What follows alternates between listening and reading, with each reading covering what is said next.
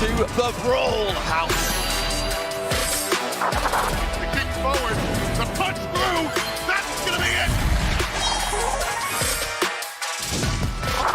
No way this one.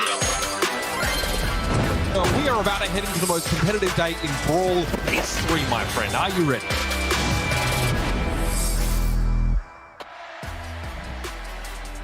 Welcome back, Brawl Stars Nation. It's time to kick off another rendition of North America in LATAM North. I am Kenny, joined with me, Reddy and Teddy. Reddy, how are we feeling about our home region today? Feeling amazing. Always loving bringing it back home to end off the month. And wow, this one is heating up in a huge way because things are getting so close between the top teams between 2nd and 5th place. Absolutely. This month means a lot for all of these teams. Of course, joined with us, our friend across the pond, Teddy. How are we feeling about some NA action today? I'm excited, man. NA, always one of my favorite regions to watch as well. Love seeing the players evolve, whether if they've been here for years at this point or newcomers, which we have as well today. So excited to get into it. Yeah, a lot going on with our bracket today for sure, but in case you haven't joined us before, the format for today is going to be a power match format. This is going to be exactly the same as your Power League matches at home, just at a professional level. Top 8 single elimination bracket, best of 3 quarterfinals, and of course, a best of 5 semifinals and finals for our tournament here today. It's going to be an interesting one too. When we take a look at this bracket ready, there's a lot going on. We've even got some newcomers who have never played in a monthly finals before. Break us down and kind of what stands out to you here. I feel like every single match is definitely going to be an entertaining one to watch. I think one that also will give us a good bit of information about what is going on with this team is the 3rd quarterfinal, STMN versus LZZ F. These are the new faces you were talking about, Kenny, in the form of LZZ. And STMN, after a huge win at SPS, are going to be on a pretty good trajectory, or at least that is what we hope for their sake, because just like a lot of other teams here, they're competing for number 2 and number 3 spots. Vanguard Gaming absolutely comes to mind. Vatra Gaming, exact same story. And Chasmac Gaming in A versus Tribe, the very first match of the day. It's between a team that is 100 times over qualified for the World Finals and Chasmac Gaming in A, who just is in the same boat as everyone else. They have to make it through Tribe, though. It's going to be such an insurmountable task, but they might be able to do it. Yeah, like you mentioned, I mean, there is a lot at stake when you look at that bracket and predictions. Yeah, they're going to be a toughie today, but if you want to join along with us at home, event.brawlstars.com, easily the best way to watch our tournament. Get those free exclusive rewards too. I know myself, I know Ark, a lot of us are always out here grinding for those pins, and I know Reddy is a huge collection of the pins as well. We definitely are going to want to get our hands on those, but predictions, I mean, not the easiest here today. Like you said, Reddy, a lot at stake when you take a look at what we've got going today. We got some newcomers, some unfamiliarity, but of course, all of us look like we've got just about the same thing. Teddy, walk us through a little bit of what some of your thought process was for these quarterfinals. Yeah, I mean, I think honestly we all went in the same direction with going with the favorites, you know, especially teams that still have a chance at making it to the World Finals. Today is not a day where they can lock in their spots beside Tribe if they just show up. But, you know, Vatra, Vanguard, STMN, they got a lot to win, but also a lot to lose. So I feel like this is an important month for them to set themselves up for success. Obviously, Chasmac against Tribe is a tough one. Chasmac, they really want to go far this month. They need it if they want to go to Worlds. But it's Tribe that they're facing, and Tribe is Tribe. I'm not very often gonna be predicting against them. So yeah, that's pretty much my line of thought, and I feel like most of us were on the same page here. Yeah, for sure the caster desk is all on the same page. And like you mentioned, Tribe Gaming are set and secure as of right now, 771 points. But the real story here, 2nd through 5th place, Chasmac Gaming at 404, only 80 points behind Vanguard Gaming. There's only 2 more spots available. When you look at all 4 of these teams ready, it's kind of crazy to me that only half of them can survive.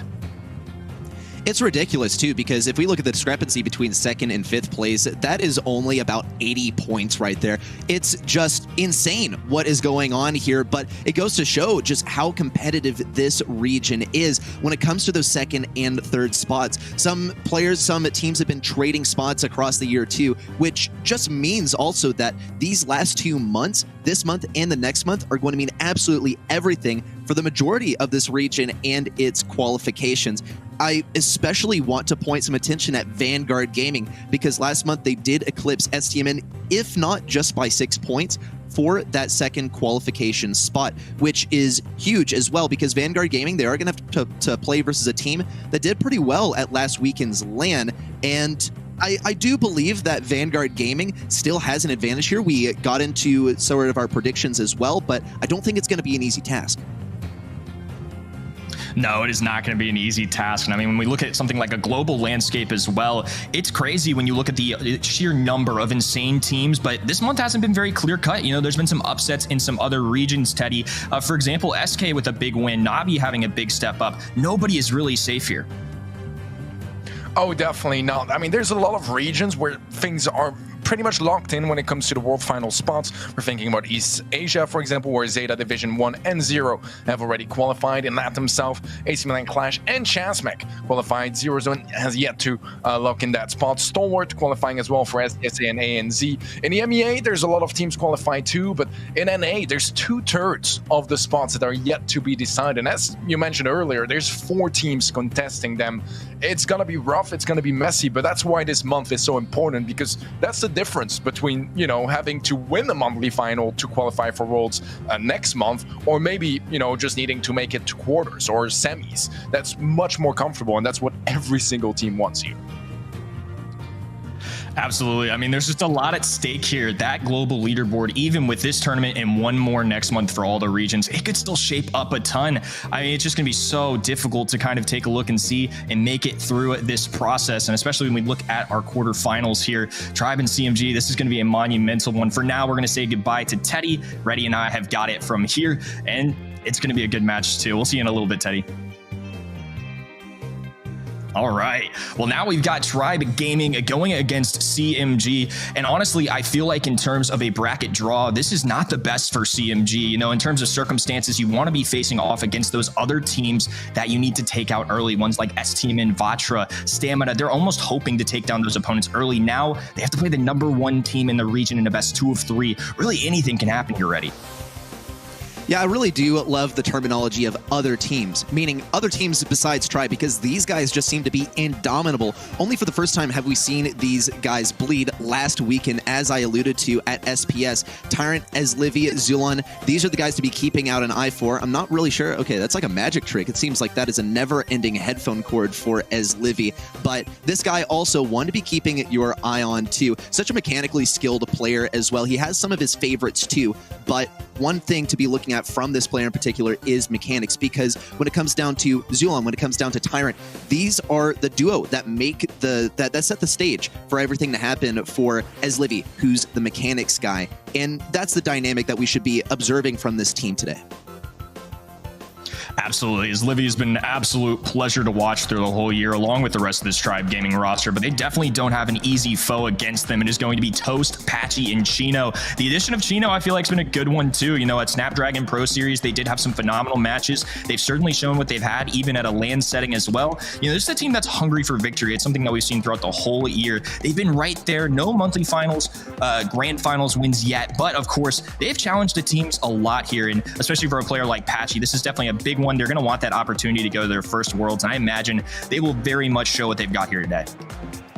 Yeah, we talk about just the hunger from this team, how competitive they are, how hungry they are to get that world qualification spot, and that's involved a lot of roster changes, actually, Patchy being one of those players picked up in the roster changes, though there's been another key addition this month, which is Chino, who got picked up from the Vatra roster, in fact. We saw him at LAN, and he played just phenomenally, but LAN and online, these are two fundamentally different landscapes, especially in terms of ping and the like, but it's going to be a bit of a mystery. We're going to have to see in the gameplay just how much of a factor that is in how these teams perform, because Chasmac Gaming NA, even though they've made this huge pickup, which has revolutionized their performance, they're still facing Tribe. Yeah, this is certainly not a freebie for them. And, you know, like we said, this is a huge month, not just for them, but for everybody. I feel like these teams that are kind of in that 2nd through 5th spot are really going to be holding their breath and almost pulling against the other guys. Not that you ever wish for teams to not perform well, but, you know, it's the difference maker between 2nd and 3rd and being in that 4th, 5th spot. It's win or go home these months. You really control your own destiny, and they're going to have to step up here against Tribe, especially for a team that's in the 5th spot right now. They're in the bottom of those 4 teams. They have to get a win here, and doing that against Tribe Gaming is just going to be a tough task, but I'm very excited to see if they can rise to the challenge. I'm super excited too, because for Chasmac Gaming NA, they pretty much have one match above all that they need to focus on right here, because knowing that you're going to go versus Tribe Gaming NA in that very first quarterfinal means that, okay, I have 2 or 3 maps that I need to be practicing, that I need to be scrimming for the next several weeks. That is my job. That is the most important thing for me. Tribe, much different team here, because they're already at the top of the region. Just by showing up, they're qualified. They're ready to go to the World Finals, but there's still fame, there's still glory, there's still prize money at the end of the rainbow for these guys. So they can't slouch just yet. They can't forfeit, and they can't let this one slip by. But in terms of who is hungrier, who has been preparing the most for this single matchup, this single quarterfinal, the answer is just a gimme. It's gotta be CMG, and Tribe absolutely need to have their guard up. Yeah, you have to take CMG seriously here for sure, and especially after Snapdragon Pro Series, I'm sure Tribe is just as motivated as ever. When chit-chatting with Zulon the other day, I mean, they're just as motivated. They want to set records for how many monthly finals they've won in this region. They want to be the best to ever do it. I think that's something very commendable that I got to respect as well. Backyard Bowl, map number 1, and it's a crazy map these days. The draft this year has really changed the way this has been played. In the past, it's just a sharpshooter map. When you look at this at first glance, it's a wide open mid. I think most people would assume the Bells and the Pipers of the world would excel here. But honestly, yesterday, we saw the number 1 team for now reply Totem, Gale, Janet, Ruffs, and I think that really just goes to show a lot of different strategies work here. NA, of course, love their B here. Max is somebody that's risen in the meta. Stu is somebody with that speed zone that is apparent. We'll have to take a look and see what these guys end up picking here. We even saw 8-bit from Navi in the semifinals yesterday. Reddy, what kind of stands out to you about this map right now? Well, of course, I'm looking particularly in NA at the Amber, right? I think a few months ago, actually, we heard Bobby say, shh, don't let them know. Don't, them being EU, don't tell them about the Amber on Backyard Bowl. And we've seen it every now and then. We've seen it have some success. It's one that I'm still a bit skeptical of, because Amber does draw her strengths primarily from being able to burn open bushes, but she still can get some good value at long range, having some pretty slow projectiles by comparison that also go fairly long range, which can give you some decent, once again, long range control. That's what it's about. Some other brawlers to be looking out for here, because we talked about how the draft has really revolutionized how this game is played and how this map is played as well. Having that counter pick is absolutely huge. It's unlikely that you'll run a short range brawler, a tank for instance, but if there's any place to do it, it's got to be pick number 6. Yeah, this has been such a fun map to kind of see develop. And I know in the past, this one ended up being very stalematey, but as of recent, I feel like there have been a lot of teams that have taken to a more aggressive stance, especially since that shift from long range has really changed. Right now, too, we've got some newer brawlers that are kind of in the mix as well. Remember, we're only a week out of those balance changes. It's hard to believe, but Poco is still very much in the mix, I think, here. I think Griff is somebody that could show up here. You know, there's some basic brawlers as well from the past. You know, I like the Max and Gene combos as a little bit of a throwback if you really need to rely on it. I just think there's so many different ways to spin it on this map, and I think it's made it a lot more entertaining to watch as well. Yeah, and there have been some complaints about other maps in the past. I think there was at least one map in the past, Super Beach, I believe was the name, of a map that just had this completely unpredictable draft, especially because of what the lanes had to offer. Because who knows, you could have run a Dynamite there and done pretty well with it if you had it as a counter pick. Not necessarily on Backyard Bowl. It's a little bit more consistent, but it still falls within the realm of what you said is just a map where it's so versatile. So many things can work here, even alluding to what Reply Totem was able to find success with. Max, Gene, definitely a combo that we should be looking out for here. Gene, though, can get stymied pretty consistently by Poco, which is one of the #1 bans that we should be keeping our eyes out for today, seeing as he has seen a complete resurgence in gameplay. He's pretty much been sneaking up over the last several months, as we kind of saw with a similar brawler, Carl, just getting some gradual buffs or some gradual counters becoming less strong as well. It was just that final bit of damage buff that was able to launch him to the forefront of the meta, make him more similar to how like a Sandy would play as well, as Livy on the cam saying hi to everyone. And I think that we can expect to see pretty solid stuff out of Tribe today, but Chasmac, no doubt, have been cooking up some pretty surprising stuff in the background, because that's going to be one of their #1 ways to take down Tribe, such a mechanically consistent team where you got to be able to draw your strengths from it, getting the outdraft, if you will. Yeah, when I look at a team like CMG too, you know, especially with the pickup of Chino as of recent, that's somebody that I feel like in the most recent months has excelled on a brawler like Bell, and we'll see what they end up choosing here. Bans, of course, were Griff, Poco, Gene on CMG side, B, Griff, and Penny. We've got the Bonnie, the Bunny Squeak coming in for his Livy. That's one of those classic brawlers that we love to see him on, and Chino going to be running the Colette in the middle, making his debut with this team for BSC at least. And there's the Stogs Pam as well. A lot of good stuff going down. All reliable Janet still going to be in play as his Livy's now creeping up this left-hand side. Zulon does have a super available too. He has flashed it several times, and somehow they managed to get Max in this draft too. I love this pick for them. At first glance, the Tribe combo looks really solid. Yeah, you have to wonder who got the draft order here, because we see Janet on one side and Bonnie on the other, meaning that neither of those brawlers were banned out, but picking those brawlers, the order in which you pick them, is a bit of a mystery. We'll see big moves on the right side by Chino, trying to break in on the right side. Zulon is looking quite vulnerable. Chino, though, he runs out of that gadget, and he might be able to continue this push in. Everyone is right in front of the goal. This is huge value for Chino. If he doesn't get taken close down in range, he will get some good value onto Zulon, but won't be able to capitalize. The double kill on the left side is going to make this very valuable for Tribe Gaming NA. Another gotcha popped by Chino. He will survive this interaction, but Tyrant takes him down. Now he only has one gotcha left, which is not good considering there is a whole lot more Brawl Stars to be played here. Tyrant has the speed too. Probably going to wait for Zulon to roll back up to the Brawl to make this one happen. And here comes the aggression from Tribe. Yeah, aggression inbound. Patchy on defense now, along with Toast to the super available. I like this Chino matchup into Bonnie specifically. I imagine that was part of the influence for that draft decision. Not sure the order or anything, but they're going to get some great value out of that super there. Chino is going to be able to stay alive. Patchy now dishing out the healing station. Ball being dribbled forward. Toast throwing it right in front of their faces. A good takedown on the Pam, and now Toast is going to be in trouble, forced to use that super to get out of the attack from Tribe Gaming. Successful defense, and now Tribe's going to be able to back this up to mid. Tyrant, ball available in his hands. This is looking pretty scattered from Chasmac Gaming NA. So much of the pressure has been laid down on specific players. Toast is going to feel the heat now too. Tyrant has a super. Gonna wait till his teammates are a bit higher on health before making this push happen. Zulon trying to get some good damage in close range. Patchy has his super as well. Still, no goals scored yet. 10 seconds on the clock. It's gonna be an overtime matchup, and by the looks of things, Tribe Gaming NA is lacking just a bit on that range. In fact, Patchy and Zulon have the exact same range, and Zulon has the speed disadvantage. Patchy has the super. He's gonna be able to throw it down and stay alive for just a little bit longer, and it looks like that turret, despite going down, has provided so much value. Super is available for Chino, goes right between Zulon and Tyrant, and that is going to be the game-winning goal, and Chasmac Gaming NA take game #1.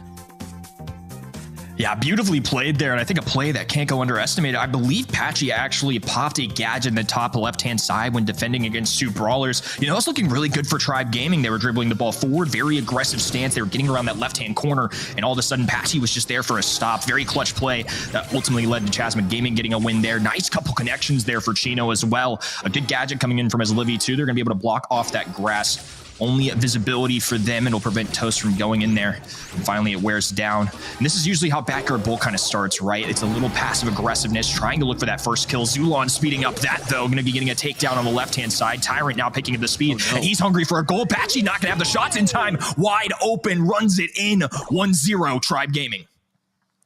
Unfortunate here for Chasmac. There are a couple things really worth commenting on here. First of all is that Tribe Gaming NA, this comp that they are playing, especially with the presence of Max, is just uncharacteristically aggressive of them. And we even saw that sort of starting to take shape in game #1, where Chasmac Gaming NA, as soon as all those walls broke down, they were able to leverage Pam to play super aggro. With Mama Squeeze, she's able to make this happen. And Tribe Gaming NA did sort of crumble under the pressure. And now with that first gimme goal with Max, they could afford to play control for the rest of the game. They got to be careful, though. They have 3 brawlers on the right side. Chino going to try and find value on that super. He won't find too much value. Toast also lowered down to very low health. Patchy has no super, as Livy and Tyrant are going to get to play control around this area now. A takedown onto Janet's turret. And Chasmac Gaming NA have no choice but to retreat back to mid and try and get a kill before pushing it again. Full defense now for Tribe Gaming, as Livy's going to be able to help with the area control. Max does a good little bit of damage, but no heavy hitters really. Zulon has some slow reload speed as well. It's going to take a lot for them to fend this off. Now a healing station going down too. It's going to keep Patchy up even longer. Chino just waiting for a prime opportunity. They're now rounding this corner right-hand side. A lot of HP to work with. Chino now going to be popping a gadget as well to try and stay as healthy as possible. A good gadget pop there from his Livy. It is going to fend away CMG for a moment. He's going to make an attempt at this ball, actually trying to get Patchy out of this situation. So much HP with Pam, though, one of the many benefits, and it's just gonna be Tribe Gaming defending for their lives right now. They're still up 1-0, about 20 seconds to go. Chino not going to find too much value on that super and gets taken down in close range by Zulon. Now the focus is on the left side. Toast can start to weaken up these enemies. In fact, he is going to be able to take down Tyrant in combination with Patchy, but he's all alone on offense. Gets taken down too by Zulon. Here's the Zeta pin for the 5 millionth time from Zulon. I guess because it has a Z for Zulon, and Tribe Gaming NA will confidently take this one back. Very well done. Really, this one, I believe, could have gone to Chasmac had it not been for that very first goal of the game.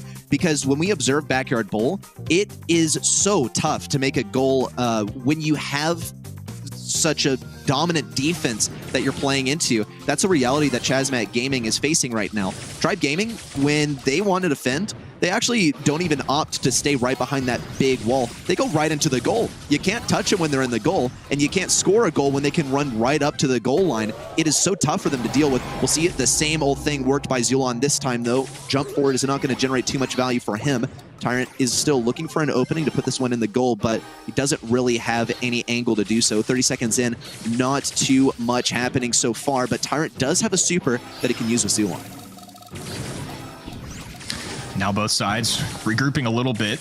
The aggression definitely on the side of Tribe right now, though. Patchy going to be hiding behind this 3-pronged wall right here. Toast on the left, and Chino trying to do anything he can. Zulon started this game off hot with some good tags and a nice kill. And ultimately, it's now leading to just both teams being in the mid. It's really tough to generate offense. You have to get takedowns, especially on a long-distance map like that when, well, there aren't too many long-distance brawlers being played right now. That can take some time. About a minute and a half left on the clock, and now Zulon diving on in the action. He does get a pickup on the Chino trade, though. Patchy gets a pickup as well, and the healing station going down. Patchy is going to stay up, and ultimately Tribe's attempt at an offense is going to be halted for now. They still do own some good field control, though. Yeah, with Patchy dropping that super right there, you really did not want Tyrant to pull the same moves as he did in the previous game once again, and I can't blame him at all, but it did end up costing him his super, which means that once they do find an aggressive angle, they are going to have a little bit more trouble holding that position. Speed from Tyrant and Zulon isn't going to do too much because Chasmac Gaming maintained amazing positioning, and Chino didn't get pinched too hard. With the push in, he doesn't find too much value and takes a whole lot of damage as well. This might be the angle that his Livy needs. Everything slowed down around the left side, a bounce pass to put that ball in position, but a good call out is going to lead Pam around the left side. Toast now has to use this super to stay alive. He might be able to kill. Wow, great kill onto his Livy, actually, and a good tank to keep himself alive a little bit longer, but Tyrant still is able to circle around that left side and pinch him with 25 seconds on the clock. It just looks like overtime is once again an inevitability. Tribe Gaming NA, they are acutely aware of this. They're a severe range disadvantage if they don't make a goal happen right now, and it just doesn't seem to be possible. They're going to have to weather the storm in OT.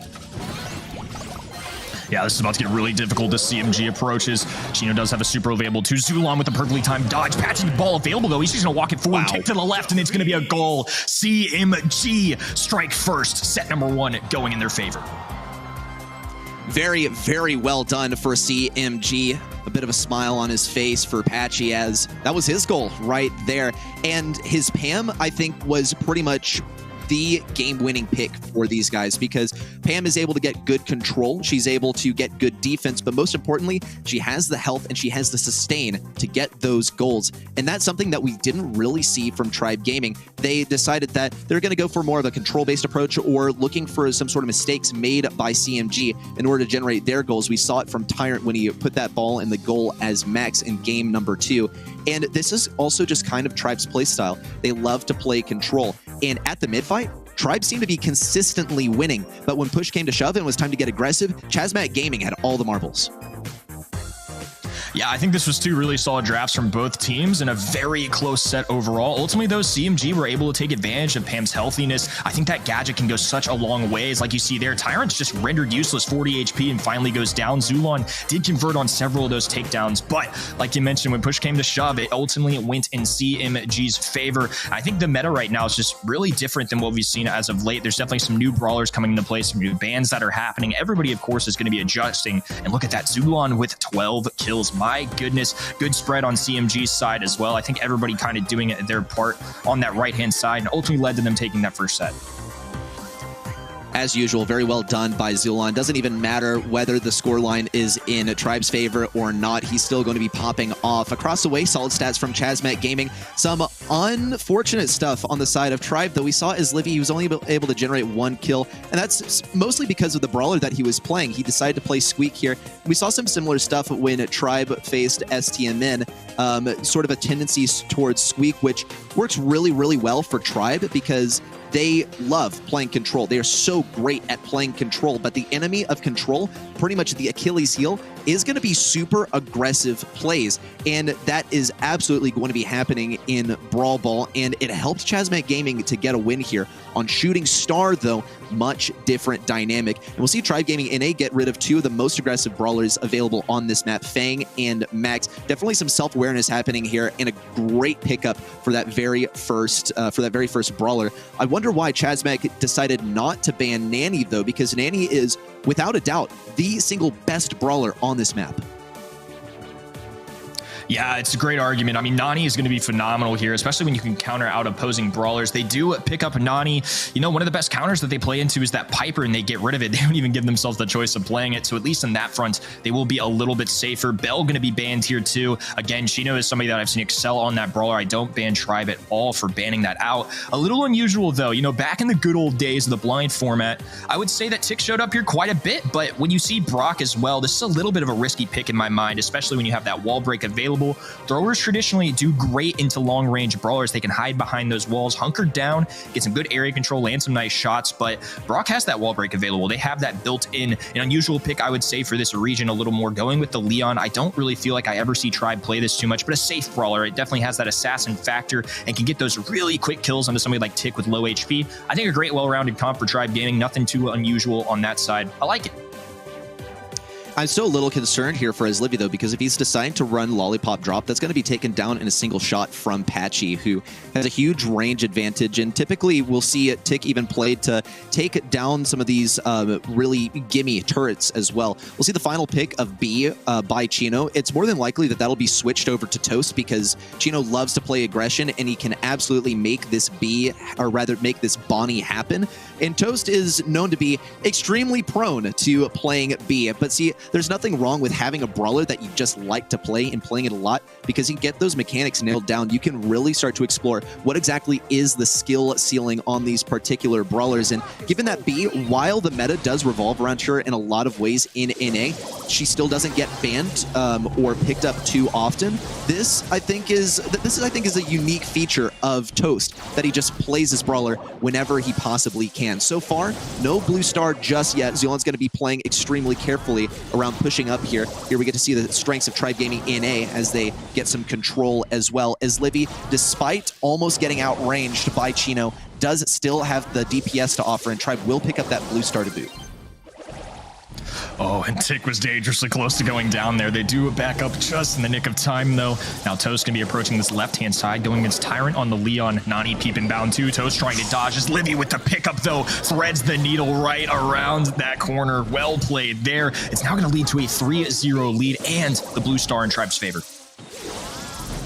I'm curious about the lane matchups as well. We'll see that first Lollipop Drop expire. Surely going to be refreshed by Tyrant whenever he sees an opportunity as well. You might see Tick make some moves onto the left side, actually. And this time, Patchy on the Bonnie is going to be attempting to make some moves in versus as Livy. The problem is that he is severely outranged, and he's outsped as well, because as Livy still is going to be using these bushes to his maximum advantage. If anything, Patchy does have the health to push in a little bit more, and it's going to be working out so far for Chasmac Gaming NA, but they got to make sure that they don't find themselves over aggressive as well, because Tyrant, Zulon, Izlivy, they all have some optimal places that they can hide around here. Tyrant is still going to be hanging on to that super. Patchy is going to be feeling the pain. He still remains alive. He's just on one little bit of health left. Somehow doesn't get hit by Zulon and remains alive. 20 seconds left. Chasmac Gaming in a need to heal up here for their final push. Yeah, it's a big moment for them, and another pickup from Izlivy. The Nani peep is striking once again. Tyrant now feeling the need to get aggressive. That's a pickup on the bottom-hand side, though. Izlivy falling weak. 5-4 now. They need to keep him alive. They had an opportunity. 1 second to go. Not quite enough. A great fight from CMG to try and take it back, but ultimately Tribe are going to hang on through the efforts of Nani.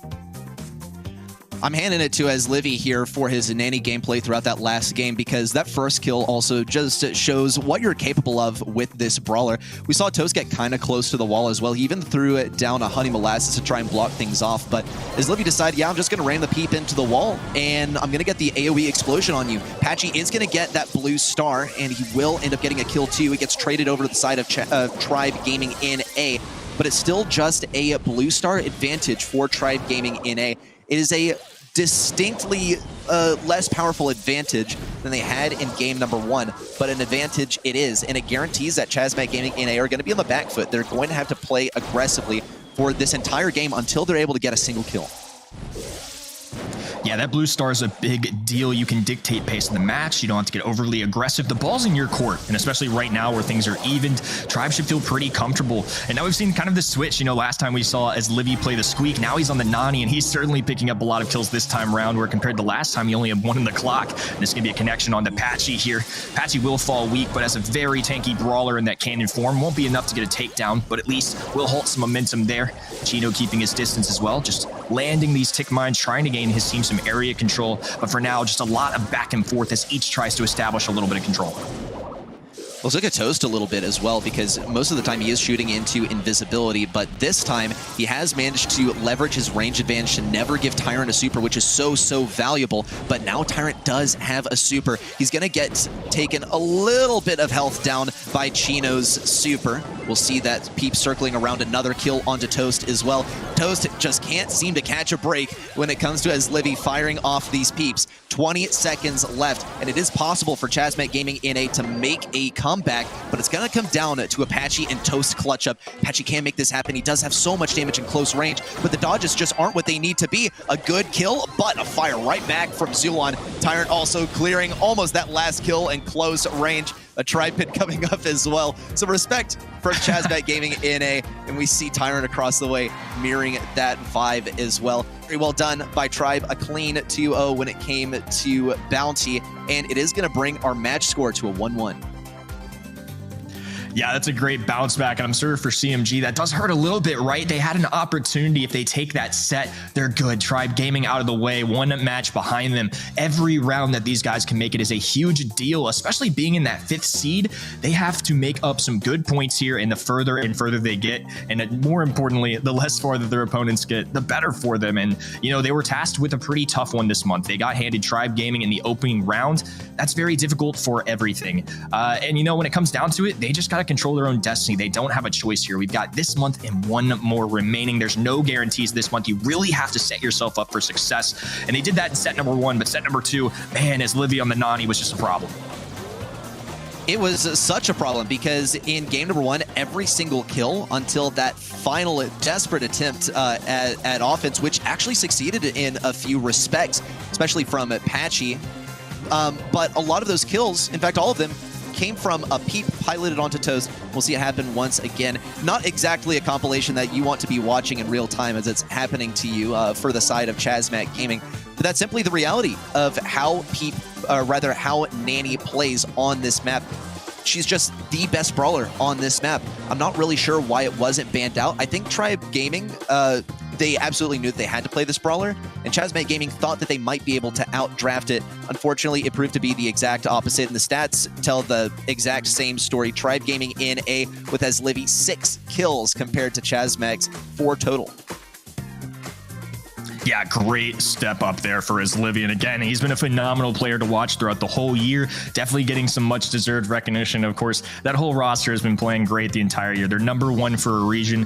And when their backs are against the wall, they're going to step up. I mean, that's just what they've done the entire year. And now this is a very important third set here. For CMG, this means a lot. Of course, Tribe Gaming, sure, they've secured the World Finals. But again, I know this team from talking with them, they want to set records. They want to win every single monthly final left. They want to set a big standard for themselves, and they're very competitive. A lot of money on the line too. I mean, people forget this is not just for a golden ticket to Worlds, it is for some good old cash. Now we're hopping into Gold Arm Gulch here, and I can't help but mention Max is somebody that's definitely risen here for me. I think Sprout gameplay recently that I've seen has been very impressive on this map, and Chasmac Gaming going to be going ahead and getting rid of both Sprout, Tick, and Grom. There's clearly something that they want to play, and I feel like it's going to be the sharpshooters, which we see there, especially when it comes to mine. That's a great brawler for them. I love this counter of Piper into the Bell matchup, though. I know Bell is somebody they're comfortable with, but I think when you ban those 3 brawlers out and leave Piper open, it's a little bit of a tougher matchup. I also don't mind this Fang pick either. I think that's one of the better aggressive brawlers you can take on this map. Strong start for Tribe. Again, Bell a fine brawler, but not going to have the easiest time, I feel like.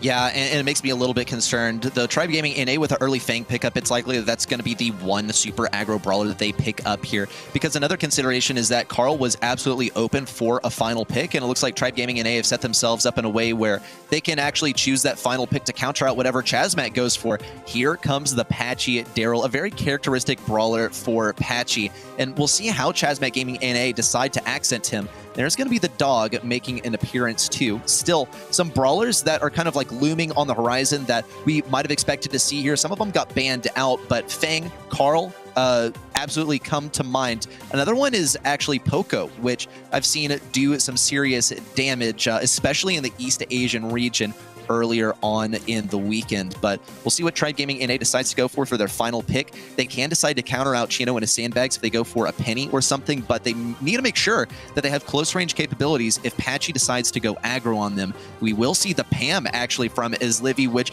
I'm actually willing to bet will go over to Tyrant, but I also would not be shocked if Tyrant stays on the aggro brawler. This is a very comfortable comp actually for Tribe Gaming NA. And Chasmac Gaming NA, Toast being on the Bell is definitely a characteristic one as well, but as far as what I have more faith in, it's got to go to Tribe. I actually think there are good win conditions for both sides, but this Pam pick I think is going to be a really solid one. Typically does well into sharpshooters, and additionally early on in the year, especially when Daryl was more overpowered higher up in the meta, Pam was one of the answers. Her gadget can really siphon off shots. It cuts away anything that Daryl can do up close. Imagine a Daryl roll onto Pam, you pop that gadget, and all of a sudden he's rendered useless, especially if they can charge up a healing station. A healing station as well. That's a really tough matchup for them.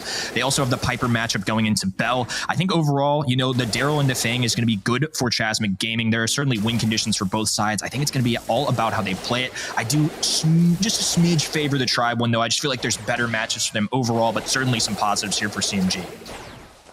It looks like CMG are willingly letting themselves get pinched here, hopefully banking on that Tribe Gaming NA gets aggressive here, but also let's note that Chino is running field promotion, and Patchy, look how much health he has right now.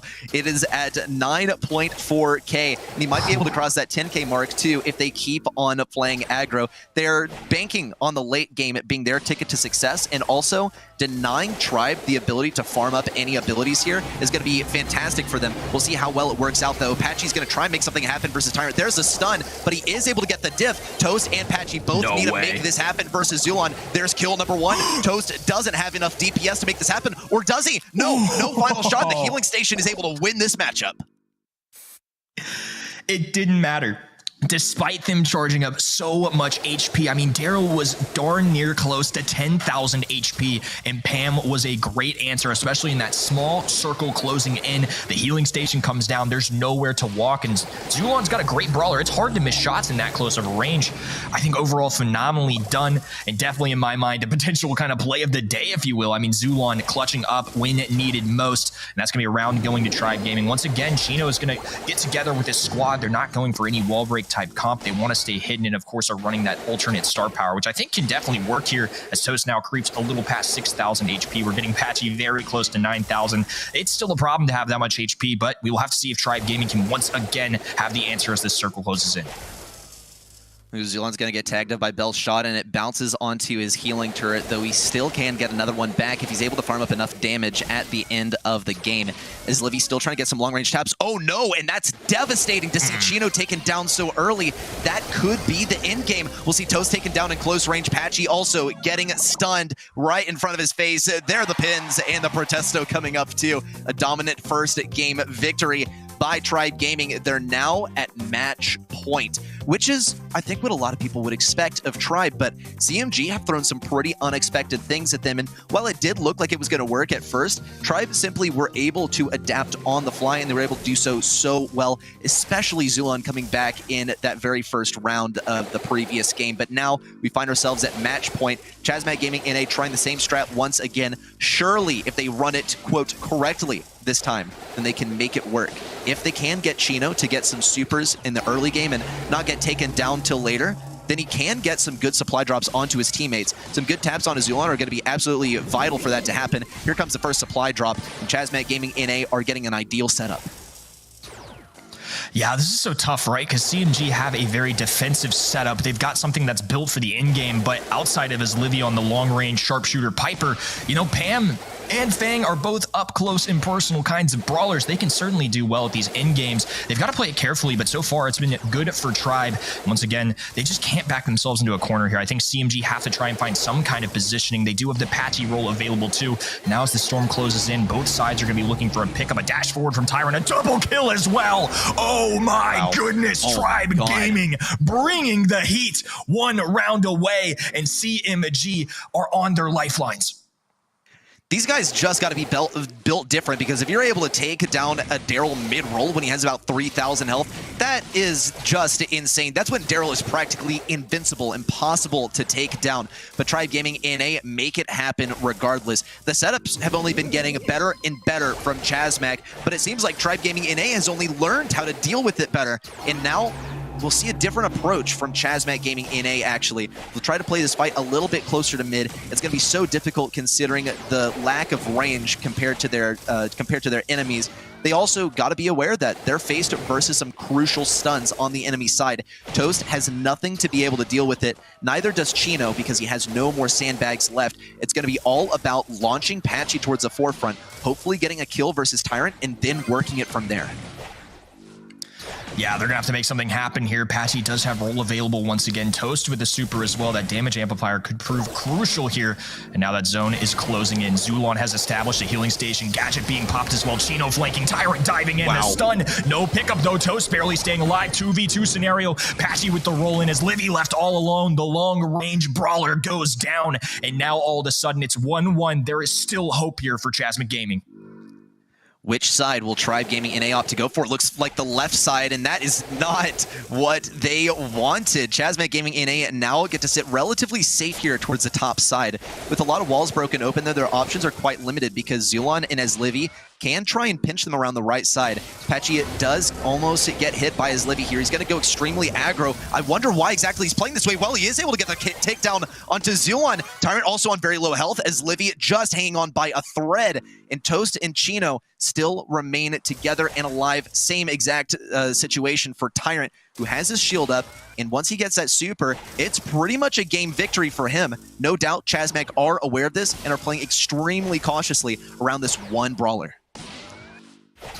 This is going to be a big moment for CMG in this 2-on-2 scenario. Tyrant with so much HP, and the longer this goes on, the more difficult it is going to be for them, as Tyrant's going to excel in these situations, and Tyrant now with the Super 2. They're already grouped up together as well. All Tyrant has to do is land a good kick here, and things could be difficult. Toast being attacked. They actually managed to get the pickup, though. They fall to the zone as well. It's a 1v1 scenario. Chino releasing the Super. No foul, back and forth. Chino picks it up, and now it's going to be 1-1 double match point. And this one is a big moment here for the entire region. Everyone is going to be holding their breath to see who takes this one. Yeah, I'm definitely holding my breath right now. I am so surprised that this has gone so far, and yet Chasmac Gaming have shown us why every single step of the way.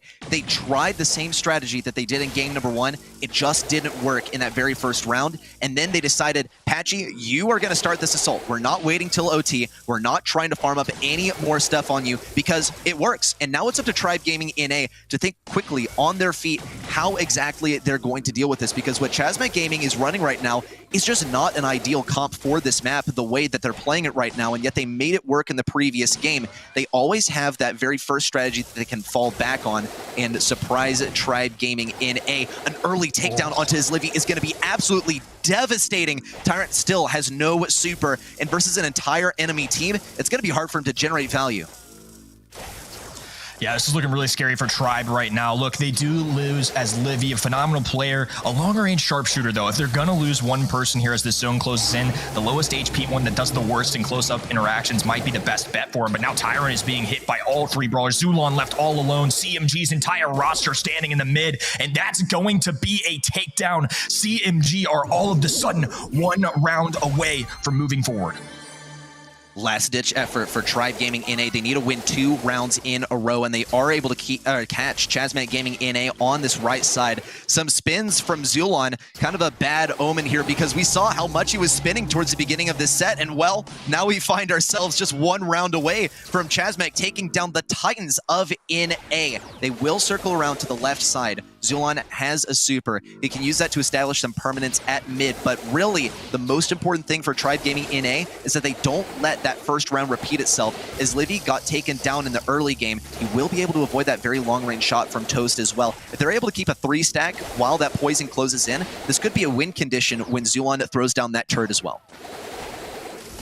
Yeah, Zulon's healing station is going to be a huge factor here towards the end games. Tyrant with some clean dodges right there as well. And this is all coming down to the wire. I'm sure they're going to be playing this very carefully. Zulon releases that healing station, doesn't get a ton of value out of it. Now he's going to be falling very weak as well. Gadget going down into Toast, who's going to have to reload now. Pick up onto Zulon, and it's a 2v3 situation. Chino looking for tags. Livy the sharpshooter, though. Oh my goodness. They bring the heat. Tribe Gaming survive 1 round to decide everything.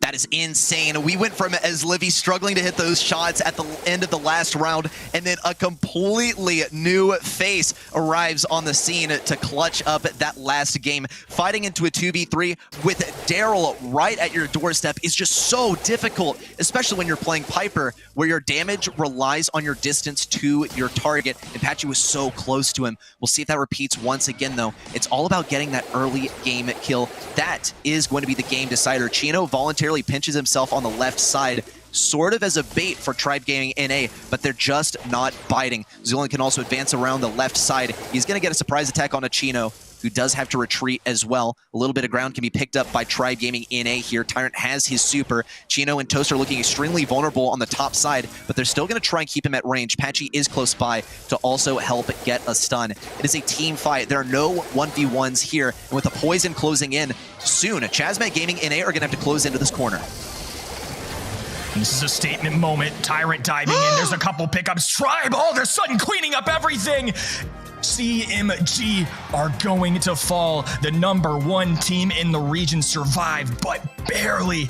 And what an insane fight. That was a world's kind of moment right there. A big deciding factor.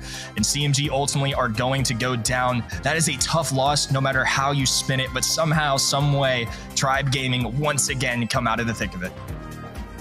Look, we all love to root for the underdog too, and in a way, they did get a good victory here. A single set victory and a very, very near miss there towards the end. As you put it, Kenny, 1 round to decide it all. And we also saw the player cams from Tribe as Livy really just a look of relief there, because this came way, way too close, and he must have been in the most focused headspace we have seen from anyone throughout the BSC this month in order to make that happen, make that final play happen too. Some big moves as well, as Patchy was trying to get this first game to go the way of Chasmac. A good comeback as well in game number 2. Come game number 3, it started to look real hairy for Tribe. This was when, as Livy, though, worked his magic, got his pop-off too, because in a 3v2, it looked just chalked for Chasmac Gaming NA to take it and advance on to the semis.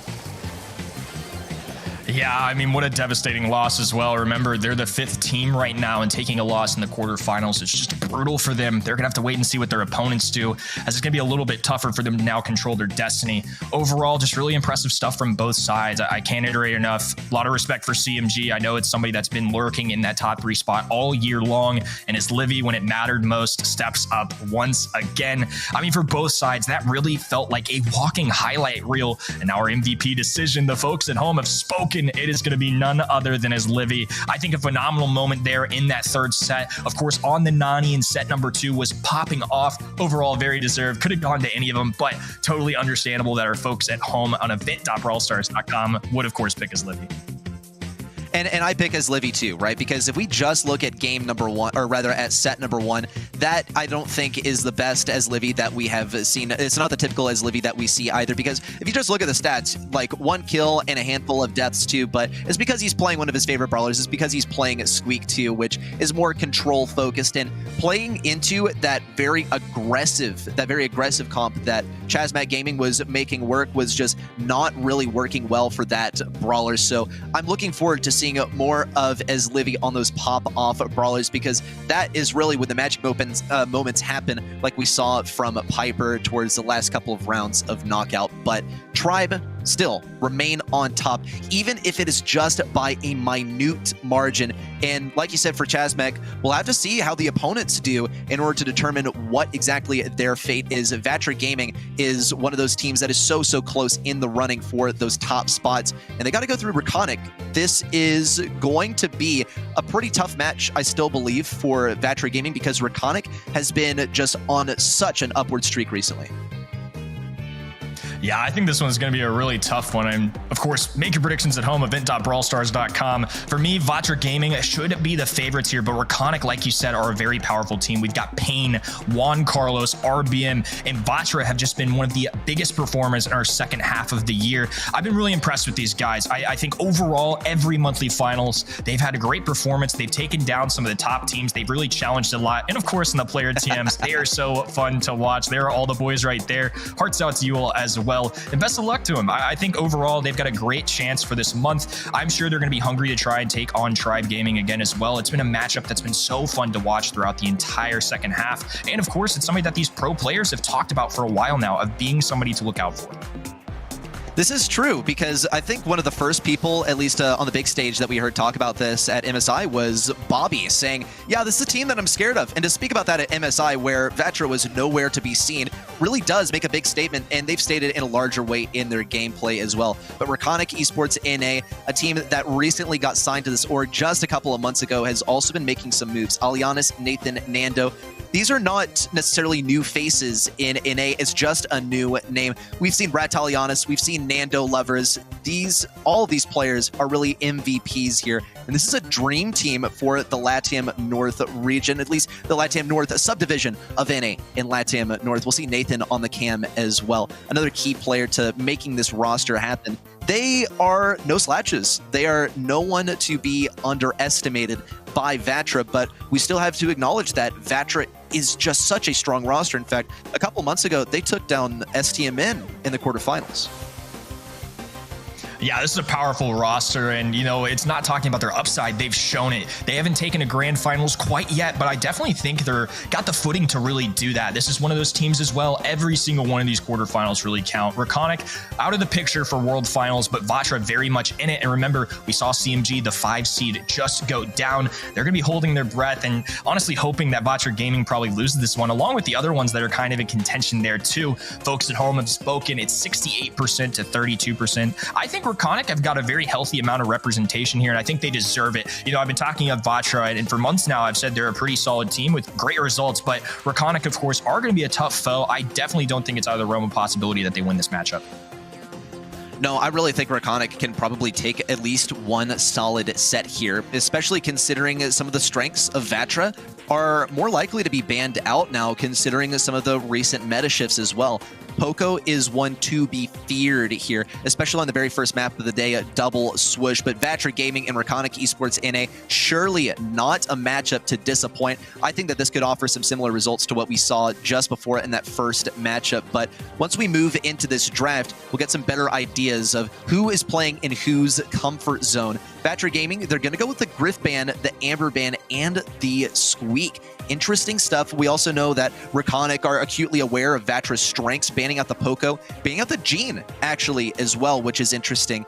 And a first pickup of Bo is going to be very solid here. I wonder if anyone is going to decide to pick up Stu as a mid, because this is a concept that we've seen popularized by East Asia, co-opted by the, at the moment, the top team in EU, Reply Totem, and now could very well make its way over to NA as well.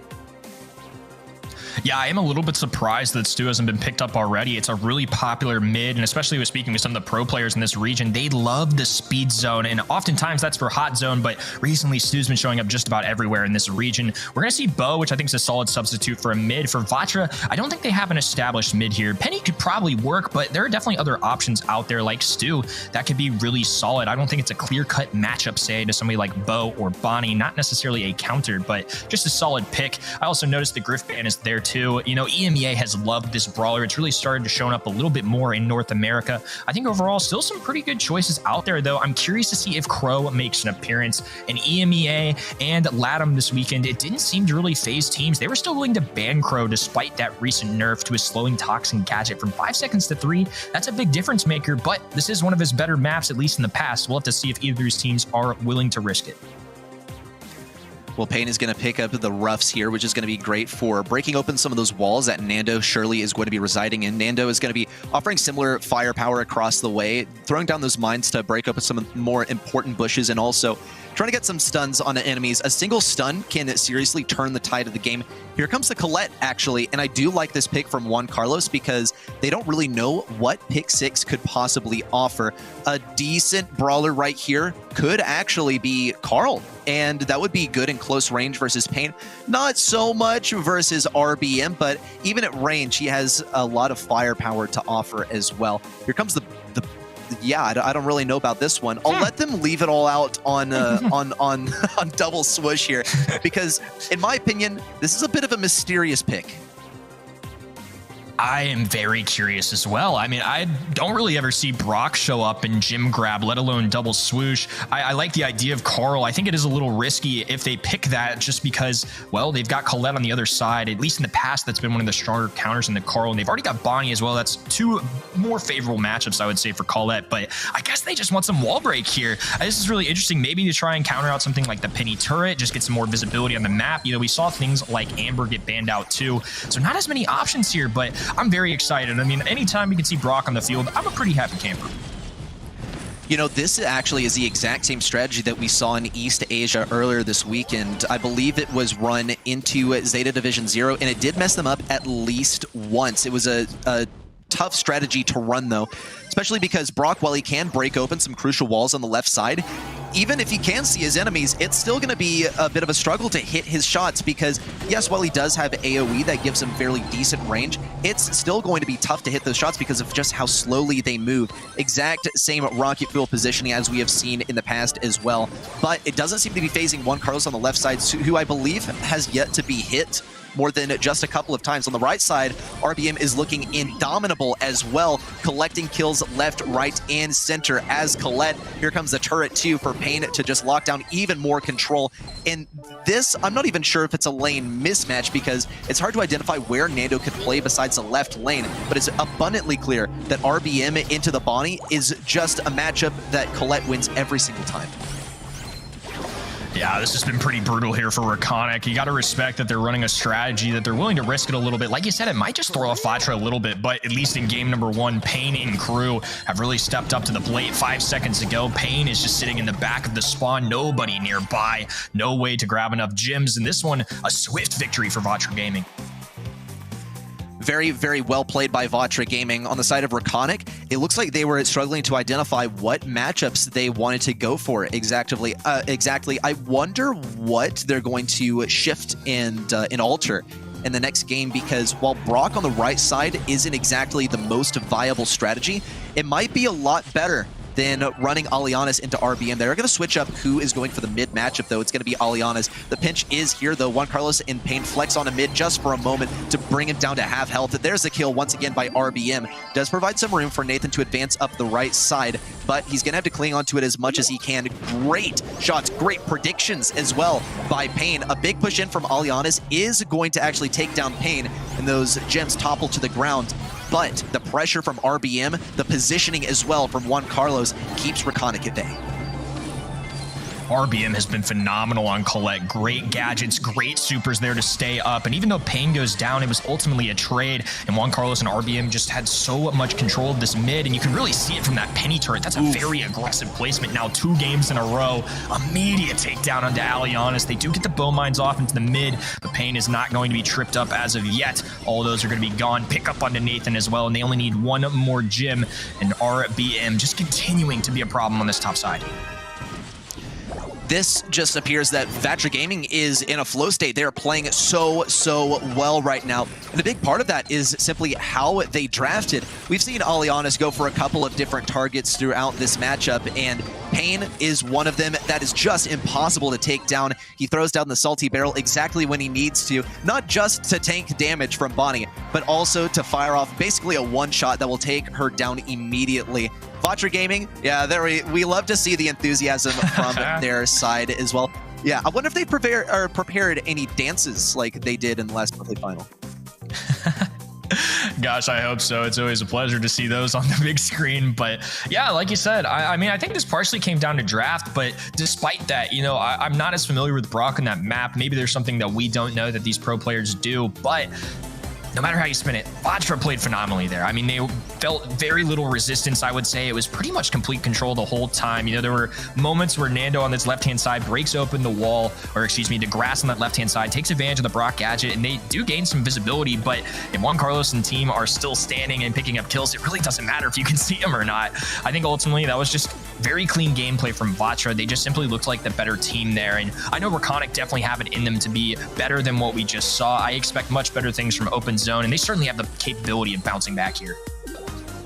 Well, I'm curious to see what the stats tell us in terms of that story, because RBM was on a total tear for the entire game. We see it's just one kill after another. Even this single clip, it could have been just a total random clip from throughout that game. And wow, RBM 55% of the team's damage in 9 kills, but still that stacks up pretty well compared to the remaining players on the roster. Still though, to pull up 387 DPS is insane. As Colette too, because that means you're getting phenomenal value off of your super, and that's a lot more than we can say for the typical Colette play in competitive. It's just about getting those appropriate lane matchups more than anything by the looks of things.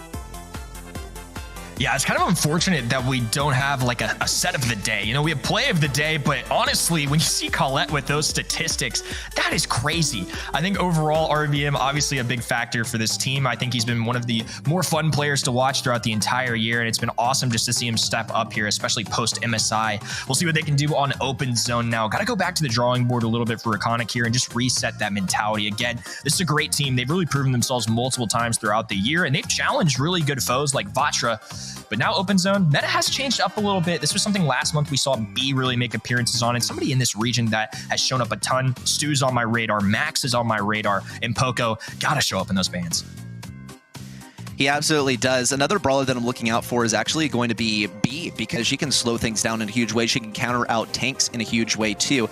And depending on what side of the coin these teams get, they might be considering that. We do see the B ban on the side of Vatra Gaming, which makes total sense because look at this. They got the 6th pick. They have that counter pick. They're also banning out Colette, and here comes the Poco. That is not a great look for Vatra Gaming, but we'll fire right back with a Pam actually, and a Stu as well.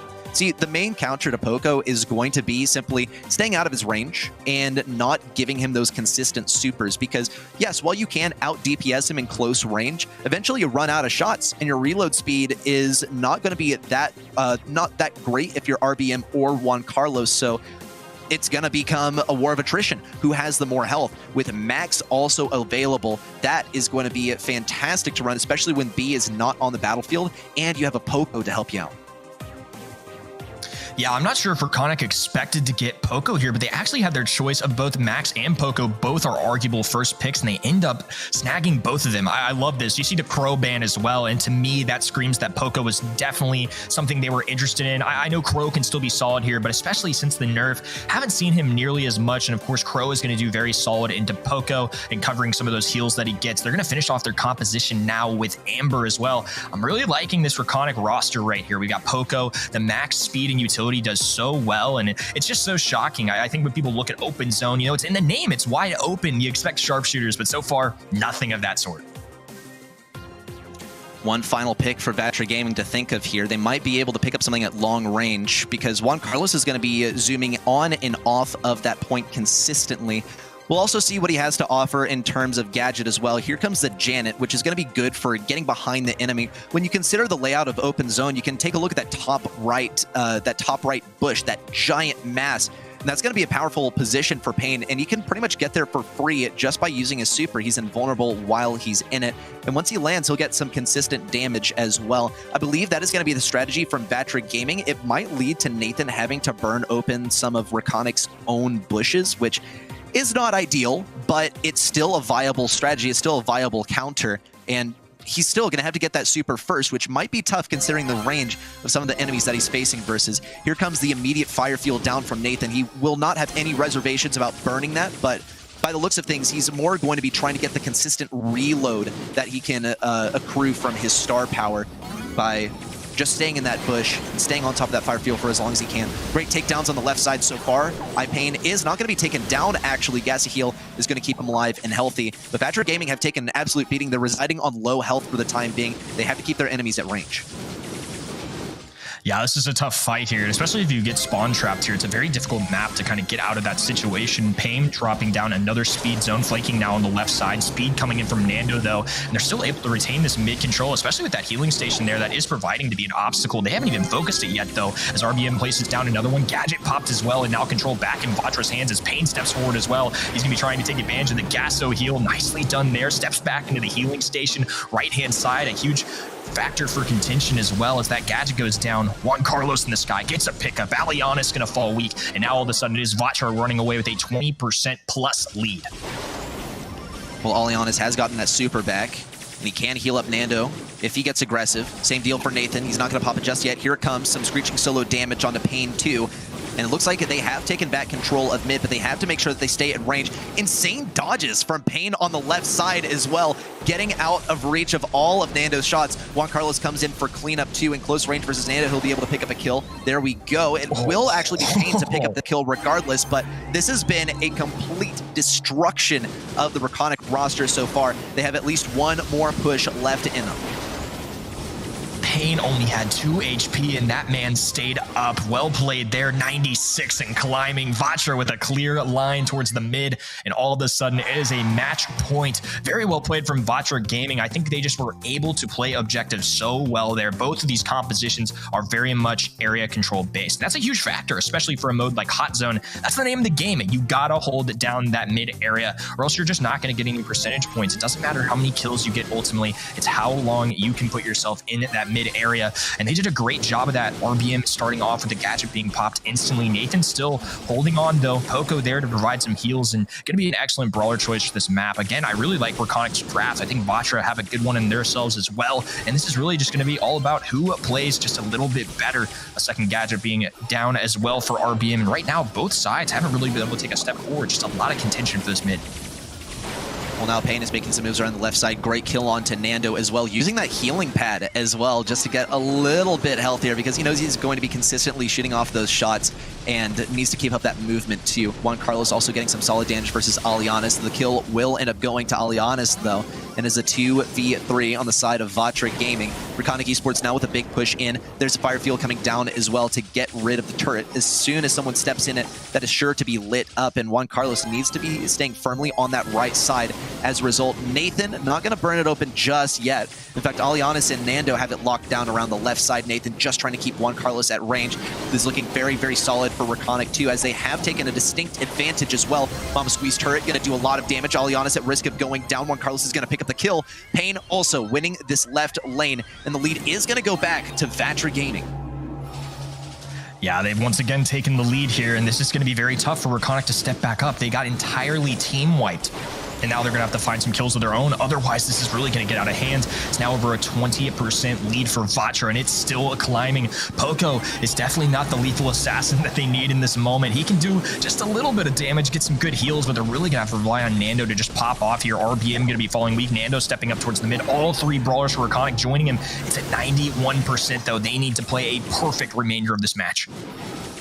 Well, Juan Carlos is in a really tough position to access. In fact, he's going to get another super. The takedown to Alianis might be the final nail in the coffin, but RBM is also on low health. Nando will stay alive. He has one more phase shifter left to use. Pain gets taken down almost immediately. Some sustain for RBM as he can stay alive inside of this turret. 99%. Last push available for Vatra Gaming. Pain, though, is able to make it happen, too, with Gas Heal keeping him alive. And here comes the celebration from Vatra. A little sleepy time, too, as well for Pain. Once again, popping the Sandy gadget. Gotta rest up. Gotta get your health back up for that next match because they're going to the semis. Has that been back there the whole time? I mean, they had that thing ready to go. Somebody was really ready to go with that mattress. That's all I'm saying. I don't know when that slid in there, but they were clearly gearing to go with that one. Look, really well played from Vatra. I think overall, Reconic with a much better fight there in that second set. I think the set number one was just an interesting draft. It was something I haven't really seen or messed with. I'll definitely take some pros thoughts on the Brock pick there. Maybe it's just something that I don't know. But Reconic put up a good fight in this second set. I think overall, pretty well played, especially in game number two. They fought for their tournament lives, but ultimately Vatra just came to perform. They're a great team, and this is somebody I'm looking out for to make a sneaky appearance in the grand finals. They'll be playing Tribe here momentarily, and once again, I'm very excited to see that rematch go down. Always a fun one to see those two teams compete. It would be huge, right, to see Vatra take Tribe Gaming all the way once again, because we've seen Tribe offered a little bit of heat across the way by Chasmac in that very first match already, and Vatra has been the one team to really challenge Tribe in this second half after MSI. Even STMN, as strong as a team as they are, have struggled so much versus Tribe that they may be taking one set or two off of them in the process. The stat comparison tells a similar story, but this also was very close at times for Reconic Esports NA, especially that last game that we just watched. But still, the story tells a 2-0 victory and a 2-0 in each set, a 4-0 sweep for Vatra Gaming. Yeah, you see it there. Everybody doing their job, too. I mean, that's about as even of a distribution as it gets. We'll see what the people at home vote on, though. I think a great choice would be any of them, but RBM is going to take it. I really think, especially in, like we said, in set number one, the Colette gameplay was just phenomenal. I mean, like I said, if there was a set of the day, that might have been it for our boy RBM there. 4-2, 249 DPS, just a clean set overall there as well. Great job, Vatra, once again, and I'm very excited to see what they can do in our semifinals.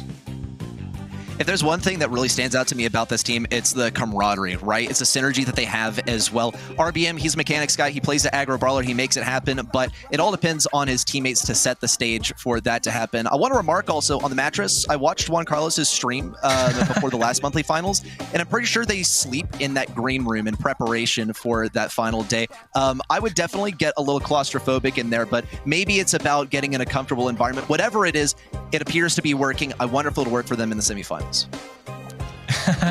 That's a great point. I'm sure he's getting very accustomed to their Warzone setting. But with that said, we have got two more great quarterfinals matches ahead of us. Stay with us. We will be right back. People often ask, how can I do become a world championship winner? What must I do to get Arms of Steel and Fist of Fury? The answer? Gimnasio! You will learn to summon strength, summon asteroids, and serve a spicy jalapeno knuckle sandwich to even the strongest of brawlers. Fight with el fuego in your heart.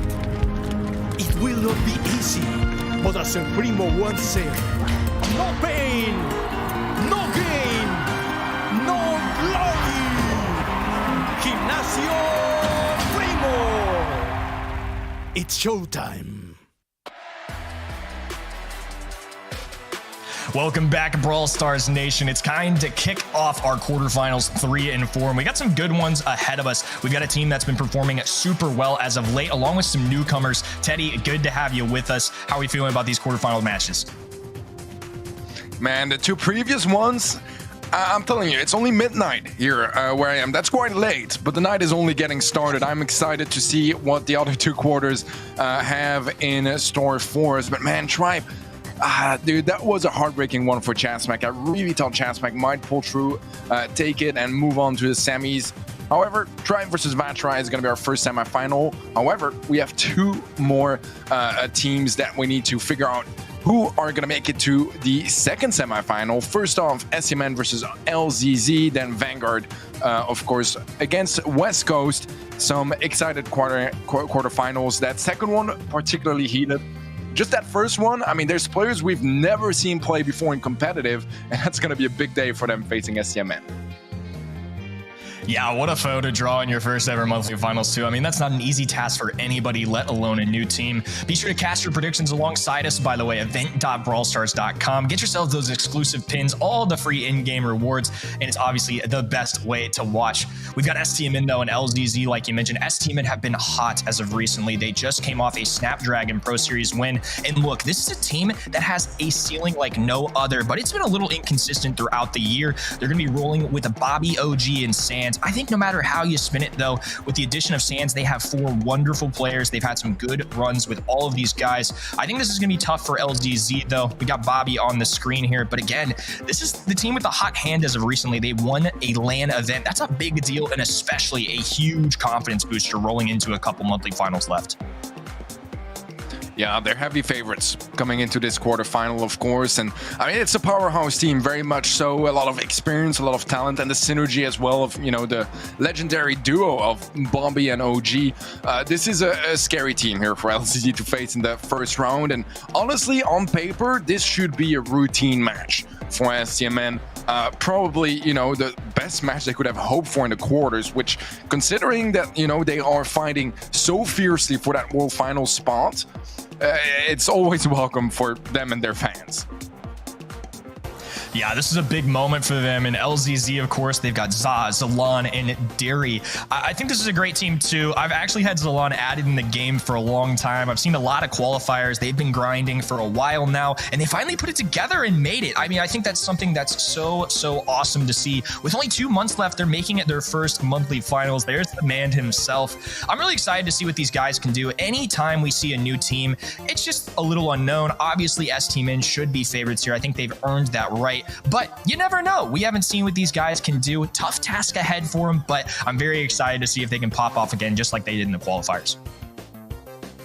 I mean, you know, we talked about STMN. They have legendary players with so much experience, but they had to come out of somewhere too, right? And this is the chance here for LZZ to show that and, you know, prove their worth, prove everyone wrong, because so far it seems like on the event side, 90% of you guys are on the side of STMN, and I can't blame you. That's what the entire casting desk went for as well for this matchup, and it's only fair, very much so. LZZ, it's going to be an uphill battle, but it's one they have to face with pride and give their all to, you know, even if they take a loss, show that they're capable of great things. That's right. I mean, everybody starts somewhere. You never know. This could be LZZ's big moment. It's definitely going to be a fun one to watch. We're going to be kicking things off here with our draft. It's going to be out in the open. And I'm very curious to see what goes down here in terms of the band stage. This has been a very interesting one to kind of see unfold.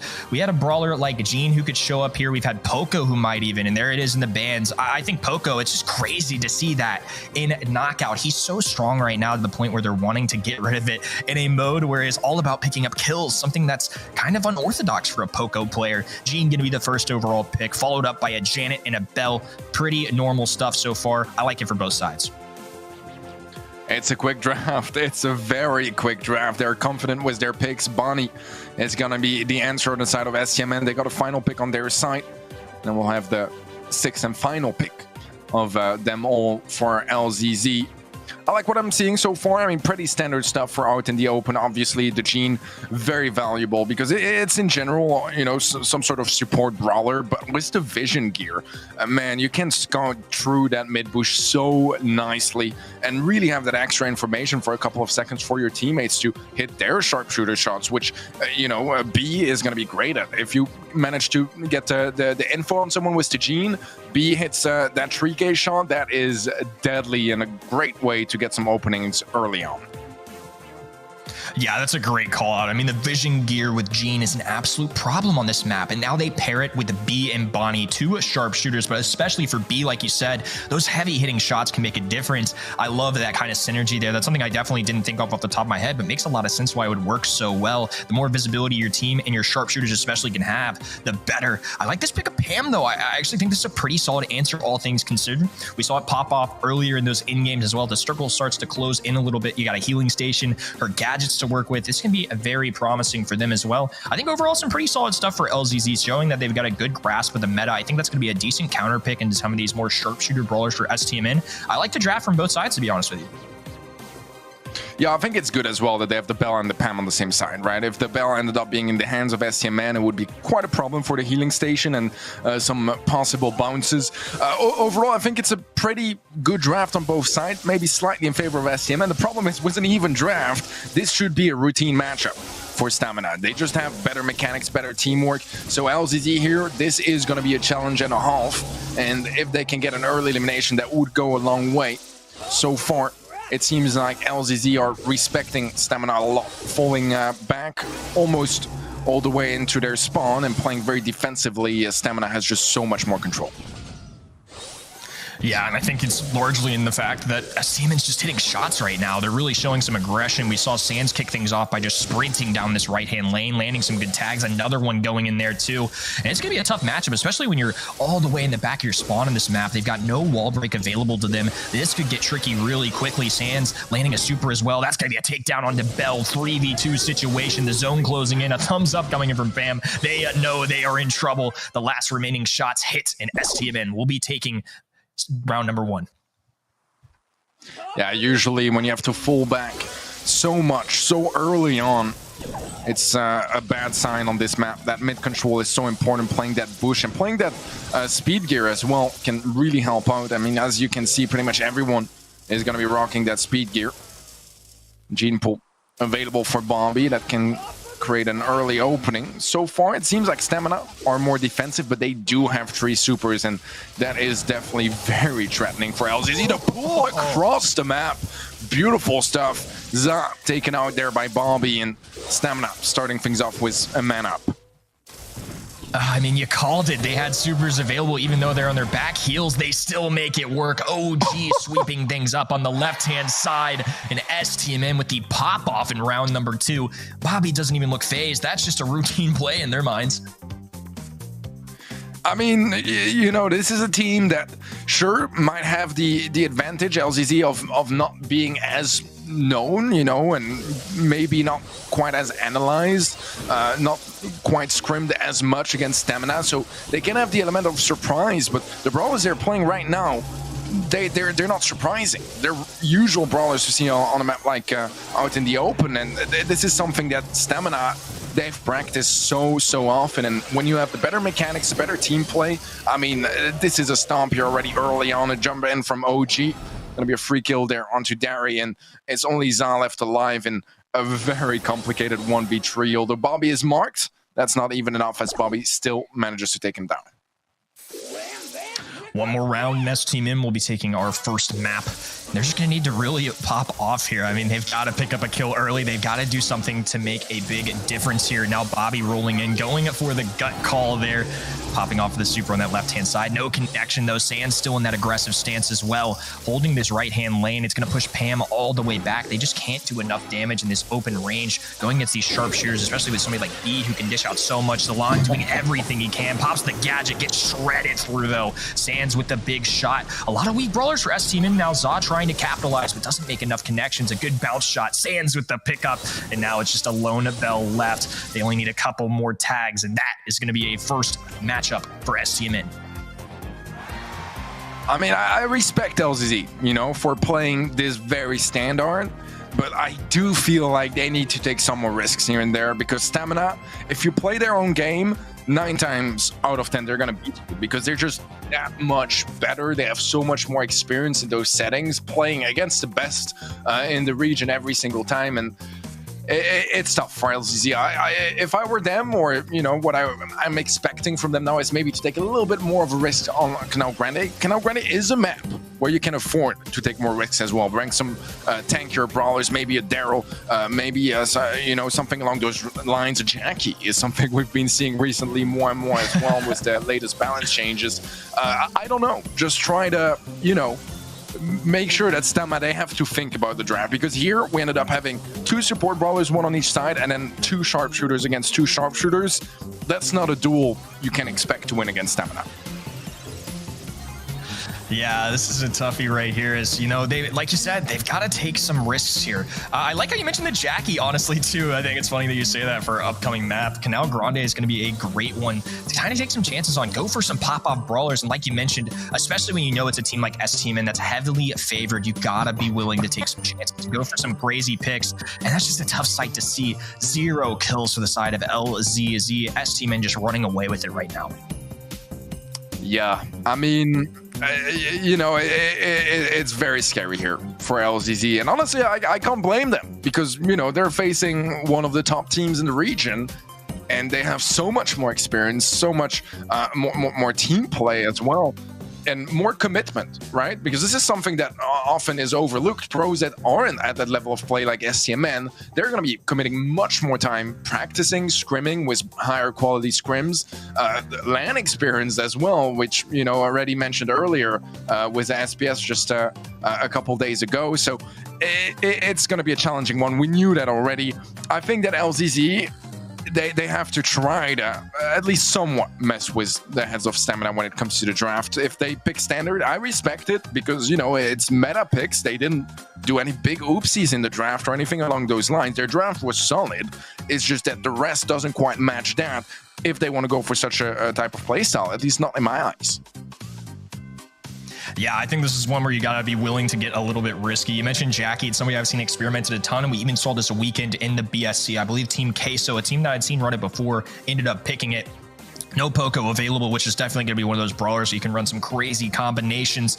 Pick 1 overall, though, for LZZ. Definitely some options on the board, but a lot of solid brawlers like Jean out of the picture. Janet, somebody that can be a real formidable foe on this map.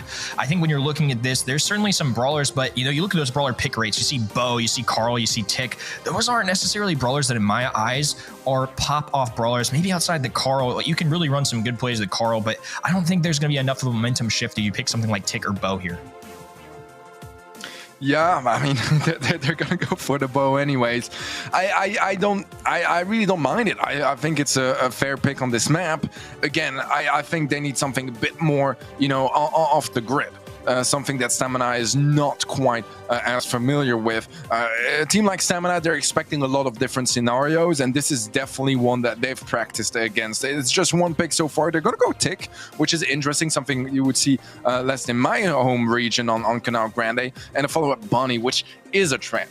It's a brawler. I mean, we saw it on OG earlier that can absolutely pump off and get some 3 kills if you land that jump, right time, right moment. It's very, very deadly, and something that LZZ are gonna have to be constantly careful. I would maybe like to see something like a Gale, you know, to try to address that Bonnie, and then with that you can pair some sort of a tank. I don't know. I'm just throwing stuff in the air. Colette, definitely not a bad call either. Has a really good matchup against the Bonnie, and this shows again that LZZ has a very good read on the meta and definitely understands how the game is played, but in a fair matchup, again, I feel like Stamina have such a big advantage. Yeah, again, I mean, Bo and Colette are great picks. I actually like this Colette matchup going into Bonnie. I think they have to be careful here, though. They're going to want to try and take something out here for Tick. If they go with something like a Daryl, which could be a pretty good matchup, you know, they leave themselves exposed to somebody like Gale. Well, they're going to pick up Gale themselves. I am a little bit surprised to see that, but Gale is definitely an excellent brawler on this map. You know, with so many walls, you've got that huge canal in the middle where you can push enemies into, stun them. They've got some opportunity for some good pickups. Colette is certainly a pop-off brawler type player as well. I definitely think they got some good options. Man, I like that Surge pick at the end, though. I think OG gonna be rocking that one. This is a map where Surge can really find themselves in some close quarters. If he can charge up that super early, he's somebody that can really stand out too. Very curious to see how this one goes down. Again, pretty solid drafts for both sides. I definitely think there's some good win conditions for LZZ, but they are gonna have to really bring it here, especially after set number 1. Yeah, I just want to point out as well, Bonnie and Surge on stage 1, obviously Bonnie in cannon form, are going to be two brawlers that are incredibly slow. Speed gear and with so many bushes on Canal Grande is a great way to mitigate that, especially for the early game until Bombi reaches that second stage and is able to have a bit more freedom when it comes to his movement. So I like this idea very much on the side of Stamina. Blue Star is going to be picked by their side, which is going to make it just extra challenging now for LZZ. Yeah, this is already a really tough spot to be in. They're already pinning their spawn. Bobby now popping off, picks up the kill on Bo instantly. A 3-0 lead. The Blue Star was already enough to work with as well. And now they're going to see Zalon in a very tough position as well. Bobby picks up another stage 2 Surge official now. He's already got 4 stars on him as well. Things kicking off once again for STMN to be poised for greatness. Yeah, this is looking solid as ever here for Stamina. 5 stars already in their lead. Zelen quite low HP on the top left, and Bobby just doesn't seem to miss. Gonna get some great connections, follow-up kill. OG strikes and takes down Zan. So far, it's not looking too pretty here for LZZ as Stamina are leading by 11. Yeah, I mean, Stamina doing what they do best. They've now gotten control of this map, and this is a very dangerous one. And, you know, they don't have somebody like Eve or Daryl who can really get themselves out of this situation. They've got Colette who can dash forward, but she ends up going right back when you finish off that super. They don't really have anything that can space the floor outside of this Gale super. If they get a bow mine out there, you know, they can push back the team a little bit, but STMN are just hovering in this mid. There's really no way for LZZ to step forward. It's 11-0, 20 seconds to go, and things are looking very bleak in the moment. Yeah, this is looking incredible for the side of Stamina, as Sans is just roaming around the map, taking down everyone he sees, makes it a casual triple kill over there, losing only half of his health in the process.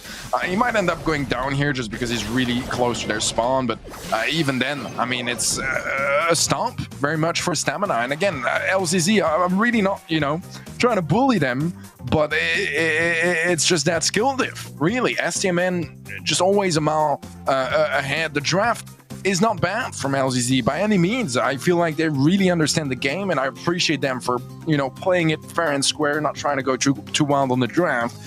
But so far, it really seems like it hasn't worked, and I don't really see how things can change in this next game now, as already off the bat, that is going to be a 1-star lead for Stamina. Blue Star was taken by LZZ, which I think is a good idea to take that risk early on to fight for the Blue Star and try to take that early lead. At the expense of a player's life, unfortunately, and that's going to be Stamina now leading by 7 stars. Yeah, I love how they were willing to change things up, though. You know, they knew that game number 1 didn't really go in their favor. They get really aggressive off the bat, and it just doesn't work out. STMN are ready to go, and they come out swinging 10-1 now. No kills available for either side. Sans with 4 stars, Bobby with 4 stars. Even though G's picked up a kill as a thrower, you know, things are just looking really good. They've got Gale with a super available. Bobby stepping back. He's already at tier 4 Surge, and we've got a minute remaining. It's going to take a miracle here for LZZ, as STMN are just on top of the world right now. Yeah, not much that can threaten them at this point. Nice kill there from Za. First one for LZZ in this game, but it's still 8 stars in favor of Stamina. Bombi extends it to 10 now, and looking to make it 12 as he finds yet another kill. Good catch from Za. Only 6 stars now. That was a great pickup, but Sans is only sitting on 2 stars. Bobby is going to be in the same position, so it's not like there's the most stars in the field anyways now to catch up, and Stamina, they're just looking to extend that lead furthermore and furthermore as LZZ. Seems like it's going to be the last time we see them, at least for today, hoping to see some more from them in the future, but not much of a chance here against Stamina, unfortunately. Yeah, with 8 seconds to go, STMN feeling pretty in the clear here. 29-15, still counting a little bit. Nicely played overall to both teams. Great drafts from LZZ, but for now, it is going to be STMN moving on to our semifinals. The team that's been on top of North America the last couple weeks remains. They're going to be moving forward to our semifinals. Yeah, important win here for Stamina, even though it may not have been the toughest one for them to get this year. It does mean that, you know, since teams like Chasmac are out of the running for this month, we have so many teams that are so close in points. This is a chance here for Stamina to extend that lead a little bit further and make themselves more comfortable for next month. Obviously, they can make it even better if they manage to, you know, pop off in the semis and take that. But yeah, this was a routine matchup for Stamina. LZZ, they tried their best. I give them huge props for qualifying here in the first place, and it's incredibly competitive. So it's challenging to make it to a monthly final. But yeah, once you qualify, that's just the first half of the struggle. The second half is making it past the quarterfinals, and that is super challenging in this region.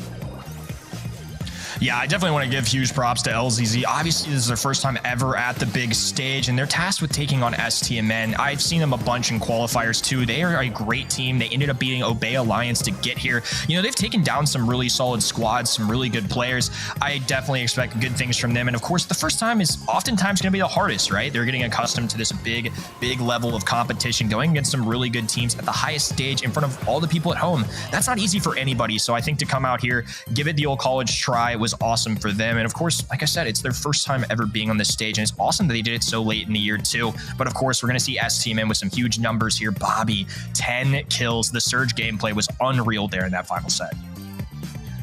Yeah, I mean, let's be honest, overall, Stamina just have very inflated stats because it was a very one-sided affair. Now, again, you know, I always love to say this, but for teams like LZZ, even though it was a short-lived monthly final for them, it's experience that is ever so valuable. You know, whether it's, you know, being able to take data and analyze this match, just qualifying for a monthly final is going to get you higher quality scrims to get through, get that extra experience, and eventually maybe reach the level of play of teams like Stamina. But for Stamina, I mean, this was the quarterfinal they were expecting from this matchup, and they seem pretty happy with the result.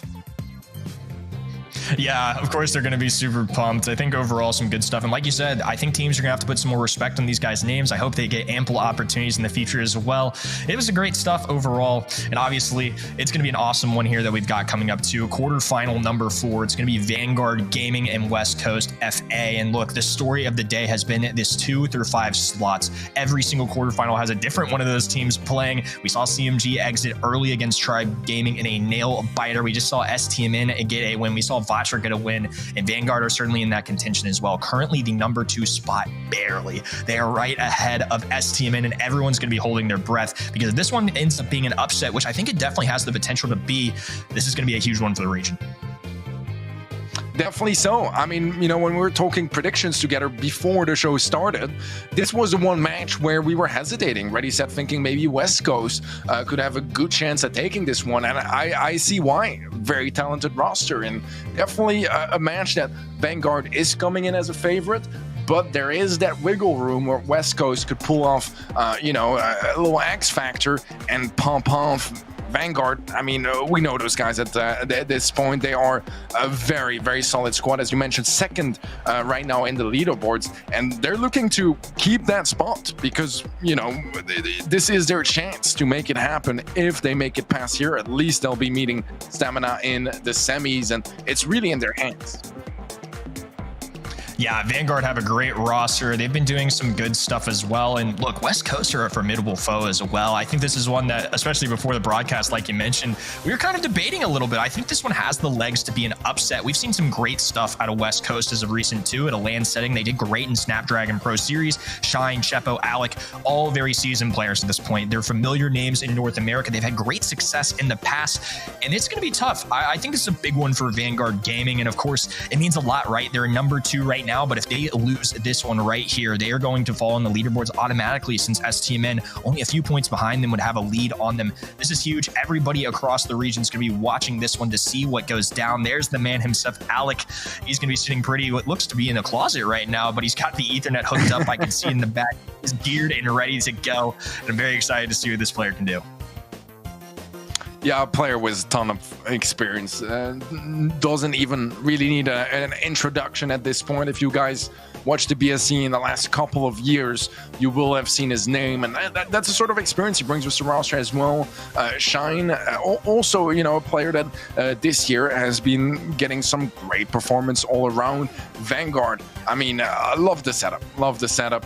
All together, the you know, gaming house or boot camp conditions, which can go a long way. We've seen that work so often for, you know, teams across multiple regions. So there is that slight buff from just being in the same room, hanging out, and, you know, living through the experience together. So Vanguard, to me, they're coming in here as a fairly heavy favorite, but there is definitely room for West Coast to do some damage, and I have no doubt that that's what they have in their minds. Yeah, especially on Dueling Beetles. This one is going to be a huge setter for how this is going to go. Dueling Beetles is a toughie. This is one of those maps, again, where if you lose control, it is a tough one to come back from. If you get put in your spawn, it is difficult to really make steps forward and get possession once again, especially if there's no wall break. You know, there's a lot of ways this can go wrong. So setting the tone here early, getting a nice win on Dueling Beetles can go a long way for your confidence. I think this is a draft that can be very interesting too. Vanguard is the kind of team where you have to adjust. You have to reconsider what you are doing, just because their playstyle is often a little more aggressive. They go for these tankier brawlers, and on Dueling Beetles, we could see something like a sneaky Buzz come out here. I'm not sure what these guys are thinking, but West Coast, very recently so, banning out the Poco. Already going to be a great hot zone brawler, but if they pair that Poco with a good tanky brawler on the side of VG, something they're known for running, I think it could get really scary for them. Overall, penny pick first, no qualms here. I think that's very solid, especially if you can put down that turret and there's no real thrower or wall break that can kind of contest that. You can get some serious area control for your team. Yeah, I like it a lot. Eliminate some other threats as well, something like a Lola completely, because against the Penny, it's not going to fare for long. Griff and B, definitely good options. It does seem like so far West Coast are going to what we used to see a bit in blind picks on this map, where you would go with heavy wall breaks and sharpshooters and just open up that map fight from afar. Obviously, the Griff bringing out quite a large element of destruction, and then the B was that sharpshooter approach, heavy damage, great against tanks as well. So I like this approach from West Coast, and this is kind of, you know, what I was talking about when I was talking about LZZ earlier, wanting some sort of, you know, something a little different, and this can bring that to the table without it being, you know, completely irrelevant brawlers to the meta either. So love what I'm saying from West Coast. Also love that Lola pick, because I mentioned it earlier, you're not going to be picking it against the Penny, and that means that it's free for you to pick up as a second pick, and Vanguard are going to do exactly that. Yeah, my head went to the same place. B and Griff have such a wonderful synergy. We've seen it in the past on maps. In Hot Zone, in particular, Dueling Beetles being one of them, of course. You get that wall break feature, and when you combine that with a sharpshooter like B, already a pretty popular brawler in the meta right now, that's an awesome combination. Love the start here for West Coast. They pick up the Lola in the Bow on the other side. Lola, a great brawler like you mentioned, and Bow, another brawler that can really be picky and annoying for the other team. You know, they can lay down these mines. They've got the turret as an option. There's so many ways to fend back West Coast, but as this map opens up, I'm a little bit fearful. At least they do equip themselves with 3 mid to long range brawlers though, so Vanguard Gaming, even if this map opens up, B is going to excel. That's just a given, right? It's a sharpshooter, but at least they have equipped themselves with some solid brawlers for those matchups. Finishing things off with Amber too, that can be a really pesky brawler to play in the lane as well. You can kind of just step back, play at that maximum range, and it's a pretty good matchup when you consider the Lola Ego at play, when you consider the Penny Barrel at play. I think overall, pretty good stuff from both sides. I really do like that Griff and B synergy, but Vanguard certainly answered with some good stuff too. Yeah, definitely so. I mean, I feel like this is a draft that is definitely giving winnable comps to each side. I do fear a little bit for those Penny Mortars, because Griff brings a lot of destruction, but it is still somewhat limited. And yeah, he's going to remove the walls on his side to avoid getting spawn trapped, which I think is a very wise approach. But it does also mean that, you know, once you have a mortar on the bottom left or bottom right of the map, it's very annoying to take out. It's going to be placed down in the mid, so a little bit more accessible, but also easier to cover the range of the zone. So far, though, despite taking some safe measures and trying to make sure they can't get spawn trapped by removing some of those walls, they're still very much on their side of the map for West Coast. Very low HP Shine, a double kill now for Vanguard, and it's only Chapo remain. Yeah, what an ideal start here for VG. The map's completely opened up on the West Coast side, but VG are still holding strong. I love that placement of the bow totem for Luffy. It was just so easy for him to kind of charge up his super there and just stand in the mid. Good pickup there, the Alex super, really showing why Griff can be so valuable here. Now going to be fighting on this right-hand side, and the penny turret alongside the bow mines are going to make Alec really have to bob and weave through all of this action. Shine getting stunned up. Good pickup here, and VG is still holding this lead and now stepping back onto the hot zone.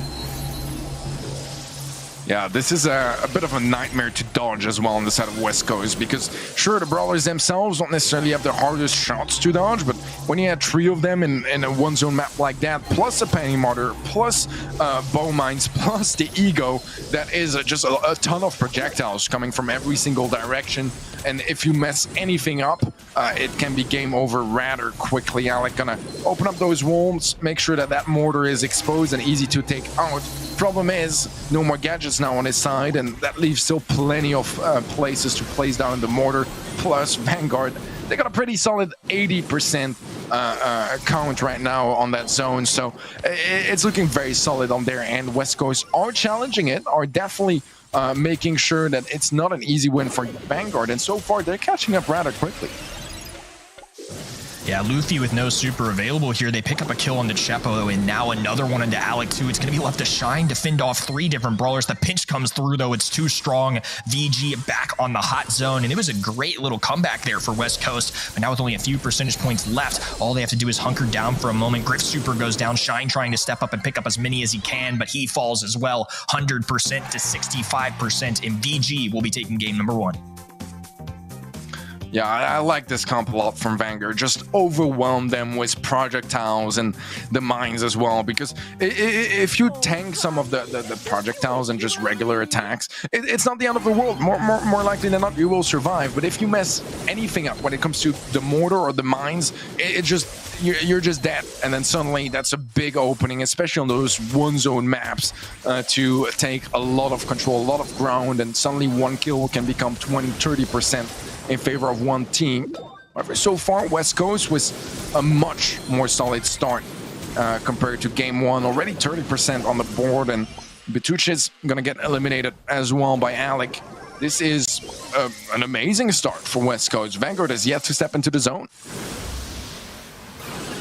Yeah, this has been a much better start here for West Coast, and just they haven't even touched down yet. Like you said, they get a little inkling there, maybe dip their pinky toe in, but not even enough to get a percentage. West Coast just running away with it right now. The B also going to be a huge factor there with that gadget. They gain even more control. It's going to slow them down, and now there's no way for Luffy to step on this right-hand side. They finally get a little break here. Chepo still staying up, a super going down. Luffy being slow. They finally get the penny turret, but at this point, it's 94% and counting. All they have to do is hold the line just a little bit longer, but VG now own control, but they are going to have an absolute insurmountable comeback here. This is going to be such a tough one to win, but at least they have a chance. I like this a lot from Alec. Just completed the setup finally, removing every single wall on their side and playing the open game. They know that all they need is 5%, but Frixie playing with the ego gets a little cheeky double, make it a triple kill now as Alec falls, and Vanguard, it's starting to look more and more realistic. Still, there's not much in it. West Coast, all they need to do is step into that zone for a second or two, and that will do it. Chepo looking to get another percent there, and he gets an important kill. That's going to win them the game, tying things up And I think the setup was just much better executed on the side of West Coast. Compared to the first game, they were first of all able to take down all the wolves on their side of the map really quickly. And then on the other hand, Vanguard were not able to get as much done. That mortar took way longer to be set up. Those mines way longer to be placed down in the mid. And just that extra time that it took for Vanguard to really get comfortable, well, you know, they were already leading by 95% on the side of West Coast. Yeah, I mean, the start of Hot Zone is such a big factor on this map. If you lose a brawler earlier, if you give any positioning away, it can get very tough. And West Coast did just such a great job of owning that in game number 2. But honestly, a lot of respect to Vanguard. I mean, they made me hold my breath a little bit. They were looking scary there. And this is a map, like I said, if you get the spawn traps, you get control, you can really give yourself a good lead here. West Coast now fighting this one again. They do start off with a big lead, a little over 20% now and counting. The penny turret does go down, though, on this right-hand side. Frixie taking advantage of the Lola Ego shield to try and brace himself for a little more of that damage. Alec, even though fallen brother there, they still managed to get a few more percentages in there. VG now trying to contest, but it's still West Coast who are hovering in this mid area. Yeah, West Coast seemed to have really figured it out. Took a game to really get set up, but now they're looking better and better. Vanguard catching up, however, slowly but surely, still quite a bit behind. Need to be careful on the side of West Coast. Vanguard don't overtake that lead. Set can be quickly turned around, and whichever team gets this one is going to start things up with a huge advantage in this quarterfinal match. Alec, low HP, ends up falling. Shine is low as well, so is Chapo. A nice tank off the barrel from Luffy, and it's going to be Vanguard now taking over the lead. Yeah, this is a really contested one now. VG barely stepping forward. They have a small lead. Alec releasing a super as well. But Tuches, though, has 23 HP. That's enough to survive. It's just Chepo standing on the field. And now all of a sudden, Vanguard have a little over a 10% lead. It's still possible for West Coast here, but they really need to find a team wipe. Alec releasing some shots, but Tuches is going to be falling very weak here as well. The bow mines will fend Alec away. They actually get the pickup there as well. And now it's once again a 2v3 scenario. They dodge out that super from Amber. Luffy gets the pickup alongside Matuches, and now things looking really good for Vanguard Gaming. Yeah, 9% is all it takes here for Vanguard to take set number 1. A nice elimination there. That's the team wipe, and Vanguard will be taking set number 1. A tough fight from West Coast, really giving it all the way until the end, but Vanguard just a bit more prepared as well for this scenario and making sure that they close it out nicely.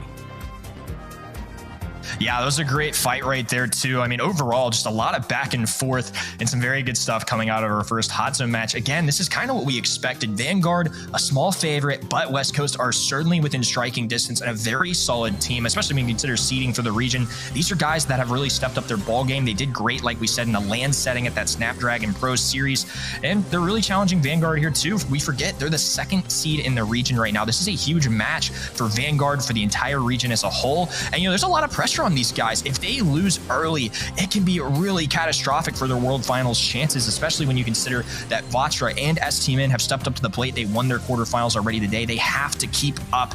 And for Vanguard especially, I mean, they're going to want to play STMN. If they can knock them out early, that is huge for them.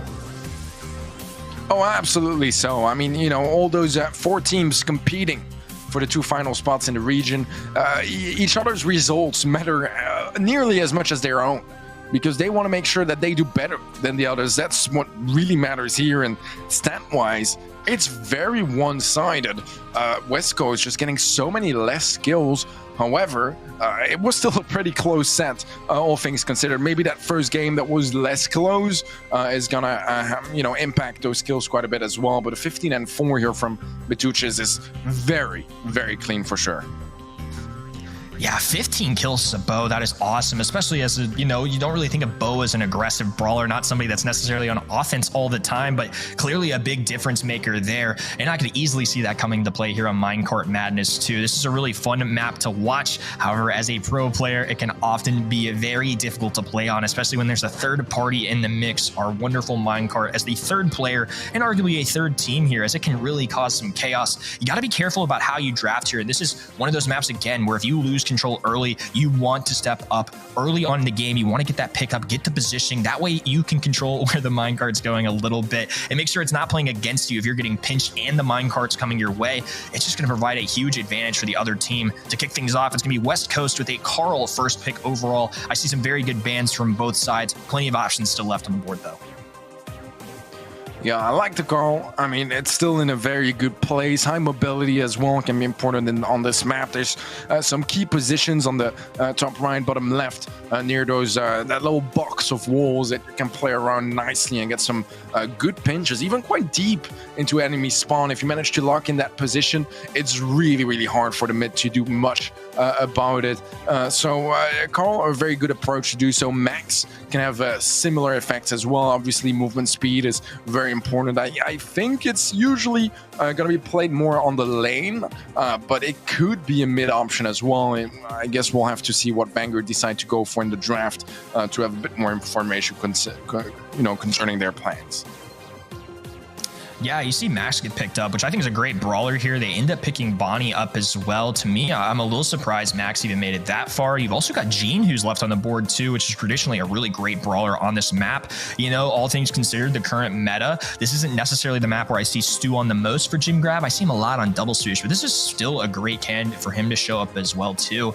I think overall, a lot of, good brawlers so far for both sides, but I feel like there's still plenty of options left. Gene as a mid, I think could be phenomenal pickup here for West Coast, and especially if you don't allow Vanguard Gaming to kind of pair that with Max, it can be really solid. They're going to go with this Bell pickup, and it's a brawler I feel like they're comfortable with. To me, that wasn't necessarily the thing that stuck out to me the most, especially when you're a sharpshooter going to somebody like Max. That can be a little challenging. Doesn't deal an overwhelming amount of damage to somebody like Bonnie, who's in that tank form, over 7,000 HP to work with. I don't think this is a bad pick by any means, but I don't think it necessarily counters anything Vanguard has already picked. Yeah, I agree. I think the Mark as well can help take down the Bonnie, because there's very few brawlers that will win a 1v1 if Bonnie jumps onto you. However, it's not necessarily going to guarantee the kill either, so it's still quite a bit of a risk in my opinion. I do understand now why they went for it, because obviously you don't want to go Lola and leave Bell open, because that's just too much of a risk. It's a very problematic counter. So I like that approach. Plus, Lola also gets countered by Carl. So those two brawlers being on their side, just make sure there's not too many straightforward counters here available for Vanguard. They do have that final pick that's going to be coming in any second now. It's going to be the Lu. Ooh. So now I'm really starting to get those NA vibes.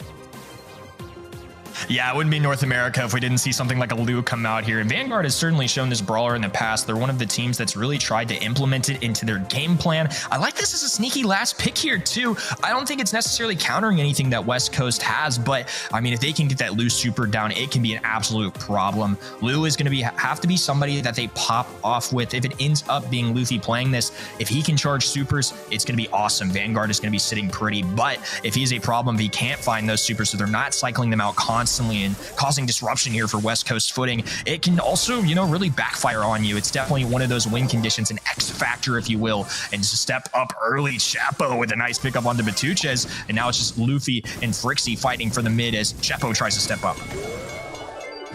Yeah, nice pickup from Frixie, looking to make it a double. We'll get it, but ends up going down in the process.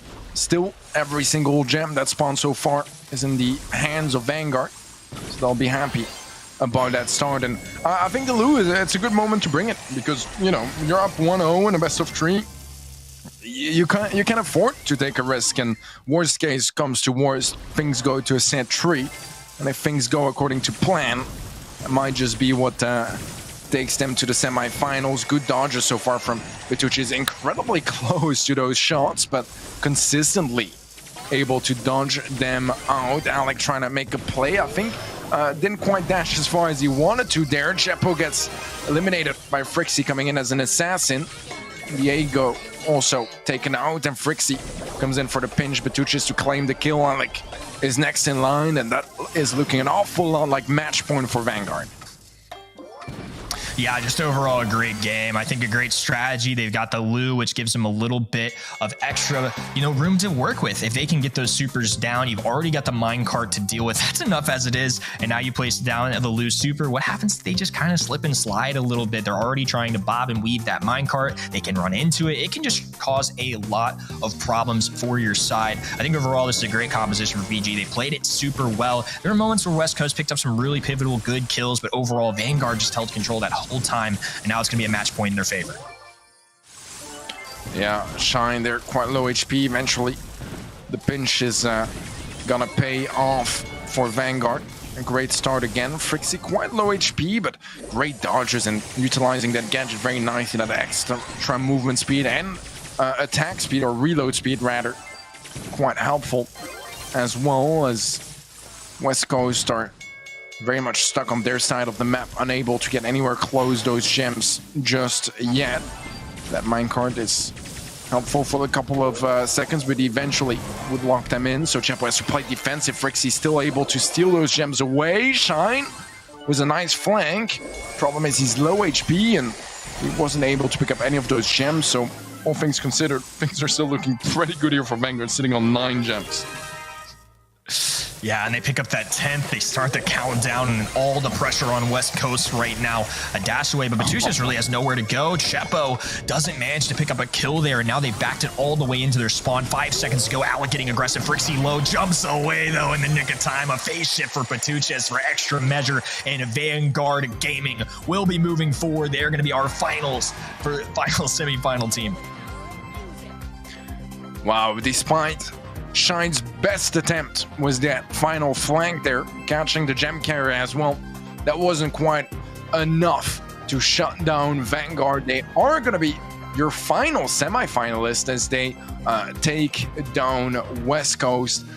Again, a fairly routine match, all things considered, but West Coast did show them quite a couple of signs of life, especially in that first set, almost threatening to take that one. Gem grab did seem to be much more comfortable here for Vanguard, and I mean, despite the loop pick, which is definitely quite unorthodox when it comes to minecart madness, it's the one that caught West Coast off guard and paid off in the end. Yeah, what a wonderful last pick, I believe, for Luffy and his team. I mean, they just caused so many problems with Lu. Look at all these supers they've been able to cycle in and out. Alec going to be frozen there, and that was one of many throughout that entire set. I think Luffy was just able to put his team in a good position. They have Batuchas on the max, who's a great brawler right now. When Crow gets a nerf and some other brawlers are hit, Max didn't get touched in these balance changes, but certainly has risen up in my rankings as well, and you can just see it here too. Frixie with 9 kills, Luffy with 5, and Batuchas putting in some work as well. West Coast put up a good fight, but overall, Vanguard just came to the table here today. Yeah, definitely too. Vanguard looking very strong. It's going to be a challenging semifinal for them, facing Stamina in a little bit. We got the other semifinal first, but yeah, they definitely showed up for this quarterfinal match, and Stamina are going to have a very worthy opponent in semifinal number 2. Yeah, and it's going to be a big one in a little bit as well. Now for the MVP vote, you all have chosen Luffy. Excellent choice overall. 5-3, 178 DPS, and the Lu plays were awesome to watch. I think overall, just a great showing there from Vanguard Gaming, really proving why they are the number 2 team for now. But this thing could change a little bit. They're only a few points ahead of STMN, and that's going to be their opponent in the next round. We've got so much good stuff ahead of us coming up in these semifinals. I mean, this is a huge month for NA, really deciding their fate, especially on that lower side, and we will get to see it all unfold very shortly. Stay with us, folks. Tribe Gaming and Vatra Gaming on the way.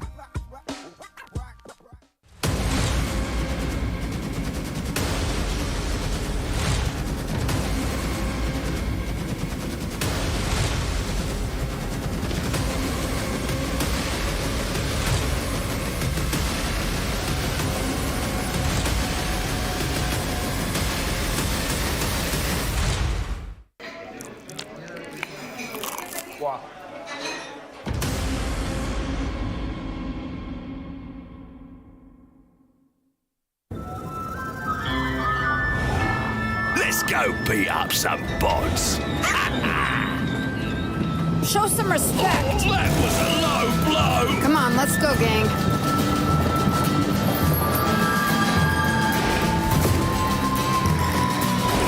Turning up the heat. Time to show the kids how it's done.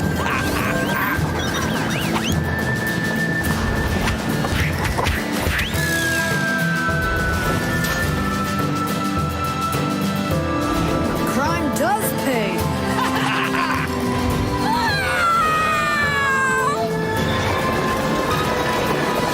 Out of my way, Greenhorn.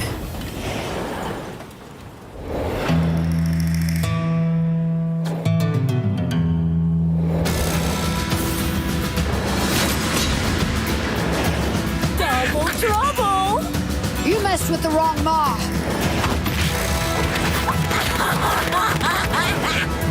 This ain't over.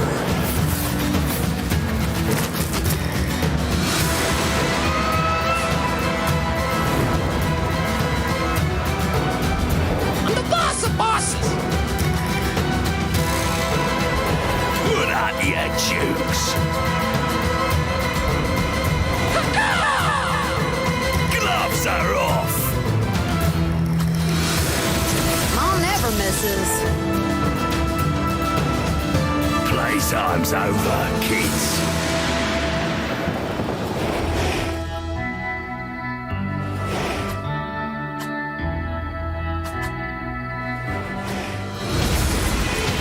Come to mama! You got scrapped!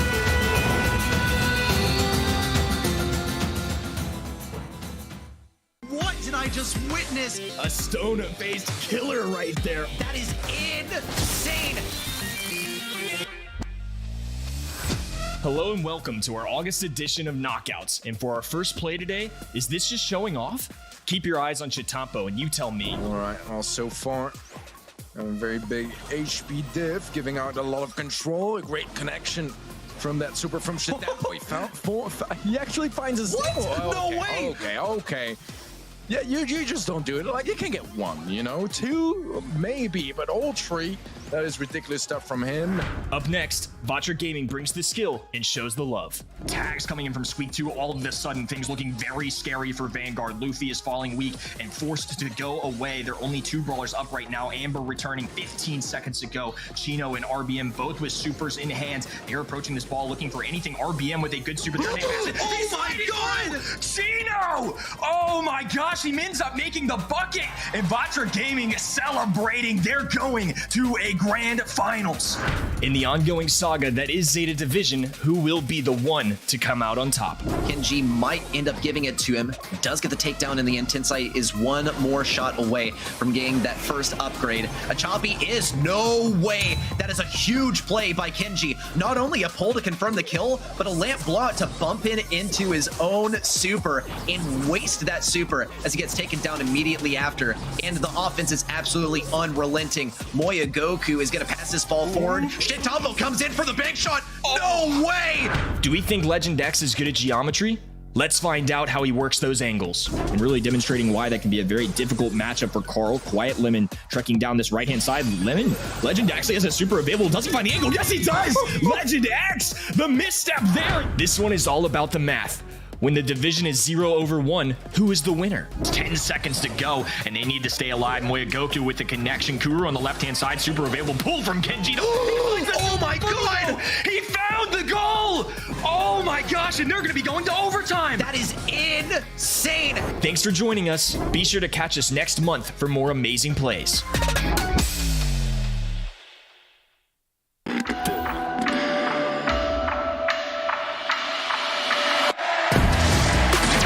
Welcome in to the Brawl House. The kick forward, the punch through. That's gonna be it. No way! We are about to head into the most competitive day in Brawl history, my friend. Are you ready? Welcome back, everyone, to NA. Hope you had a nice break there. I certainly am well rested and ready to get into the real meat of today. We got some grand finals to prepare for, and we have some semifinals along the way as well. Some huge matches that we've seen happen so far, Teddy. We got our semifinals brackets all set up. Yeah, that first one, man. That first one was a heartbreak and a half for Chasmac Gaming fans, but Tribe are going to be facing Vatra Gaming in the first semifinal. That's going to be our next match in a couple minutes. Stamina versus Vanguard Gaming is going to be right after. They all had a little bit of a smoother way through the bracket in those quarterfinals matches, as they all managed to get 2 O's, which was pretty much what we expect. I mean, so far, I have to say, Reddy, I'm proud of us. We are 4-4-4 when it comes to our predictions. Okay, well, after the predictions for the next ones, though, I think that's going to shift up a little bit, because I think some of us went opposite directions in what exactly we decided to predict and go for in terms of which teams we expect to win. Because between Tribe and Vatra, these two teams have history. Our very first matchup is going to determine whether the streak is broken or whether it continues, because we did see Tribe have some struggles versus this team in the past. We saw Tribe get taken down for the very first time on a big stage last weekend at PAX, and now maybe Vatra could make it happen again. We even saw them in their very first matchup versus Chasmac have a little bit of trouble, lead a little bit too. But the Tribe Gaming in a roster, if you're not yet familiar, if you're just now joining us, let's give you a review. Tyrant, Ezlivi, and Zulon. And I think also the order in which these guys are laid out is pretty important too, because Ezlivi, he's the centerpiece. He's the mechanics guy. Tyrant and Zulon, they're the ones at the sides trying to make everything happen as well. Ezlivi's on cam as well, just like before. Seems to be a bit more confident than earlier, Teddy. Yeah, definitely so, and well-deserved as well, as they had a tough first match today. They did manage to take it, and that's what we know Tribe for as well, is no matter how close those matches get, more often than not, they're able to close them out. And Tribe Gaming, they're looking to bring that same level of heat in the semifinal. Well, I'm curious to see if they implement some of the same strategies as they usually would. They find their strengths in control, and across the way, Vatra Gaming, they derive their strengths from all-out aggression. And we've seen this in the past give trouble to Tribe and take some victories off of them as well. Payne, Juan Carlos, RBM, they are probably all in the same green room as earlier. And I did remark that I believe they do sleep in there, or at least last month they did. I popped in a Juan Carlos' stream. He pointed the camera at sleeping Payne. Here we can see them on cam too. Still, I want to see some more dances. I want to see some more dances from these guys, because they did it last month, and I wonder if they have rehearsed something similar for this month. But from Vatra, same deal. We saw them play very well in those quarterfinals, and now versus Tribe, we might get to see a different side of them. I mean, as someone that, definitely doesn't follow the NAC nearly as closely as you or Kenny do, Vatra, I know them for their celebrations, man. Every single time they're on cam, they're just incredibly entertaining. You love to see it, and just, having such nice personalities goes a long way as well when it comes to, the fan support that goes behind it as well. It does seem like it might not quite pay out. For the predictions at home, as 89% are going the way of Tribe Gaming, and that's a statement and a half. Yeah, I'm sorry, Teddy, but so much for fan support here. I think some of us like to be fans, but Teddy, I know you personally are more a fan of the facts. And the facts are that Tribe NA has just been indomitable. And so maybe my take here is a little bit clouded by faith in the Vatra guys, and also just seeing the camaraderie, seeing them all in the room together, having fun, pulling a mattress out of nowhere so that Payne can take a quick nap too. But really, I do think that these guys can bring something to the Brawl that is unexpected. But Tribe Gaming NA, they're already trying to beat them to the punch and get rid of some of those brawlers that they know that Vatra would pull out if they could. And one of them is going to be Ashe, actually. But that's not the end of the road. Vatra Gaming can still go for a Daryl if they set up things correctly, and I absolutely wouldn't put it past them. Some safe picks so far from both teams. Gina's going to be very, very solid.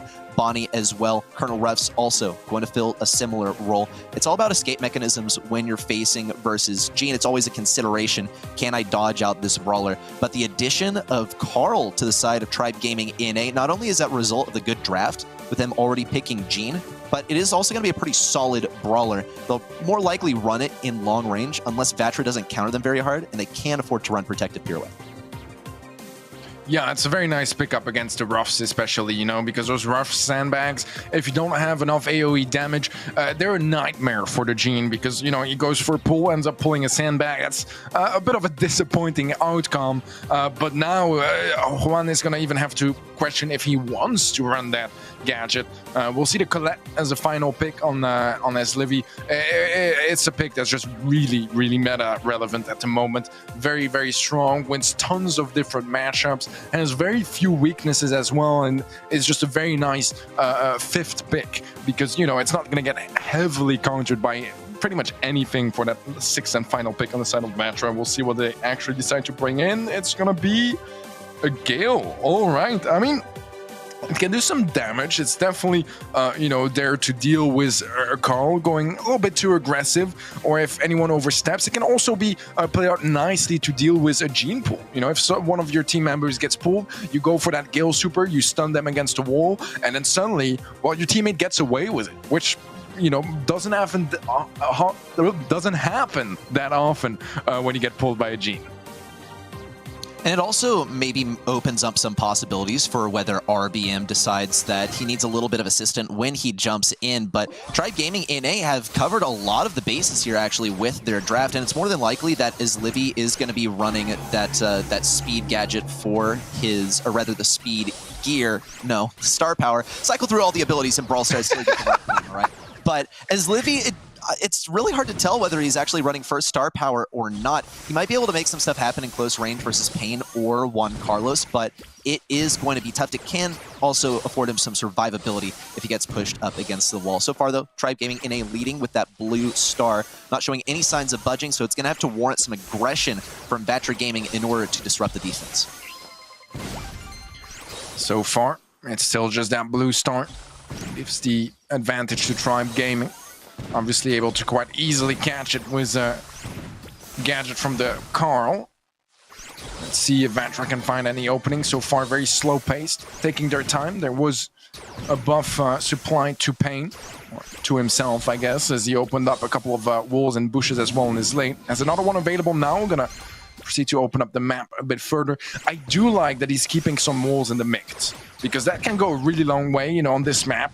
You really have those layers, which it is called layer cake, of course, but you do have those layers which usually go, you know, one by one. You advance a little bit and a little bit and a little bit, but that is a bit of an overextension from Tyrant, gonna get punished by Vatra, and now suddenly Vatra, they have the lead.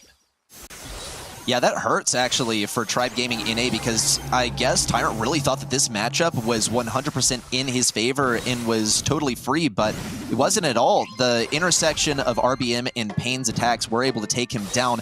Now Vatra Gaming, though, do find themselves on defense with a pretty offensive brawler on the right side. Pull is also available. No sandbags to keep up the defense. Here comes the aggression from Juan Carlos. There's a kill, actually. Just a few seconds left. No way! Juan Carlos is taken down as Livy is just out of range. And so many kills have been traded back and forth. No way. I did not think Colette Super was going to be able to contact that. I wish Livy would show us a little emotion, though, and at least let us believe that this was a close matchup for both sides. But judging from his expressions today, I think Tribe is just expecting to win every single time, no matter what hand they're dealt. Those are just tough moments, right, in Bounty, when you get a kill in the last couple of seconds and the other team just doesn't have the time to react to the tides changing. But look at how low HP everyone is so far. As Livy not overcommitting, playing it very safe, and I understand why. He doesn't want to give anything away. Vatra are always very sharp on those counter attacks, but Tyrant easily clears out that left side and is back to full HP with a great gotcha gadget popped. Yeah, this has been tremendous value and a total turnaround gameplay-wise for Tribe Gaming NA. They have seriously locked down some of the offense, most notably around that left side, actually. And this is typically an area where we see Tribe Gaming NA have struggles, is whether they are able to play defense. Because if they had just stuck with the blue star for the entire game with Slivy and not been able to generate any value on offense, that would have been a done deal. Great value here for Slivy with that gadget. Juan Carlos also picks up a kill. He won't be able to defend himself on that back right side, but a kill is a kill. And the lead has been narrowed to 5 stars plus a blue star. 45 seconds left of Brawl Stars in this game. Pain gets taken down. With Vatra Gaming opting to stay largely in long range, this might be the reason for some of these kill openings that Tribe Gaming NA has located so far. That said, missed pull on the left side, a lot of lost pressure too for Tribe Gaming NA. A team kill will be enough to run this one back for Vatra Gaming, but that is going to be a seriously difficult goal. Yeah, there's still a 7-star difference. No matter what, they pretty much have to take down SLV. Obviously, someone else as well, but he's going to be the main target here for Vatra. Tyrant popping the gotcha gadget, gets a nice heal, follow-up super to connect as well. He is low HP, falls, the jump in from Juan. Zulan goes down, but as Livy is safe and sound, and Tribe, I mean, just very well played. They made the sacrifices that they knew they could afford to do, losing the players that only had 2 stars to their name and making sure that as Livy, he was the VIP, and they definitely did their job protecting him. Protect the president. That's what it's all about. And as Livy seemed to be safe and sound throughout a lot of that matchup, he did have a super and he had a gadget on lock to get away from Bonnie whenever she jumped in. Though I still, across the way, want to commend Vatra for being able to get that Bonnie super at the end. The tags were just really insane. We might even see it in some of the replays. But here's the end of game number 1 where it started to really get hairy. We almost saw the comeback here. Juan Carlos picked up that kill and Tyrant hit him right at the end of his range. This is one of those moments when you're glad that Colette's super hitbox is so large. When you get clipped around a corner, you're disappointed that it's so big. This is Juan Carlos going super aggressive though and ended up getting trapped. It started to close the gap just a little bit, but still, they needed these last moments. Here are the taps I was talking about Juan Carlos. He was able to track Tyrant so well and get a super off of it, but as Livy remained safe and sound. Yeah, this is what I love with Tribe Gaming's playstyle, is how it always feels like they have a lot of options still open. At the end of the first game, even though, you know, it was a close kill, there was another opportunity from Livy to pick up a kill onto the Roughs. At the end of the second game, there was still that spare gadget left on the call, and a lot of players would use those gadgets very early on in the games, making sure they get that early lead and, you know, the most advantageous matchups early on. However, just having the discipline to keep it, to know as well that they can sacrifice 2 players to make sure that SLV lives is just very well calculated. And even though there are those moments where it feels like Tribe might be in dangers, they're always 1 step ahead, if not 2, and able to make sure they convert those moments into 1 games and sets. Well, Bell's Rock is the next map up, and this is an opportunity, I believe, for Tribe to run some of the more comfortable brawlers. We've seen it earlier on. I think as Livy would really like to run a Squeak here in particular, which seems a little bit cheesy, but I think it's absolutely possible unless Vatra decide that they don't want to play into this brawler and ban it out. We don't see a Squeak ban on either side, actually. Tribe Gaming NA also going ahead and banning out Sprout, which kind of limits the options quite a bit for Vatra Gaming on that final pick. Tick is still possible, but Sprout is way more of a power player on this map because you can entrap enemies. Here's the Brock pick very early on, which is going to be pretty good for dealing with Rico, if anything, but still is going to have some struggles finding those kills, finding that damage. We saw it from Reconic earlier. We've seen it from every team that runs Brock around the world. It's just challenging to make work. Same brawler chosen twice in a row by Juan Carlos, who's doing well on the Bonnie, and it's probably good for him to keep up that momentum by picking up the same brawler once again, unless it's switched out. Tribe Gaming NA, they have a lot of possibilities for what they decide to pick here, but I don't think a thrower is really going to be among those possibilities.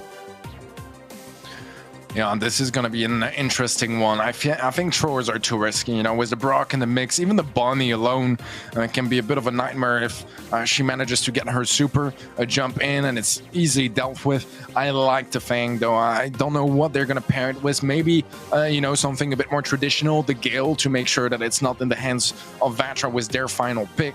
There's a lot of tank counters out of the way, or at least Griff, which is one of the prominent ones in the current meta. Still, Colette is going to be open as well to deal with it, so we'll see what Vatra will react to, but Tribe, they still got a chance here to just solidify their comp a little bit and make sure there's not any obvious counters to go for on the side of Vatra, and we are going to see the B, which is also an option very, very much. No destruction on the side of Tribe means that SLV more likely than not is going to have to play quite reactive with Zulan, make sure that, you know, whichever areas are destroyed by RBM, that, you know, they end up swapping lanes accordingly, because with a Rico you want a lot of walls, with a Fang you probably want a lot of walls too.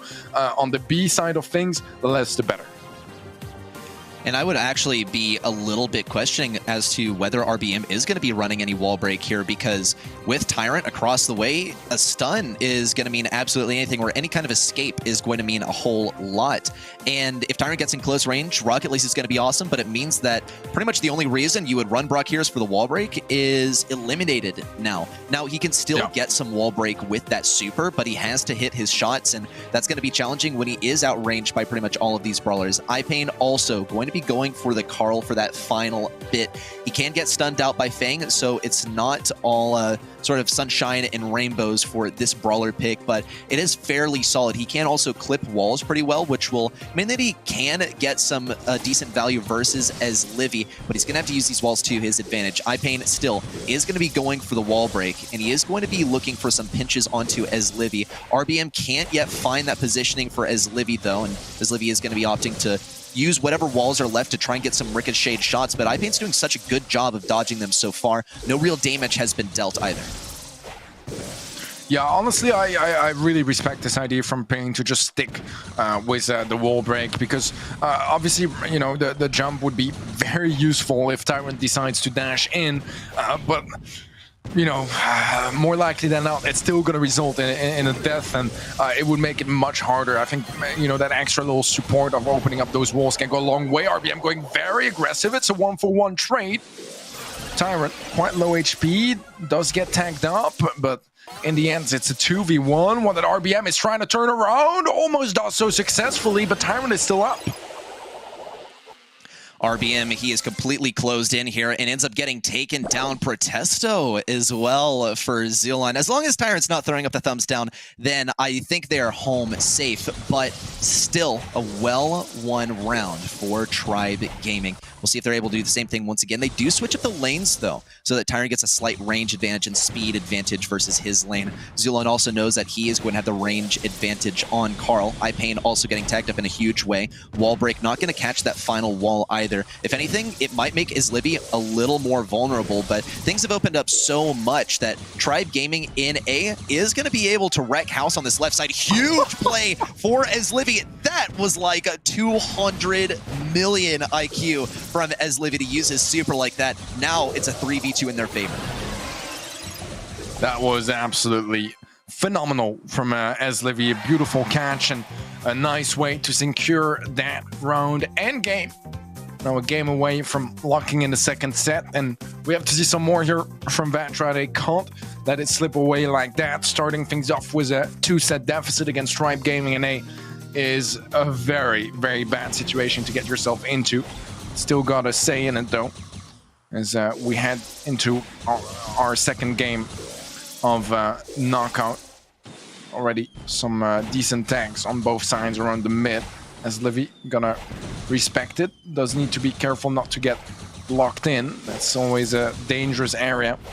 If someone gets aggressive, can easily get caught out, and it can be hard for your teammates to help you out as well. But with RBM being somewhat low, it's not gonna be easy to lock him into that position.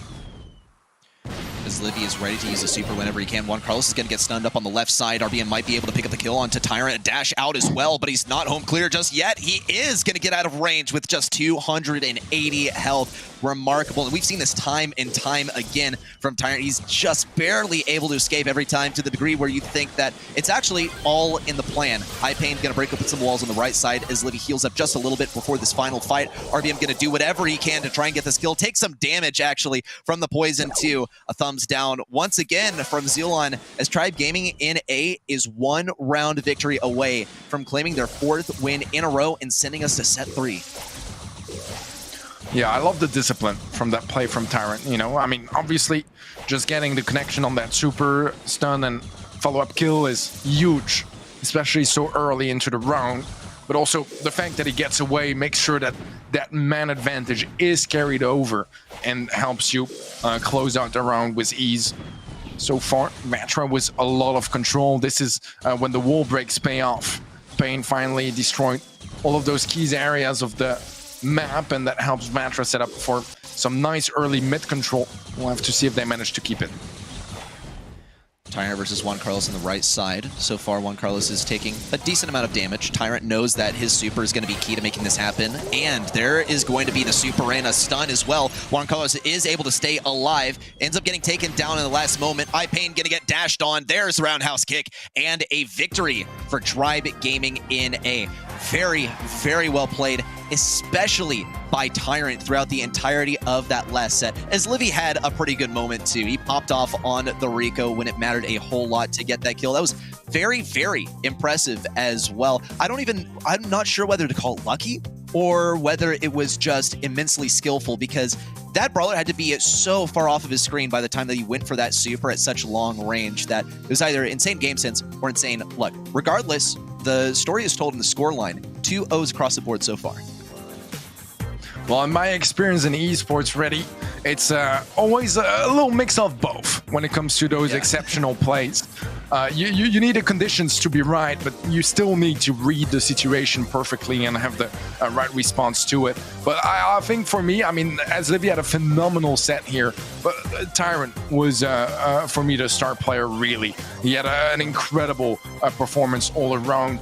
Just so well calculated, which is the challenge at times with Fang, you know, like getting away of those situations so consistently is massive. Getting a kill too without going down, that man advantage in knockout is so important. Every single time that Tribe managed to get the first kill, they got the follow-up round very cleanly so as well. And whether it was as Livy or Tyrant to get it, it was the same story.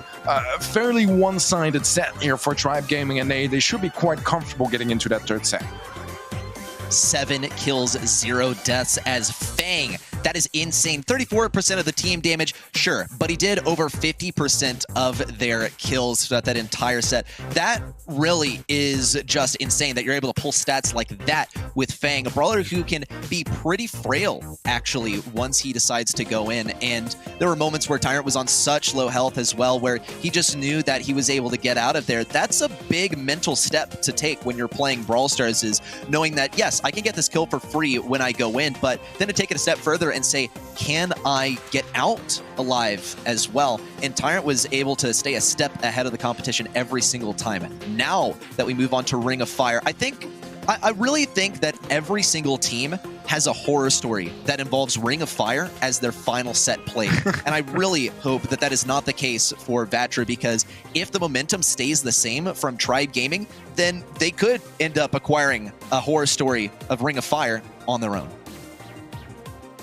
Well, we got our bans lined up already. Some key brawlers banned out, some even double banned, as Penny is going to be removed. Probably that I don't even love that much on this map personally. I mean, I think it can do a perfectly fine job, but sometimes I feel like the range is still a little bit complicated to play around with. Already a first pick max, actually, on the side of Zulan, as Vatra Gaming will reply with the Poco. Poco, a brawler that we haven't seen played much so far today, but we've seen it banned a ton. Super strong at the moment, especially on modes like that where you know, you can just reset incredibly quickly with that heal if you're playing solo Screech as well. A great way to get some eliminations or heal reset on your opponents through the walls and with a ton of range. It's a nightmare to face, and I think combining it with the Amber as well can go a long way. A brawler that I know, especially in NA, can be quite popular in Hot Zone.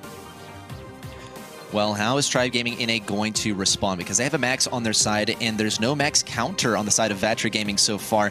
We see the Crow has been banned by Tribe, which opens the doors for a little bit more max gameplay, but I think it also had the unintended consequence of making Poco so much more viable here, given that that anti-heal is no longer a consideration. Griff is going to be great for clearing things out of mid, though, and also for playing a lane, breaking open some crucial walls, too. But they have a 5th pick. What will they decide to go for here to cap things off? They have to be mindful that Vatra Gaming can have a pretty powerful counter pick, actually. They've already preemptively tried to counter out a tank with a Griff. Griff is also pretty good at mid. Here's the Gene, which, just so you guys know, Gene can get countered pretty hard by Poco because Gene's main struggle is that he can't capitalize on his super to get a kill. He just doesn't have the DPS to kill most players in the game with his super. So it's going to rely a lot on Tyron and Zulon being at the right place at the right time for those pulls. And also RBM not being able to heal enemies that have been pulled by LZZ. Final pick for Vatra. What will they go for? Yeah, this is going to be an interesting one for sure. It can turn around this game. Although Tribe Gaming have a fairly versatile comp with, I wouldn't say any too obvious counters just yet. Seems like we might have to find that out once we jump in game. We'll find out anyways. But yeah, I like what I'm seeing here from both sides, and I completely agree with your point from Poker. I think it can get even worse if he's playing solo Screech, because as a Gene, when you're facing a Poco, if you're pulling someone and that person gets healed, plus you take 1,000 damage, it's rough. It's very rough, and right now that start is amazing for Vatra. RBM with a wide flank on the right-hand side, able to get a kill onto Zulon, and opening things up very nicely. And Ego plays down, shield to follow up as well. Ego willful, but now there is that Poco heal, which can go a long way in just making sure they can get a hold on that mid. So far, so good for Vatra Gaming, actually. We'll see if Tribe Gaming NA is able to find some kind of angle to get in here. Big value on that super from Tyrant, but it gets healed up immediately. And Juan Carlos actually does get pulled, and this is what I was talking about. You have to have the teamwork in order to get the kill onto Poco as Gene. Great kill onto Pain as well. Vatra Gaming are still able to push back in. Juan Carlos gets a kill onto Zulon. RBM is all the way behind as well. A little bit more burning onto those bushes at the back lines. Tyron is able also to get a kill as well, but still, Juan Carlos seems to be almost unkillable. It's going to be a lot less so now that he doesn't have that gadget as disposal. Amazing max range pull by Zulon, while Juan Carlos didn't have a super to get that kill, but still, Vatra Gaming is leading so confidently. It is looking almost impossible to take them down. Tribe Gaming NA really cannot afford any mistakes right now. If Vatra Gaming gets one retake, it's all over. Yeah, this is scary here for Tribe. Let's see if they can make some magic happen. So far, they're getting a ton of damage, but RBM is also going to escape that shot from Zulon, making sure that he stays up, get that reset nicely up. Juan trying to get another super. We saw earlier, as soon as he popped that super immediately, there was max speed and the follow-up pull, so he knows he needs to hold on to them very carefully. He's going to go for the heal of his teammates, and that's going to be just about enough for Vatra to close out that game. And I think maybe, I don't know if there was just a little bit of a misban from that Crow. Like, I understand, right? They wanted to go max first pick, so banning Crow makes sense. But then, since they didn't ban Poco, that's opened up. And I feel like that anti-heal could go quite a long way. At least from my experience watching EMEA a lot recently, I felt like Crow has a really good matchup against that Poco. So maybe overlooked the Poco pick a little bit, or I'm not entirely sure. Maybe Vatra just having a very good read and a very good answer to that ban in itself. Let's see though, as Vatra are kicking things up very nicely once again. A great super from Tyron, gets a double connection on Juan and Pain, but still the percentages, they're mostly going in the hands of Vatra already at 35. Juan Carlos needs to stay on the back lines for a little bit too so that he can get his health back up. Tyron's doing a much better job this time of consistently cycling out those supers. It's very challenging for him to make happen as well. He needs that healing from Zulon, so these guys have to stay as a unit, which also means that they have to back off from mid as a unit. Great takedown onto Pain. Juan Carlos and RBM have some sustain at mid. RBM circles around towards the right. Zulon also has a pull, and there's no heal from Juan Carlos, so he is going to have to go for this flank and try and upset an enemy from there. There's the speed, but it's not going to help Zulon to hit that pull either. Tyrant also, no super for him, gets taken down. Juan Carlos tries to rejoin the pack at the back. He will stay alive just by one hit. Vatra Gaming resume their dominant lead here. It's hard to tell. It does not appear that Juan Carlos has one more gadget left. So it's going to come down to these supers, and still, Tribe Gaming NA have to play extremely cautiously around this because they can't give this guy a super, and it doesn't look like they're going to be able to take this one in spite of not giving him a super there towards the end. Very well played, very well drafted by Vatra Gaming, and I'm once again, just like you, Teddy, tempted to say this was a mistake by Tribe. I'm not a pro player, but I imagine the dialogue in VC was, oh shoot, we forgot to ban Poco, and they picked it. That sucks. That hurts. Center stage is a map where he could make some waves, but still, that had to be a mistake. Yeah, I feel so as well. I mean, as you mentioned, you know, we're the caster. We're not coach or analysts or poor players. They do their jobs amazingly 9 times out of 10. But there was that time where, you know, they overlook something or the other side just reads it better. And another thing I want to point out as well is the only way for Tribe to try to even, you know, slightly match the amount of healing that a Poco is gonna provide is with those gene healing puffs. They're amazing value, but Poco and Amber have so much zone damage that just doesn't care if someone is tanking in front. So if you're bunched up together, you're just providing so much value all around. And we saw a lot of those moments where it was just a little bit awkward for Tribe because they were trying to get close to the gene to get those healing puffs and heal back up. But at the same time, they were all getting hit by the same shots from the Amber, the same shots from the Poco, providing more value to their side. So it was a very, very tough draft here for Tribe Gaming. And yeah, maybe a bit of an oopsie leaving the Poco up.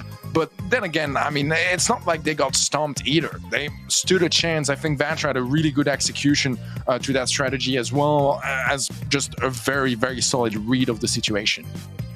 And this is interesting too, because you can see from the stats, not a whole lot of kills for either team. Of course, RBM is going to have the most kills because that's just how he works. That's just how he operates. But there was a whole lot of action on the battlefield. Amber was the ticket to disrupting things on the back lines and opening up things for Poco to be that much more dominant, because once Poco sees you, he's going to start playing control around you. And yes, he's a support, but in this meta, or at least the way that he is played in general, the way that you have to play, the way that you are forced to play into him in competitive is you just got to stay out of range of his attacks, man. If you give him a super, then that's free health for everyone that you just worked on at long range, the people that you fought so hard just to get a bit of damage off of them. And for that reason, not a whole lot of kills throughout that set. It was all about poking. It was all about gaining that ground. Brawl Ball, fundamentally different mode. This is when you absolutely have to position your character at the enemy side, shoot the ball in the goal. It's the name of the game, and Poco is going to be banned out by Vatra Gaming, so they don't want to play into that themselves. They know that Tribe might have a tendency to not ban it themselves, so definitely a good call out on their side, but some other brawlers are going to find their way through this draft. Janet is going to be the first pick from Tribe Gaming NA. Vatra Gaming need to be cautious, need to be mindful of setting things up so that they can get a power pick for number 6. Yeah, I think Janet, from the top of my head, was the most played brawler in the last month or so in competitive, and it's just incredibly versatile and solid.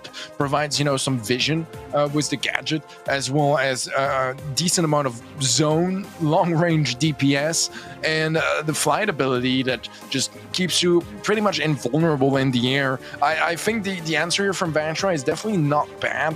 Amber here can be really strong. Burn down those bushes, make sure you have that extra bit of information, and also, you know, negate the effect from the speed gears that more likely than not everyone on the enemy side is gonna be running. Roughs as well can be very much a win factor. If you manage to get a supply drop and destroy those walls, timed right, it's a free goal. There's no way of defending that, and that's part of you know, the moment where it's the most difficult as well, when you're near that goal to actually score and fully commit without taking a big risk of being team wiped yourself. It can go a very long way. Spike, I'm not as sure of, to be completely honest. It's always a fairly safe pick. It does struggle against a lot of meta picks at the moment, but it can do a great job at scouting, dissuading maybe some tank play as well, and Colette is going to fill the same shoes with that, as well as being just an incredibly good duelist. Yeah, both Tyrant and Islivy on these brawlers, they're both playing tank counters to eliminate the options for Vatra, but these brawlers also in general are simply going to be good. I think Colette less so than Spike. Spike's just a great generalist, and sometimes I'm inclined at least to say that this is a bit of a red flag pick because it's just so all around a good brawler, but in this case, I don't think that, actually. I think this is actually a very good pick for Tribe. What are they running? What are they doing? Grom? I will leave it to Vatra to tell me exactly what is going on here, but if anything, they're not worried about getting pushed too hard by aggro brawlers. The only one that they need to worry about is actually Zulon, who can still get piercing damage versus Juan Carlos if he throws down those sandbags, but Pain can also break open some bushes. He can break open some walls too and get some good combos. I think that Vatra also know that Tribe Gaming has a tendency to group up inside of the goal, and if Tribe decide to group up here, that is going to mean that this is amazing for Pain. This is a strategy that we almost never see though. Running that first Grom gadget to look inside of the bushes, that's very inventive. So far, it's not going to be working extremely different that you might expect if you go for such a pick as Grom. Yeah, this is a sort of strategies that we saw when Grom was initially introduced, and it was a little bit harder to read where he would shoot. He would have, he would be able to shoot a little faster too, but a nice pickup from Zulan on the right-hand side. I like the idea from Vatra. I think it becomes much more problematic once you lose that mid-control, because Pain right now is pretty much just sitting in his spawn. Not a ton of options to get some damage dealt. That super could help out as well later on to open up the map, open up some of those bushes that provide just that extra level of stealth to their opponents. Super now coming through here from Pain. Great value. Juan finds a kill. Tyrant low HP as well. Let's see if Vatra can turn this push into a goal. Juan Carlos is trying to position this ball carefully so that it's not in too bad of a position so they can actually still score it. As Livy's going to be defending it very, very carefully, though. Pain also looking to stack up some damage as well. Zulon might be able to make something happen around the right side, though. He's in a very high position. Juan Carlos also still trying to win this matchup versus as Livy, but he's getting poked pretty hard. iPain also still trying to fight this mid matchup. It's all about control here. It's all about chip damage as well. iPain still doesn't have a super either. Good damage from Zulon. He's able to cycle out that super. There's the kill as well. He does go down. Now we got to see Vatra circle around towards the right. Tyrant also might have the health to make this happen. Stick around, placed down on the right side by Izlivy. It's almost a kill confirmation. Great dodges from Juan Carlos are going to keep him alive as well. Here's a super, too, from Tyrant to reveal all of the bushes for his entire team. It's not going to do too much in terms of assistance, but he will be able to get on the back lines and take down Pain. And this is what I was talking about. That is the one aggro brawler that can really effectively take him down. Tribe Gaming NA, they are acutely aware of this still. No goals on the scoreboard just yet. And overtime, it's a bit of a toss-up who wins this one, because despite Pain not having any walls come overtime, he still has a lot of range. Yeah, I think Spike as well now struggles quite a bit in overtime, because pros, they do an amazing job at dodging that curveball. It can be a little bit harder when there's a lot of cover, but so far Vatra definitely have the better positioning when it comes to this overtime. Ball in their control as well. Nice pickup from Pain onto Tyrant. Zulin trying to go for a kill, but he ends up getting taken out. Pain with the shot straight in the corner, and that is going to be Vatra to take the first game of Brawl, a game away now from taking us all the way to set 5. In spite of the left side of that goal being completely open, he still went for that shot directly in the corner. That's like the millionaire mindset right there. That is the pro player mindset of just being trained to go for those really tricky shots to hit in order to, sort of trick your enemies and look for any kind of advantage wherever you can find it. Still, though, a great win by Vatra Gaming in spite of a pick that was totally unexpected to perform as well as it did. Question of the day is, will Tribe Gaming NA be able to hone in on this? Zulon stays alive by just 99 health, and Tyrant also is able to push in and help get these kills. This could be an opportunity. There's not really a whole lot of visibility in the bushes either for Vatra Gaming, so they're going to have to play this extraordinarily cautiously, because Juan Carlos is being denied very hard by his Livy on this left side, and he can't break open the walls until he gets a super. Same idea goes for RBM. Yeah, control not looking all that bad for Tribe. Tyrant taking it up in the air here as he takes down RBM. Pain doing a good job at dodging those shots, but those trades are very favorable for Tribe, as Livy just has to walk it in, shots it through, and Tribe find a very important goal. A minute and 15 seconds left on the clock here for Vatra to do something about it, and that wall break from the Grom can go a long way. They still got to find their way to that goal. Zulon with a great long-range kill. He is going to get taken down by Pain, actually. Some even better taps by Pain. Now that the wall's been broken down, Vatra has so much more visibility on Tribe. We'll see if they're able to continue that as well. Tribe circles around and trades out the lanes a little bit as well. Pain taken down at mid as Livy has a super. It's going to go right on top of Juan Carlos. This is a definite kill. No, never mind, actually. Zulon ends up going down. And we will see the lanes traded out just a little bit once again. Close range matchup for Pain is just not going to go well. He had no idea that Tyrant was sitting there because of the bushes, and that absolutely hurts. Tribe Gaming NA can continue this dominance right in front of the goal, and with as Livy having this super, things are really locked in. This goal is practically going to be open, but it's not a gimme just yet. Tribe Gaming NA, they just have to play control here. They don't need to risk anything for a goal. 15 seconds left on the clock until they go to match point. Yeah, not much that Vatra can do at this point. They're locked into their spawn. Tyrant just gonna fly over them, say hi, let's take you to match point, and Tribe are gonna be doing just that. Tribe Gaming a game away now from the grand finals. They're not far behind on the side of Vatra. They need a game as well, and then we're all even again. But it's still a very scary prospect because Tribe, we don't know them for their chokes, and right now it's all in their hands.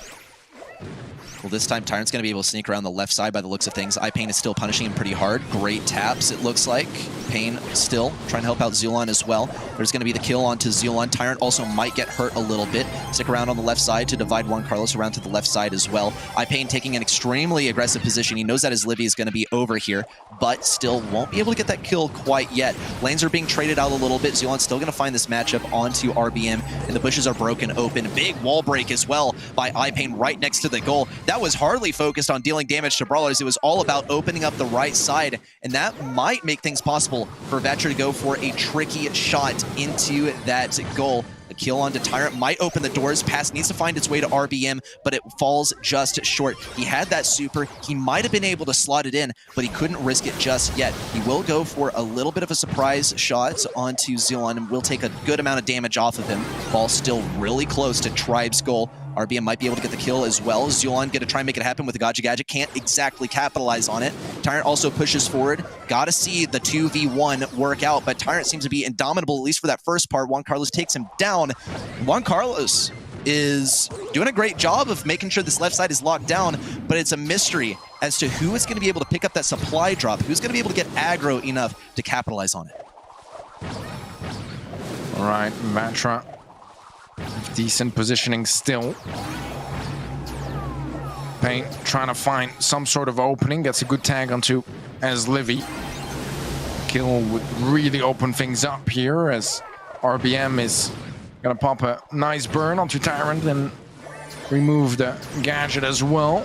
Pain trying to still find some sneaky shots. A super that connects from Zulon, but far from getting a kill. 30 seconds here separating us from overtime, which last time it got to it was for Vatra, but they did have very good positioning when overtime came, so that could be a key factor here too, as so far it does seem like they are the more aggressive team, but it's more even than last time we got to overtime.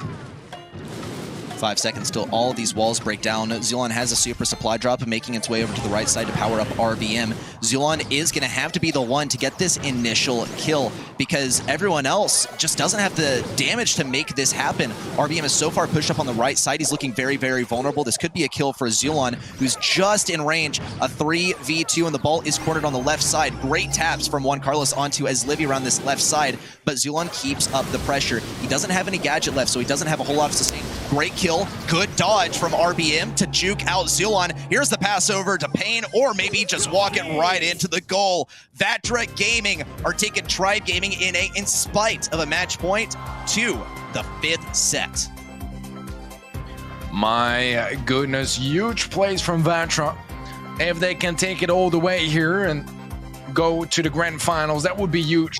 Because right now, Vatra, they are still amongst those 4 teams that are fighting fiercely for those 2 final world spots. And here's the thing, Chasmac, they're already going to be a step behind because they went out in the quarterfinals.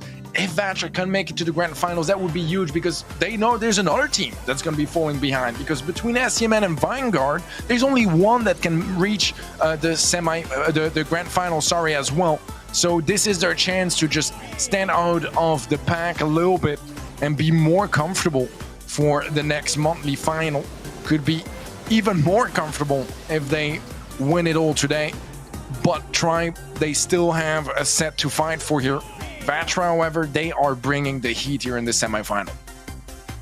This might be the hardest bracket that Tribe has had to face this year, actually. First going versus CMG, going to match point, double match point, in fact. Now facing Vatra and being dealt a tough hand here because Vatra pulled this Grom out of absolute nowhere and really showed Tribe how and why it works. We have to hand it to Livy on the side of Tribe Gaming for locking down that left side for a good portion of the game. He gave Juan Carlos a very rough ride on that left side, but it simply wasn't enough. iPain was able to capitalize every single time off of Zulon going in for a super. It was rare, actually, to see Zulon go for a super and not see Pain actually take him down on that return dash. And being able to shut down Zulon, who oftentimes is the power player of this roster, is fantastic. I don't think it was exactly the mentality of, yeah, let's focus Zulon, but being able to consistently take him down definitely crippled the roster. But for the very last set of Deep Diner, it's not really going to be about aggression, which is the specialty of Vatra, and it's not going to, well, in fact, it is going to be about control, which is a specialty of Tribe. So I feel like the odds are kind of stacked against Vatra in this matchup, but the momentum is certainly on the side of Vatra, and if I'm Tribe right now, I'm getting very concerned. Yeah, I'm completely with you. I feel like, you know, when you look at the mode and something more in line with what Tribe like to play, one of their more favorable modes and play styles. But as you mentioned, Vatra, they have so much momentum now. Tribe, they were leading by 2 sets. Everyone was cheering for them. But Vatra are proving that they are much more closely matched than what most of you guys at home expected.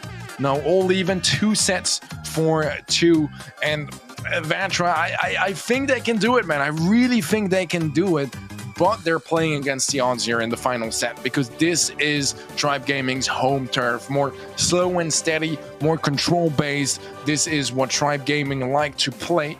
But Vatra, I have to say as well, I feel like they've adapted quite nicely. In the previous monthly finals, I felt like they were a bit more one-dimensional, going very heavily into tanks and aggressive ideas. They've opened up their horizons a bit more to control play as well in the last couple of sets. I mean, bringing a Grom into Brawl is always something quite daring, but already a first pick of Gene on Zulan, and that is something quite scary. Bo is going to be the response for RBM.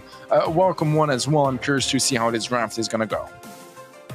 And mind you, Poco is not banned either, but I feel like it is quite unlikely that that brawler is played. Something that we've seen played to success actually in the East Asian region was Nita, in fact. But another consideration is that some of these brawlers who thrive on being able to shoot over walls are banned out. One of them is Barley. Barley would actually counter Spike pretty hard here, but Tribe Gaming NA still can pick up a thrower of their own, and that would be very good for dealing with Vatra's pick so far of Spike.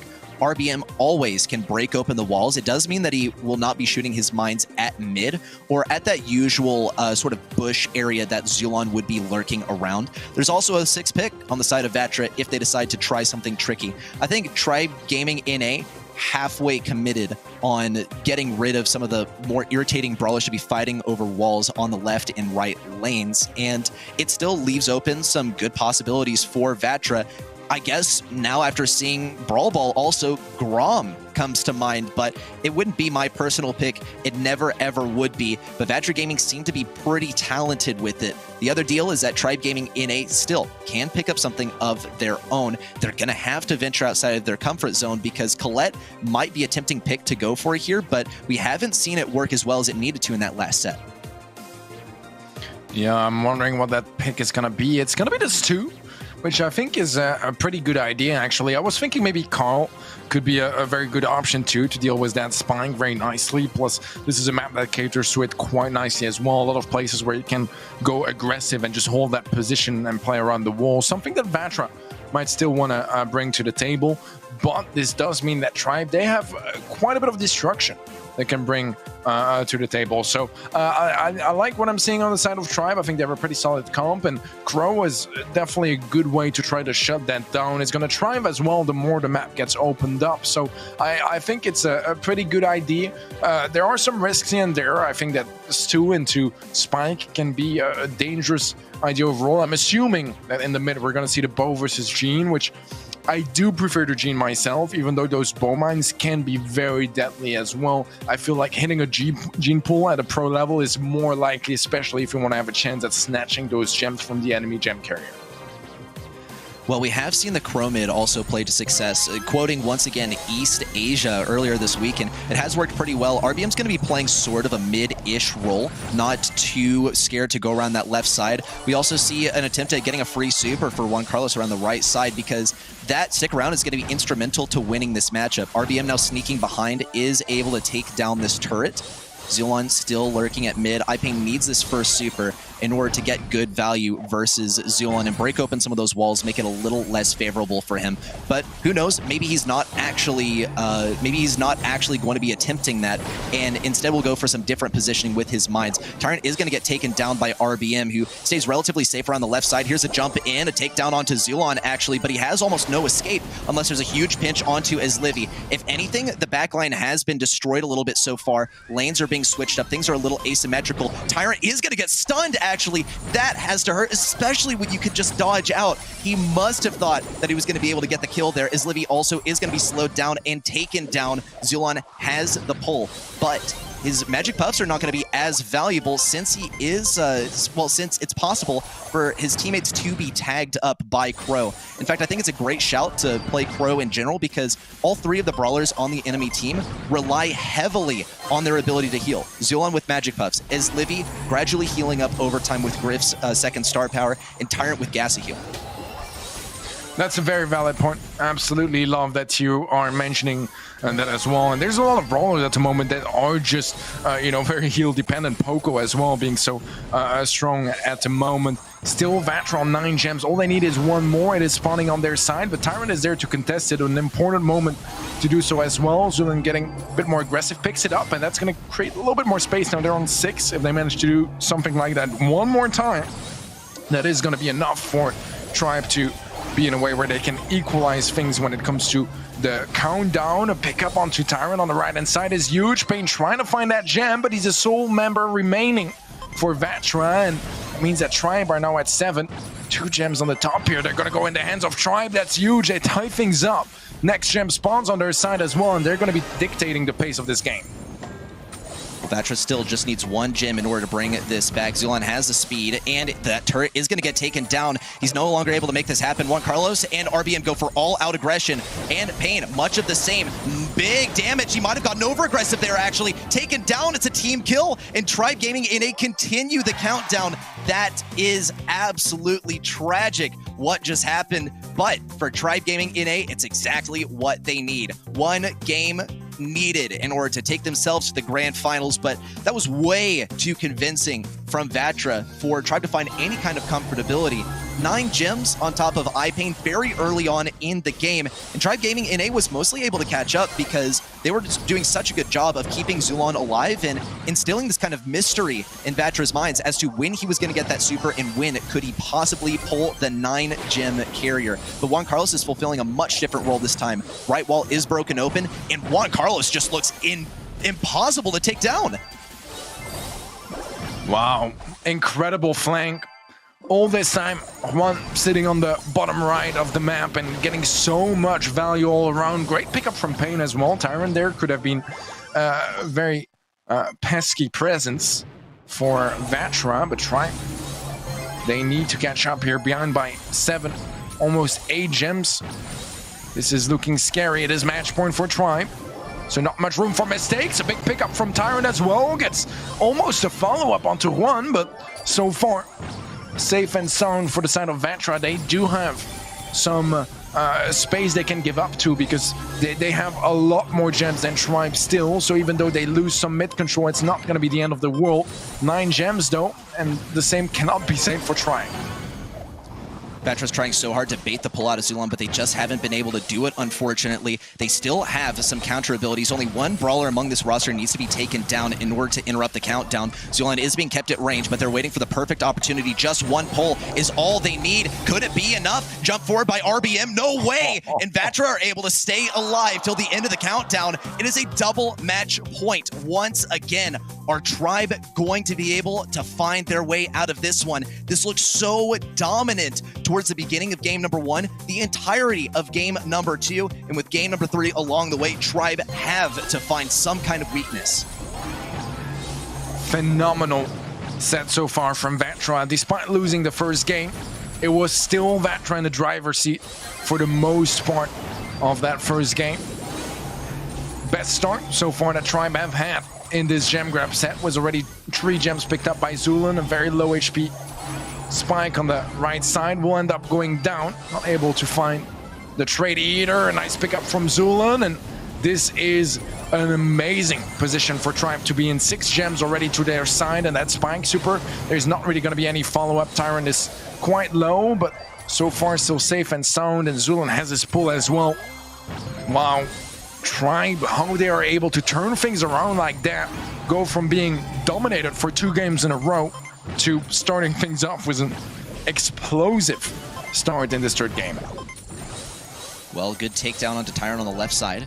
iPain has no totem. Neither does Juan Carlos, so they have to be extremely cautious about Zulon and his pull. If he's able to find his way into this bush, it might be a win condition, especially for this one gem. Here come the mines. That's as far forward as Pain can make them. Almost a stun onto as Livy. Tyrant also lurking around here. He does get slowed down. Zulon can still maybe get a pull. If he's slowed down, there's no way that he hits a pull. So we're going to have to see RBM use this last one extremely cautiously. The game's not over just yet, though. Tyrant's taking some serious damage. Also, almost taken down as well. That last gem might also be viable for him to pick up as well. And we see the magic puffs making it that much more possible. Stun onto Zulon. That could be tragic. Tyrant has to make it out of this one. He is slowed down, and he barely is able to escape from this one. Those mines at mid, they just need to stun you once in order to seriously mess up your game. Now Tyrant cannot play as aggressively as before. Zulon will be able to. Tyrant's also slowed. This could be devastating. No taps from RBM onto this brawler. 10th gem for Vatra Gaming. One more on their side, and they'll be able to do it as Livy gets tapped by one of these mines too. Jump it from RBM. They just need to escape. Zulon has the pull to make it happen, but he's not in range, and he cannot make it happen. Vatra Gaming just have to retreat here in order to get the victory. 1 second left, and they've done it. They've taken down the impossible roster. Huge celebrations for Vatra Gaming. Congratulations to this amazing team. From being behind by 2 sets. 2 sets where Vatra didn't find all that much. Honestly, I was thinking 3rd set, surely Tribe just close it out. But Vatra strike back with the full-on reverse sweep. And that's exactly why we have all fallen in love with Brawl Esports. Beautiful stuff from them. As Livy, tough loss here, but one they can't afford to take. They're going to the World Finals. They're still more likely than not going to be 1st seed in their region as well. But, I mean, look at that scoreboard. 4 games in a row for Tribe Gaming, and then Vatra. They don't quite take 6 in a row, but they do take 6, and that's what matters in the end. Yeah, I mean, repeat after me. Reverse sweep. This was exactly what Vatra Gaming was able to pull off in the face of a couple of match points, too. That is just insane how they were able to make this one come back. And the way that they were able to do it, too, just recognizing as well some of the possibilities here. I think that a huge part of the equation was RBM on the Crow, denying as much healing as these brawlers would typically have. Also, Juan Carlos, just total pop-off in game number 2. But the cherry on top was more so the mistakes of Tribe Gaming NA than the successes of Vatra Gaming, actually. This is why you pick Bo, because you rely on your enemy making mistakes in order for this brawler to seriously work. And it was evident that Tribe Gaming NA really started feeling the pressure there in game number 3 and started tripping those mines, getting stunned. It was absolutely tragic to watch, and it's not meant to detract from the win of Vatra Gaming at all. It's just exactly why you played this brawler. And look at how much success he found with it as well. Doing his fair share of the damage, but more importantly, getting tons and tons of kills and holding onto those gems for dear life.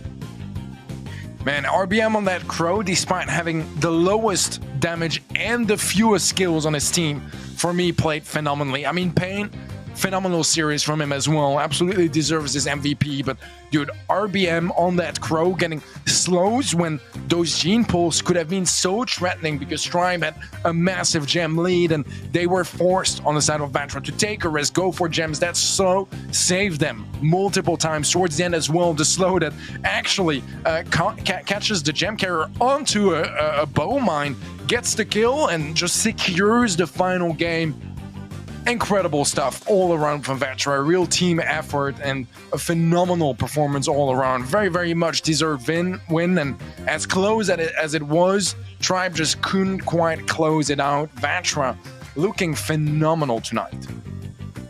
Unfortunate there for Tribe. It has shaped up our bracket in kind of an unexpected way. The 2-3, I think, was definitely expected in terms of this matchup right here for Tribe versus Vatra, but for it to be flipped for Vatra to get the victory over Tribe is seriously the biggest surprise of today so far. But STMN versus Vanguard, we still got to find one more semifinalist to head on to that grand final, and this one, I think, is going to be absolutely massive as well, because recently there's been a bit of a silent battle between STMN and Vanguard. Recently, Vanguard was able to overtake STMN's spot as number 2 in this region. And now this brawl right here, this match is going to determine whether it stays that way or it flips. Yeah, it's an important one. I mean, you know, especially when you get to face one of the teams you're still competing against for those final 2 spots in the region. It's all in your hands, and it's all up to them right now, STMN or Vanguard. But Bobby's our OG, and Sans sitting in the back, he did play in his quarterfinal match. They're an incredible roster, and they have such a big following as well, which means a lot of support from all fans across the world, and especially in NA, but it does mean a bit more of a responsibility as well, perhaps more nerves to perform. And Bobby, I mean, you can tell that he knows how important this match is, especially if he wants to make it to Worlds this year. Yeah, not pictured in that frame, the SPS trophy as well. STMN has been looking on such a great trajectory lately. Vanguard Gaming, much of the same, actually. They tragically weren't able to go to that LAN, and part of that is that STMN was able to go to that LAN as a result. So if they're able to hold down STMN and STMN is able to take the win in the end, there's a lot of what-ifs, a lot of by proxy this, by proxy that. But still, Vanguard is a team to be feared, as we saw through that quarterfinal. And by the looks of things, predictions seem to go mostly in favor of STMN, but I would definitely be questioning yourself if you were feeling confident in Tribe to win that one. That was 11 to 89% on the prediction. The STMN fans are out here, and they're out in the green and yellow, and Vanguard are out here as well to represent some of the bans from both teams too. Some duplicates along the way as well, with Griff being banned out by both teams for a first map, Kaboom Canyon. Yeah, I love that Daryl ban as well. It's an absolute threat on this map, and getting it out of the mix is very important. Bonnie is super good here. Despite a very, low movement speed, Speed Gear completely mitigates that and makes her an absolute threat in the mid. 8-Bit can have some similar vibes as well.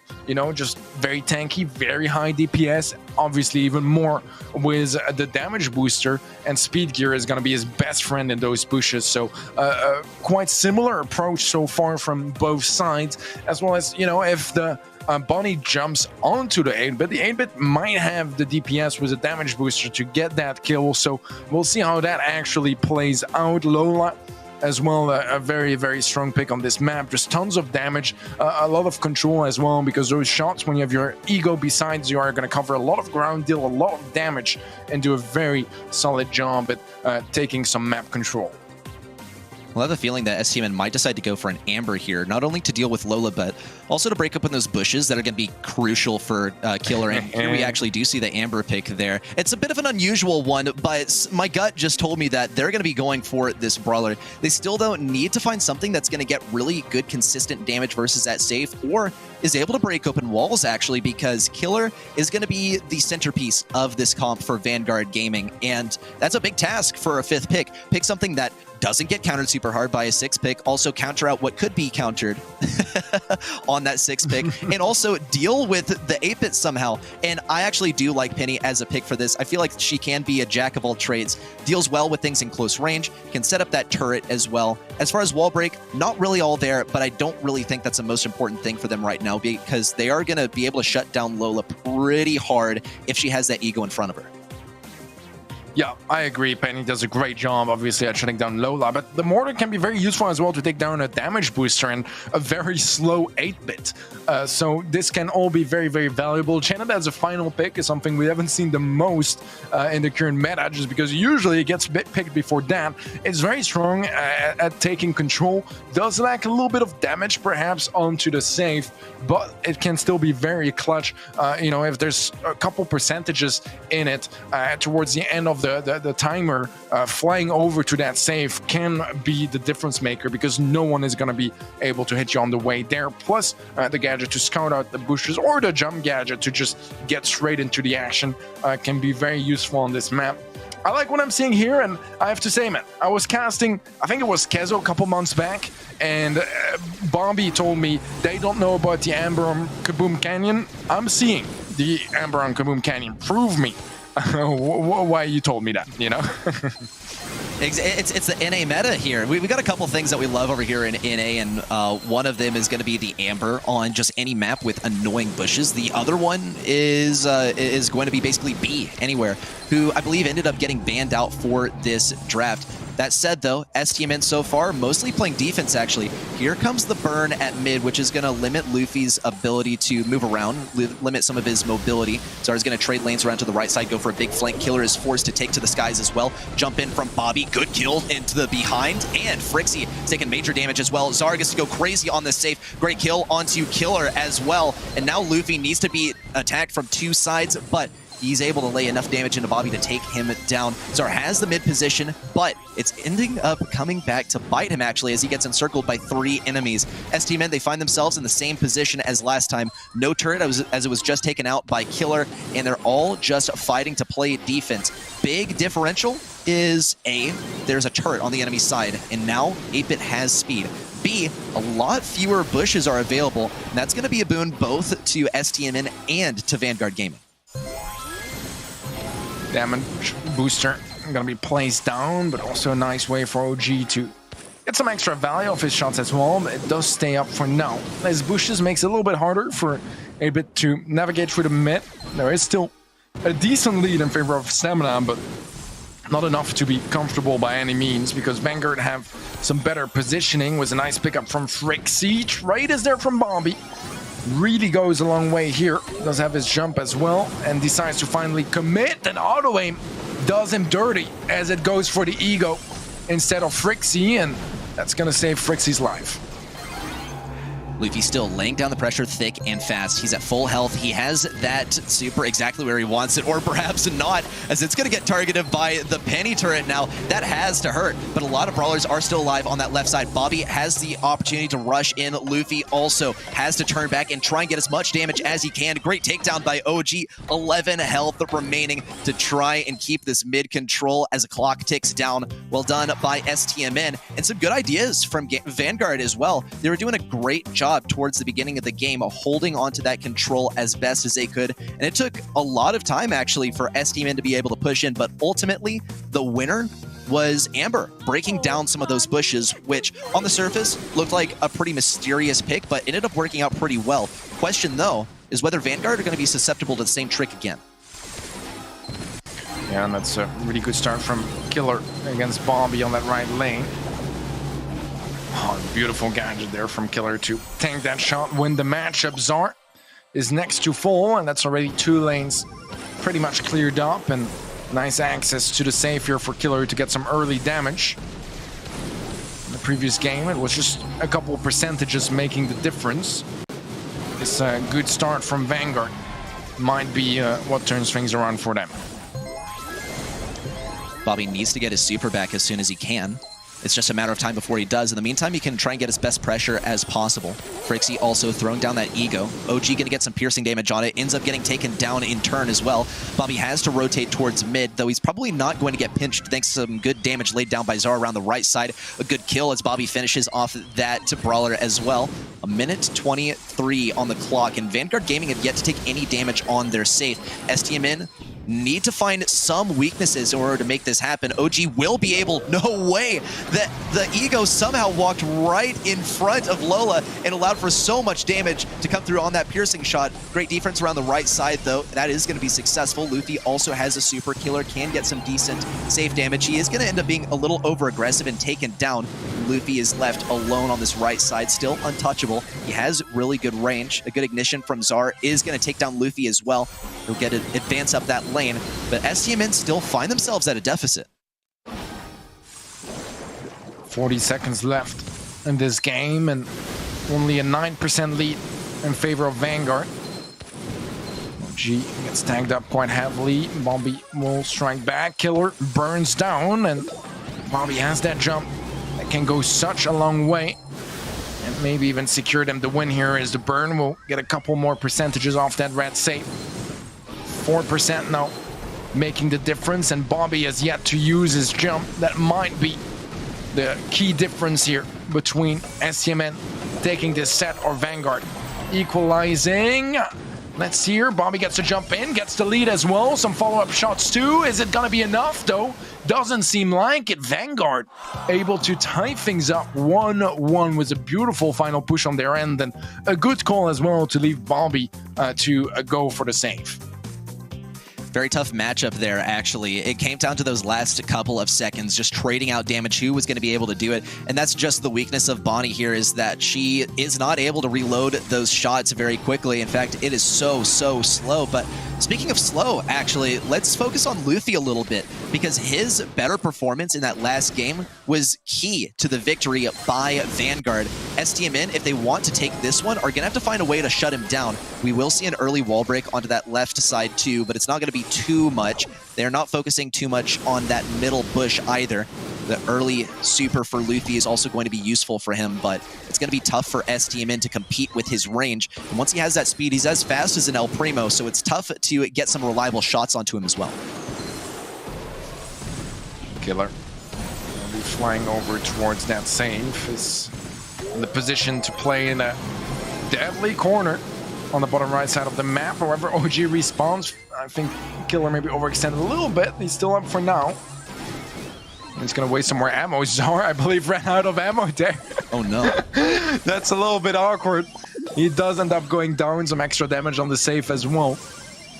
And Vanguard with a nice 21% lead. Rough start here for Stamina. It's nothing they can't overcome, but still not an ideal situation. The mortar will help, however. Luffy's not going to get tapped by that fire fuel. The burn on the right side. Killer also looking for a kill onto OG. Will end up succeeding. Bobby now has to make this lane carry happen on the left side. We'll be able to get the kill on Frixie. It's up to OG and his turret at his side to eliminate Killer, and it looks like he will be cornered over here just between the turret. We'll see the Bobby take down too. Taken down in turn by Luffy. Luffy is just fast enough not to get tapped by this turret as well.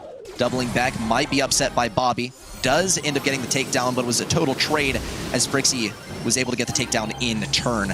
Vanguard Gaming confidently leading, 30 seconds left. Not a whole lot of room for STMN to advance here because they don't have a super. They need to get some takedowns, but Killer is once again going to find himself in that position on the back right corner. STMN need to just ignore this and push forward, but into the brawlers on the respective lanes, it's going to be so difficult. Zar has that burn, but they even let Killer on the safe. They know that they need to make some decisions, some sacrifices. They need more damage on that red safe. Is it gonna be enough? Only Zar remaining seems unlikely at this point. Vanguard gonna be reverse sweeping this opening set and lead now 1-0 in this second semifinal. Looks like they just needed a warm-up by the looks of things, because 8-Bit was just not doing what he needed to do in that very first game, and then completely pulled through and performed phenomenally, was reliably getting those supers as well. And it's hard to really find a culprit as well, because on one hand, this was Vanguard playing really, really well. On the other hand, this was STMN kind of struggling to deal with the draft that they had already gone for, because Amber proved to be a great pick when it came to getting some mid control, but that's just mid. And there's still 2 other choke points that you need to consider here. No one's breaking open walls. There's no mid lane here, really. So the focus became, for Vanguard at least, to lock down the sides. And with 8-Bit, they were absolutely able to do so.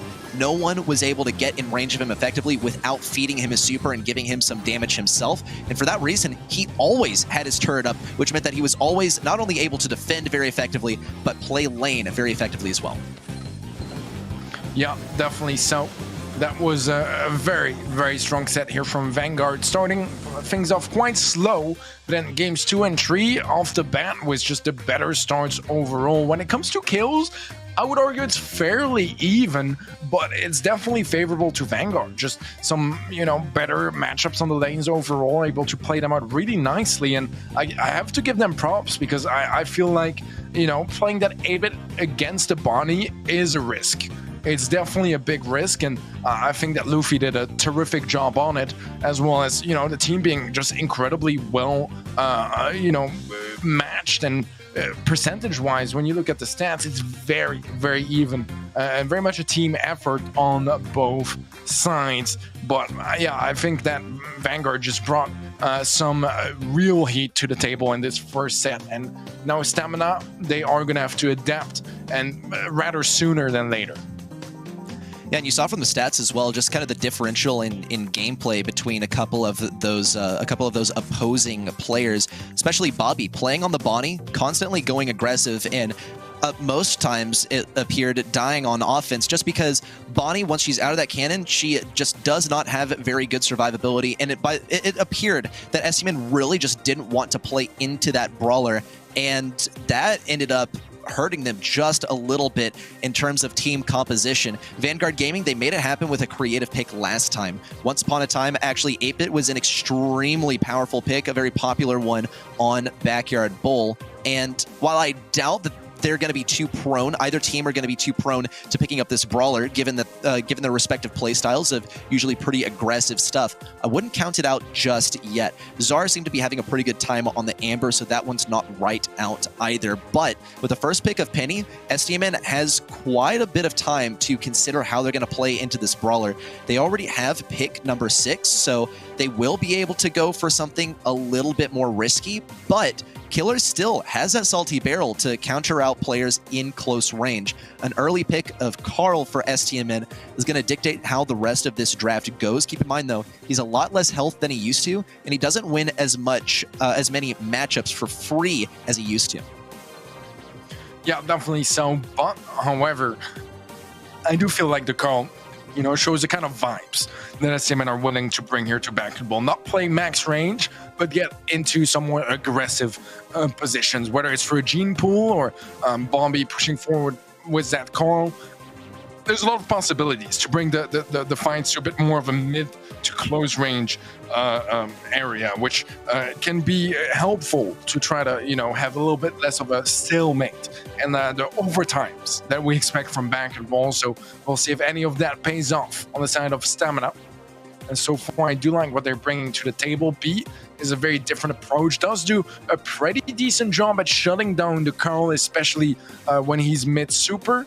But if Carl can get in range, he can still get some very nice shots off, play around the box, and get a lot of value. Does a decent job as well at dealing with the honey molasses from the B. So I think it's a pretty good idea. We'll have to see with that final pick, as I think that Vanguard can, or rather need to increase a little bit of the versatility of their comp.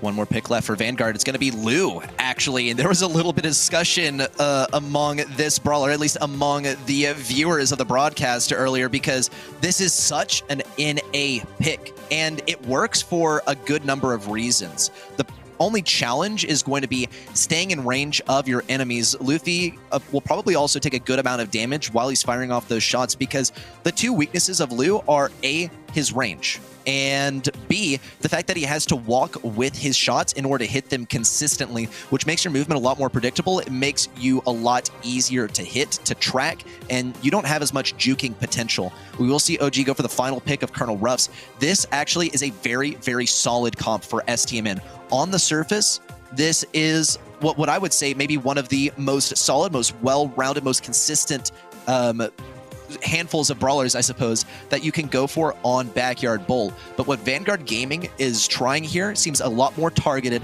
and a lot more focused of an approach as well. And typically, that stuff is actually the stuff that ends up winning out.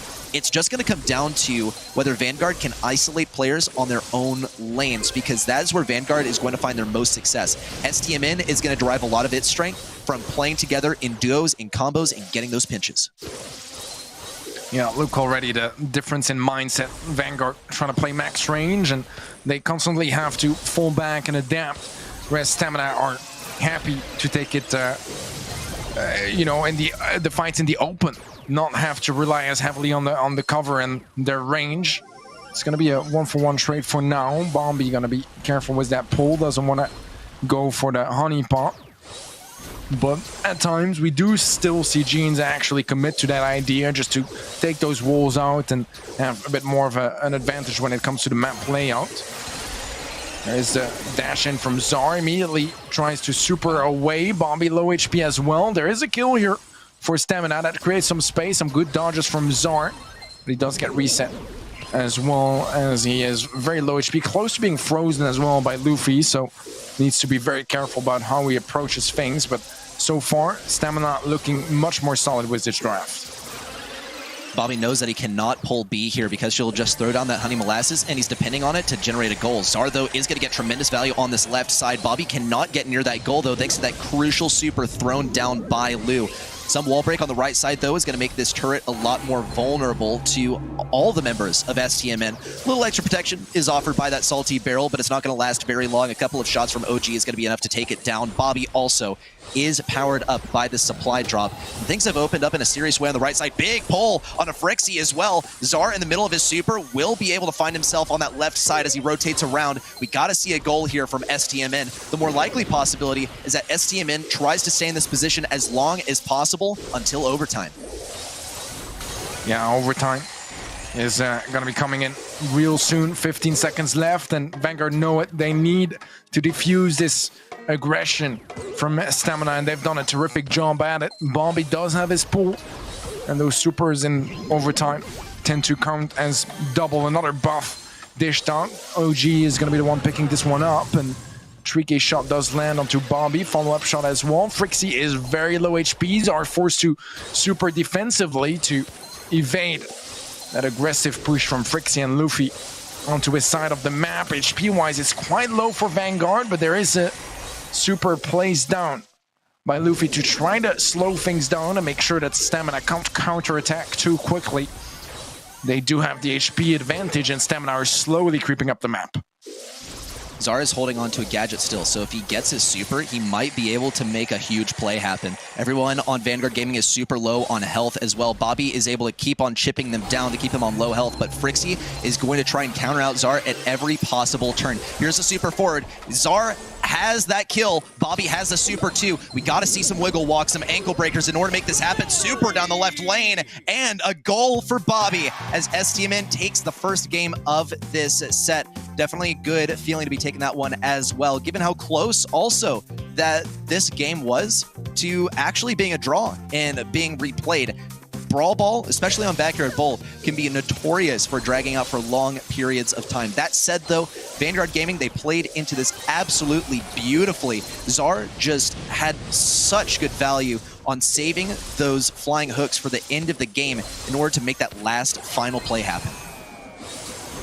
Yeah, I love the quick adaptation from Bobby as well. Initial plan here in that goal situation was to go for the kick and pull, but seeing that the supply drop was going to clear things up, the super shot was much more efficient as a decision, and Stamina were quick to adapt and make sure that they got the best chances on their side to score that one up. Important game for them to pick up after Vanguard managed to sneakily take Heist. So far, a slower paced start, but a supply drop will open things up on the right lane, and Bobby has a pull as well to try to find an opening on the left one. A lot of actioning happening on that left lane and at mid, but an important matchup also is taking place on the right lane. OG needs to get this super to break things down around the right side, but he will end up getting taken down, actually. Zar just on the verge of being frozen too. Some good dodges are going to keep him alive for a little bit longer, and he will almost have that super, actually. Here's the freeze. There's all the damage coming in. That's how devastating it is to play into loot and get tapped just a few times. Your survivability is pretty much not a like your health is not really a consideration.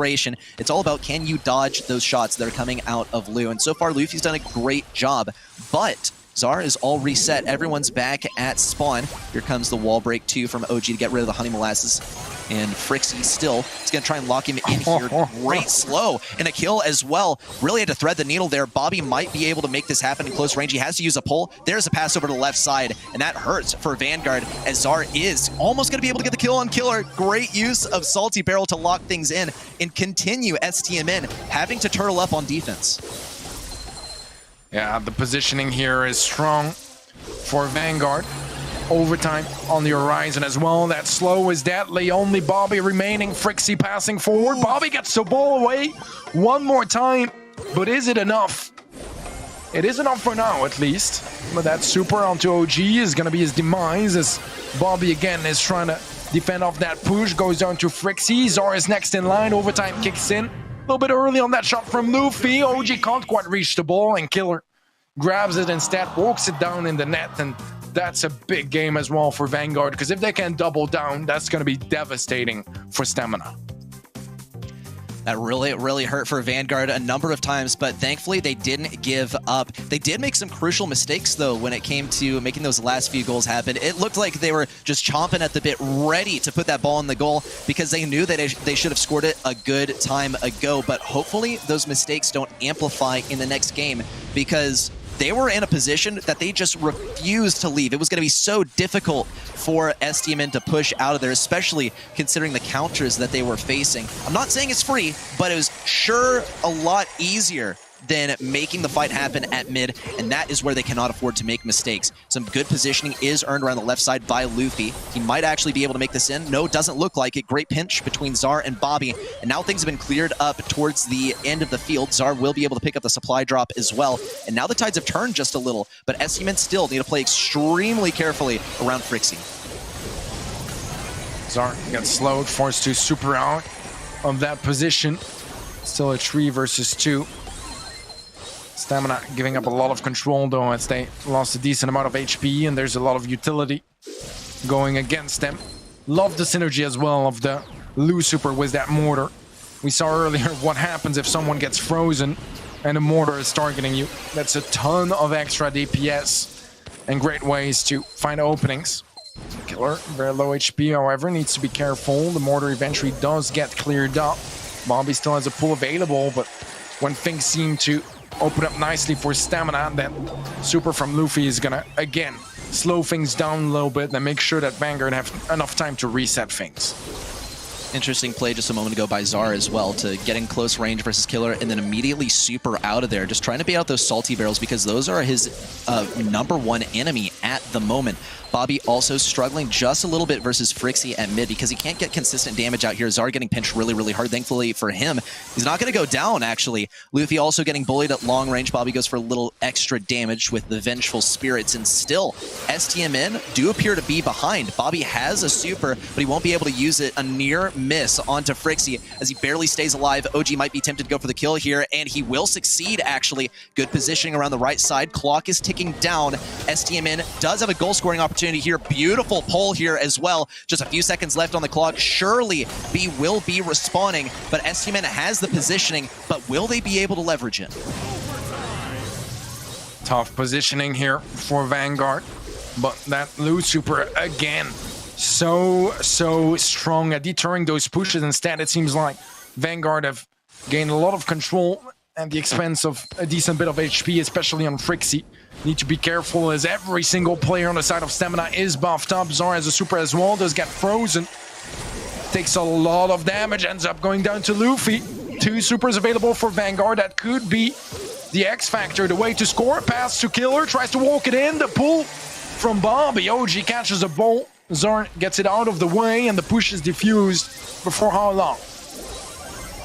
Luffy is going to end up going down to Bobby on pretty high health, but Frixie's still keeping him back. Zar creeps up the right side. He doesn't have that gadget anymore, so he cannot earn any positioning for free anymore. Very, very low health as well. Really, the best thing for STMN that they can do here is play defense, but they're still going to go for it. Zar might be able to get the goal around Luffy. Doesn't look like it. A pass backwards for Luffy just to drive that point home of, you don't get a goal today, and it's still going to remain a 1-1 within this set. That's Backyard Bowl for you. It's not the longest Backyard Bowl set that we have seen in Brawl Esports history. I believe the longest was in LATAM South, where we saw 2, maybe 3 draws in a row. It was an absolute marathon set, and we'll see if STMN and Vanguard Gaming are well matched to the degree that yet another draw happens. But so far, same deal as last time, same lane matchups as well.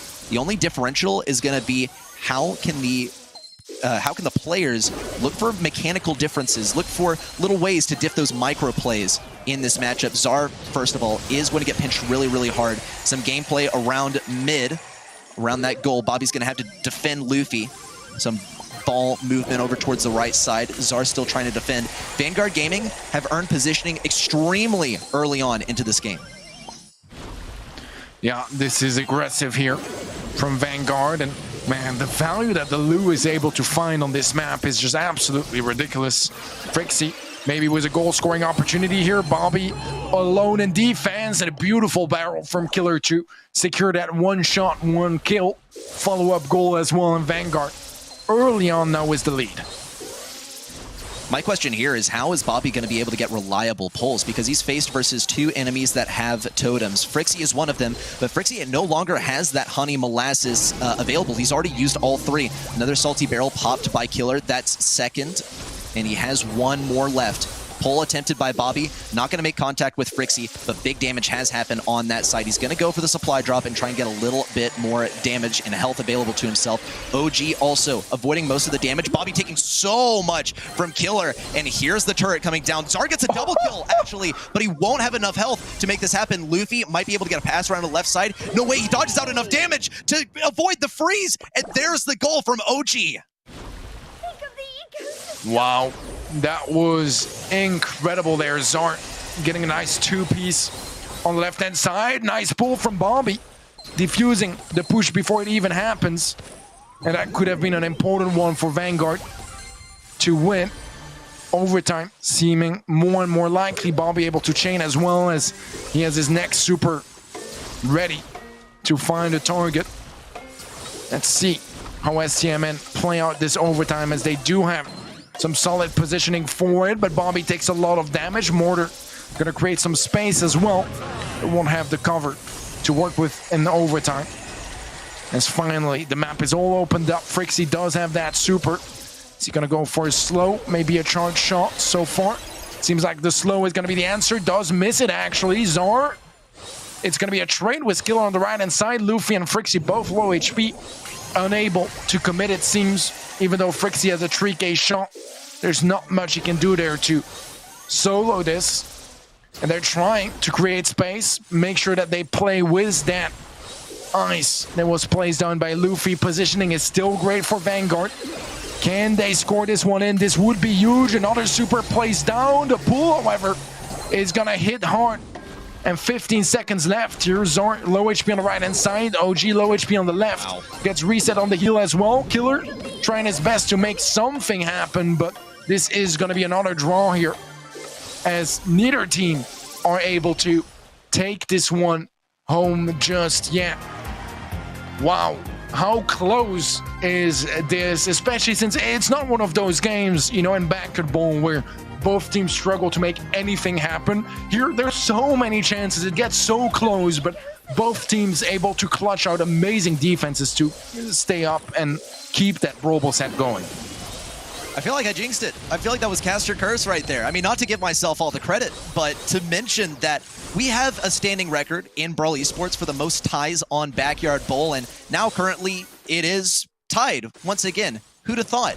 But STMN and Vanguard Gaming have reached this point just because of how well matched these teams are, and just how well STMN are able to play when the pressure is on and they're right at their goal. Hopefully, though, STMN are able to bring things back in a way that they don't get pushed back so effectively at the beginning of the game, because that has been the main thing that shuts them down. For Vanguard Gaming, though, they've felt a lot of pressure at mid, and that is where they have struggled primarily. We'll already see the kill onto Killer. Zard taking a whole lot of damage, almost a kill by Frixie, actually. We've seen also a bit of an evolution in how Zar has decided to play Carl, how he uses his super in a way to more bait out enemy abilities, and sometimes it's worked pretty well. Just a moment ago, we also saw Bobby use that pull onto the turret, which I believe he's beginning to realize he's able to get that pull relatively quickly because enemies don't mind getting chipped by him. He's just holding onto that pull for a very long time because he doesn't want to be hitting totems. So Bobby might get this next one pretty soon. This is the ideal scenario to have that super, but just the idea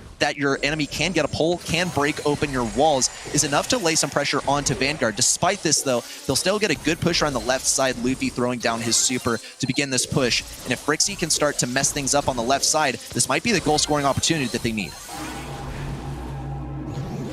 So far, a bit slower paced than some of the previous games. No huge opportunities just yet, but that gene pool might be exactly what they need. And a nice bait there from Bobby, flashing that super, forcing a gadget out from the B. Now has the pull available as well. A nice pickup still onto Killer. Luffy falls to OG. Everything is falling apart here for Vanguard as STMN score it in 20 seconds away from overtime. But now, Vanguard, they need a goal or they set is going to be STMN's.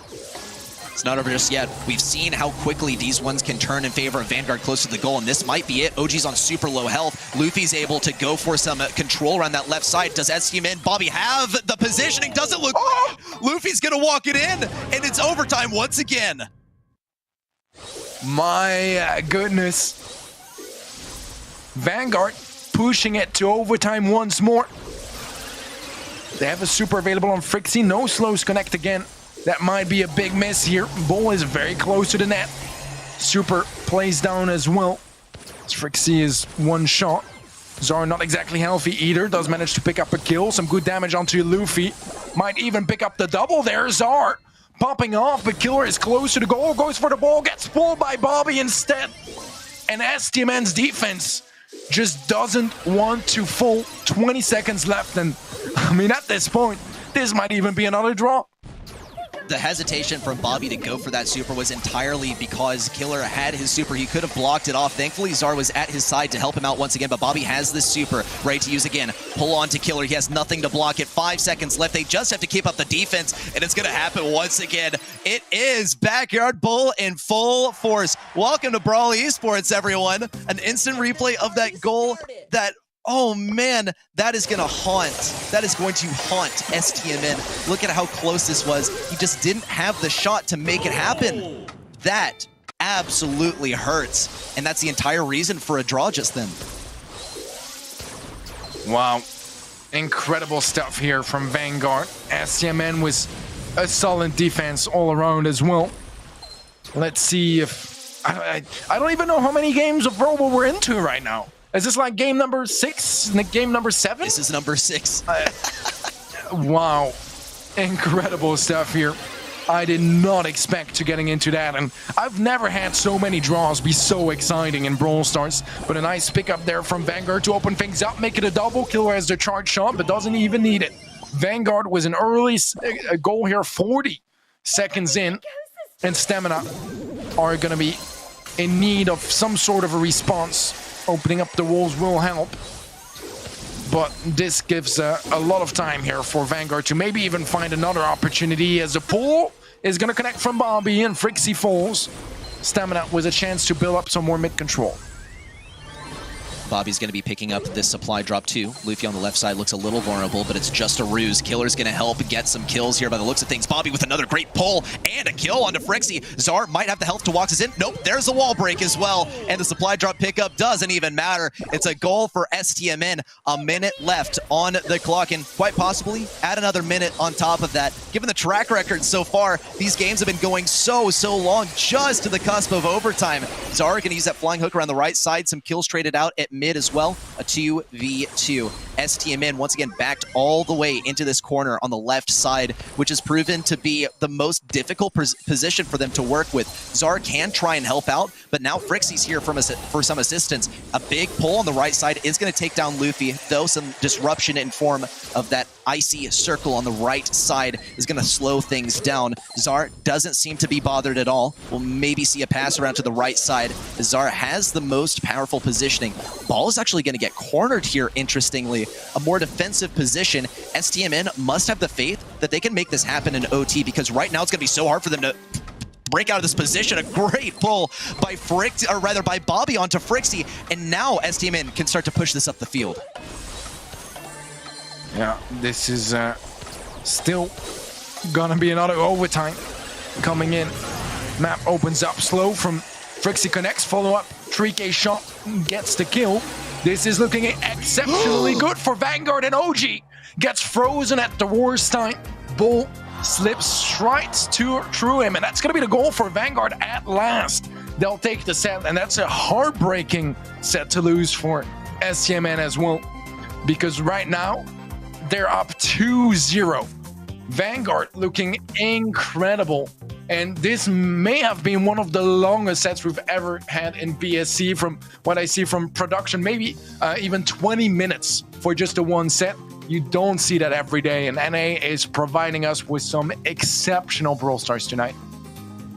I think some of our quarterfinals went faster than this very set right here. With first of all, says a lot about just the level of competition here, and second of all, just says, I guess, a little something about Backyard Bull. That was huge, by the way, at the end there on that right lane. It all came down to Lou at the end, so I think now the other regions can stop dunking on Lou as much. I think that sounds like a fair trade, Teddy. I know you're an E representative. Here's a moment that I really hope Bobby doesn't see in his nightmares going forward. I think a lot of it is going to rely on how STMN is able to perform in these upcoming sets, but the fact remains, which is that Vanguard Gaming has taken the first two sets.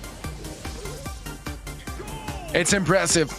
It's impressive because when it comes to stamina and endurance, genuinely, no pun intended, but you would expect stamina to, excel because they have the experience. They've been playing together for so long. Bombi and OG, they've been a duo. I was gonna say before I'm even born, maybe not quite, but before I even, got this heavily into Brawl Stars. As far as I can remember, they've been one of the most iconic duos in the Brawl Stars scene, and you'd think that those long and enduring matches, they go their way. But Vanguard, man, they found something tonight, and they are absolutely popping off in this match. No doubt. I mean, the stats, I think, tell a lot as well. Furthermore, just to the length of that last set, because saying 16 kills, actually, let's focus on Zar. 19 kills throughout that set, and I think that's absolutely well-deserved. Consider also just how hard of counters he was playing into.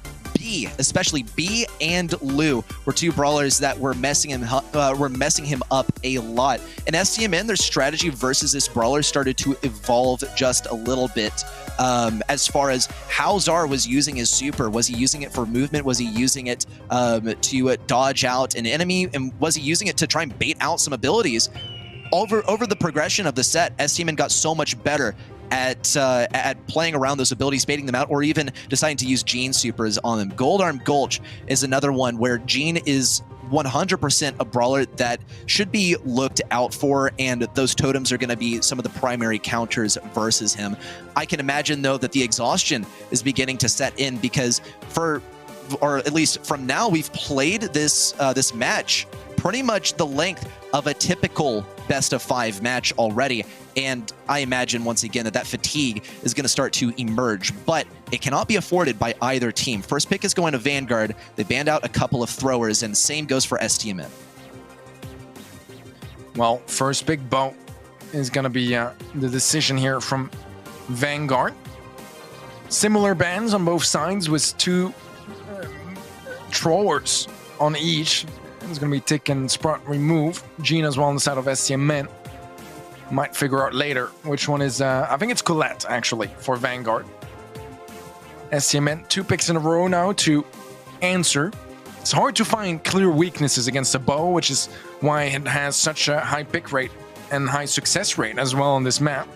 But it's going to be the Grand on the side of STMN. Not massively surprising, but it's not something you see every day, especially not this early in the draft, when there are going to be a lot of strong counters against it, but surely this is something STMN planned.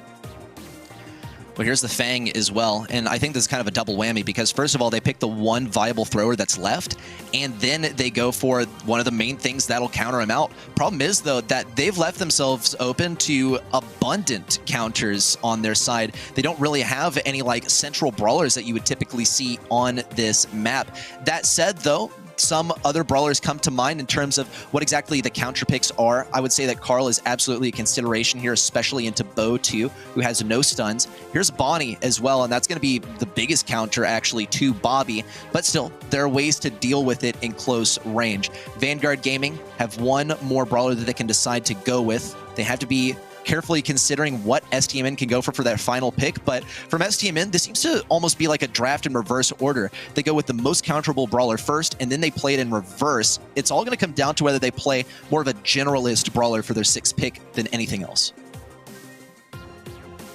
Well, here it comes. It's going to be the Carl. Very versatile overall. Still a powerhouse of a brawler. Not as strong as it was before the latest balance changes, but definitely still a threatening brawler. Can do very good against throwers as well. So the Grom is going to have to be careful. Does have his bodyguard of Fang to defend him off, but I don't see too many huge weaknesses. I mean, they don't have the most DPS on Vanguard. They have a decent DPS, but OG going to go for the Daryl. Obviously, trades are possible between brawlers for each of those players, so might not quite be him that rocks the Daryl in the end. Great way to get some eliminations if you manage to sneak up on someone, get a nice roll onto him, extend that range further using the water as well.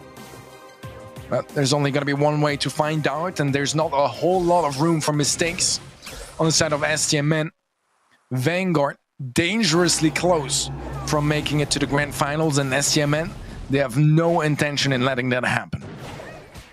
I really do like this development from STMN too, because it's like they're spitting in the face of momentum right now, because it is undeniably on the side of Vanguard Gaming, and yet STMN, they're not going to be playing it safe at all. And I think that's an important identification, that if you treat every set individually, then you cannot be affected by momentum. That does also run the risk of ignoring your own, but I feel like that gets a bit into the too much into the weeds. The most important factor is that STMN are playing a comp that is designed to shut things down once they can get brawlers in close range, and in a large way it might depend on that final matchup once all of the poison has closed in. OG has a super, but he's taking so much damage along the way. Just 10 health left. He's already going to be feeling the heat. Bobby senses a disturbance on the right side. Big stuns onto Luffy, and still it's going to be a kill. OG with a kill of his own though, and OG has a super that he can use. He's going to have to survive this interaction. One shot, and there it is. OG is going to be able to take this one back, and STMN gets round number 1. That was incredibly close. Perhaps a little bit of a throw from Vanguard. A bit over aggressive from Luffy to go for that jump in. Could have waited a bit more patiently, try to play that 1v2. But OG clutches it up. And that's gonna be what matters for STMN and their fans. I do like the idea of the comp when it comes to the final seconds, you know, when the gas pushes everyone in a massive team fight down in the mid. A Daryl roll as well as a ground bomb or a Fang super will be devastating for Vanguard's comp. So Stamina happy to play it safe and play the late game, as they already have 2 supers locked in, none on the side of Vanguard. STMN are going to be favoring more the idea of not feeding any supers. Or never mind, Bobby trying to open things up, gets a kill. That's gonna be Frixie going down. Luffy going for the jump in, gets stunned. OG gets the kill, but HP-wise, it's a tough situation. The mines, OG didn't know. He went there trying to escape, but he ends up going down. And instead, that's a 1v2 that's going to be picked up by Killer this time around. STMN at the verge of being taken a match point against their will. They still can play this last round to succession. But we've already seen what kind of tricks Vanguard Gaming has up their sleeves. STMN needs to make the call out as to exactly where these bow mines are going. And we see Frixie consistently flashing them as well, as if to make STMN nervous and try and distract them from any other objectives. Here come the mines being baited though. And Vanguard know that this will slow down the push into mid, first of all. Second of all, they're trying to bait enemies to walk onto those mines to try and disarm them. We will see the mines taken out though. 2 supers on the side of STMN, 0 on the side of Vanguard. OG is still trying to play this matchup with Killer to get his first super, but it is going to take a bit in order to get that. He will be able to get some decent damage versus Frixie and Luffy in close range, but now with the poison closing in, here it comes. It's time to make a play. OG is going to be going after Bonnie, does end up getting the kill of Kill on Frixie on the right side, dismantling of Killer on the left, and this was extremely calculated from STMN. Now they are that much closer to being able to take this one back. The problem is, though, that no matter what set STMN is in, no matter what game they are playing, they still find themselves staring the threat of match point right in the face. One game going the opposite way brings STMN one game away from defeat. Just as a reminder, as well, in set 1, Stamina won the first game, lost the set. In set 2, Stamina won the first game, lost the set. Set number 3 now, and Stamina, they win the first game. And this is where things get scary. Because even though, I mean, obviously they want to win that first game, the adaptation from Vanguard has been so on point today. Because it's not all about draft. Sure, draft is super important, but being able to adapt your execution goes such a long way as well. And Vanguard have done an incredible job so far today at making that work. Small adjustments, lane swaps, whatever it is, to turn things around. But 3 supers compared to none on the side of Vanguard. That's massive. OG finds 1. There's 2. There's 3 going down now to STMN. And that is a clean round if I've ever seen one. That was like the kill switch right there. STMN just decided, okay, sorry, you throw off your super, that's our mark, and they're gone. And we get the round. That was insane. STMN might be able to do it again, but they had to get the enemies in the same position as last time. They also got to make sure that they don't end up tripping these bow mines. They've gotten rid of 2 of them. 1 more remains, and we've seen how that's gone already. In fact, in the exact same mine, in the exact same position as before. STMN, though, they have all the abilities they need. Vanguard has wisened up. They're a little bit more spread out than last time, trying to make this mode a little bit more about 1v1s instead of the team kills that STMN has proven themselves to be capable of. But once this poison closes in, and Vanguard Gaming is artificially crushed closer together, that is more likely when STMN will make their assault. And until then, Vanguard Gaming is looking for whatever pinches they can possibly get. Bobby's going to roll across this mine. There's 1 kill. Luffy with an escape mechanism. Bobby cycled out that super, but he is going to get taken down. We will almost see the kill from Killer, and Luffy has so much damage to offer. He's going to have to pump out a lot in a short period of time. OG and Zara playing it at range. Luffy might be able to make something happen. Almost gets a takedown onto OG, but regardless, it will be a round and game and set victory for STMN. They've escaped the match point, but only for now, because we're headed on to set number 4. They've broken the curse. That is going to be the first set going their way. Finally able to convert and go all the way. Take a set, a clean 1-2, a 2-0. And that, man, that second game was flawless. First round was like, in the span of 1 second, everyone on Vanguard went from full HP to being dead. And that second round still very, very much a safe one on the side of STMN. Great job from them when they needed the most as well, on the verge of defeat. But they're not out of trouble just yet. Made a very valid point ready. they still need to find off another set here until they're tied up. And even then, that final set could still absolutely go the way of Vanguard. So Stamina still not quite out of trouble, but showing the signs of life that we need and taking the right steps in the right direction. This raises a lot of questions as far as how long this match is going on. This might be actually around this time is usually when we're deciding who won the grand finals, and things have just been so close today that we're just in the midst of the second semifinal. Actually, OG and Zar right here did such a great job of finishing off that last round right there, and by the stat comparison too, you can see this is a very convincing set from STMN, especially Zar getting the majority of that damage despite not getting the most kills. It was all about getting consistent DPS, making sure that his teammates don't get pushed too hard so that they can keep them at range, because acknowledge the fact that OG and Bobby are only effective really at close range. So a lot of this comp really fell to the responsibility of Zar as Grom, keeping back the enemies, making sure that they're at bay for those final moments of the game. It's not the end of the road just yet for STMN though. They still have to fight through 2 more gruesome sets if they want to establish themselves as grand finalists. But Vanguard Gaming have looked so convincing so far already that this next set could present an even tougher challenge for STMN. Man, this match and the previous semifinal were some of the greatest I've watched in Brawl Stars history, and man, there's still a grand final to come after that. What an exciting evening here for the NA and LATAM North region, as STMN keep battling it out against Vanguard. Open zone and hot zone is going to be where we are heading next, and a chance here for either Vanguard to close it out, make sure that, you know, it doesn't get messy, doesn't get all the way to that 5th set, which is exactly what Stamina are going to be trying to do here. No doubt. Open zone, you see these 2 bushes, back left corner and the far right corner. Those are some of the most powerful positions you can find yourself in, especially if you're an enemy going towards that far right, because you can get right behind your enemies as soon as they're respawning as well to upset them. And of course, let's not forget the centerpiece of the map too is such an open zone. I know that this is the namesake of the map, but it really is so far open that brawlers like B, brawlers like Griff, and especially Poco are able to generate so much value here.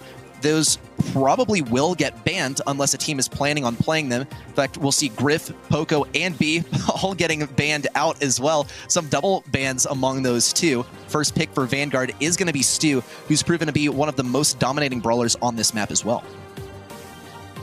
Yeah, I love it.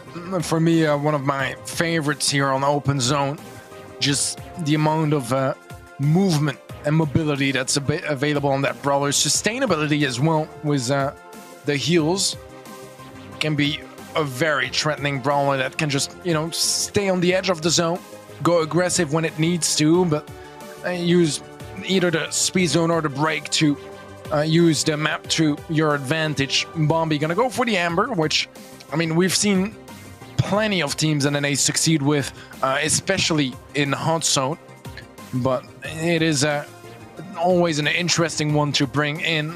Brawler that is so popular in this region especially, but has been also you know, finding more and more its place in other regions as well. Pam, one of the more popular brawlers on this map as well, one that I do find to be a bit of a double-edged sword, because that healing station is kind of difficult to play around with. Sure, you can place it safely behind the wall, but any destruction will remove that opportunity in the first place, and there's really not that much cover on the map. And if it's just in the zone, a lot of longer range brawlers are able to deal with it with ease. So I find that sometimes it's very dominant because it enables you to stay in that zone for super long and reset very quickly. But sometimes it can be very awkward to, you know, find the most value out of it. And a brawler like Bonnie can shut down those sort of ideas. So we'll see how it is played out on the side of STMN. Bonnie, I don't think we need to talk about this brawler anymore. One of the most picked ones overall at the moment. It's just so good. It really is just such a strong brawler, and it might limit what STMN can pick for that final pick, but Vanguard Gaming still have pick number 5 at their disposal to use.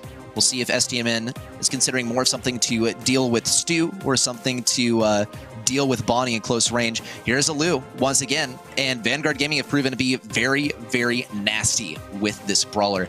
STMN now have to consider something pretty much besides a tank here, because that's gotten shut down very, very hard. Something that is able to deal with Lu is going to be kind of hard to find. Really, Lu's weaknesses lie in the counterplay of enemies. Bobby might be tasked to face versus this brawler, and I think that would be a decent shout. So maybe a focus more on dealing with Stu would be appropriate. There's the Penny, and as soon as I saw the Amber, I suspected that they were maybe trying to deal with a possible Penny across the way, because you're able to break open some of those bushes around the right side, which is where an enemy Penny would usually reside. And now Bobby can do that, and OG can play Penny as well. So it's a good combo that ends up working out. But Penny, she's not going to be able to derive too much value with Salty Barrel in the end. She can block off some shots, but she probably won't be dealing any damage in close range to tanks and the like, because there simply aren't any. Big question of the day, who's going to be the first to get that initial control? Because by the looks of things,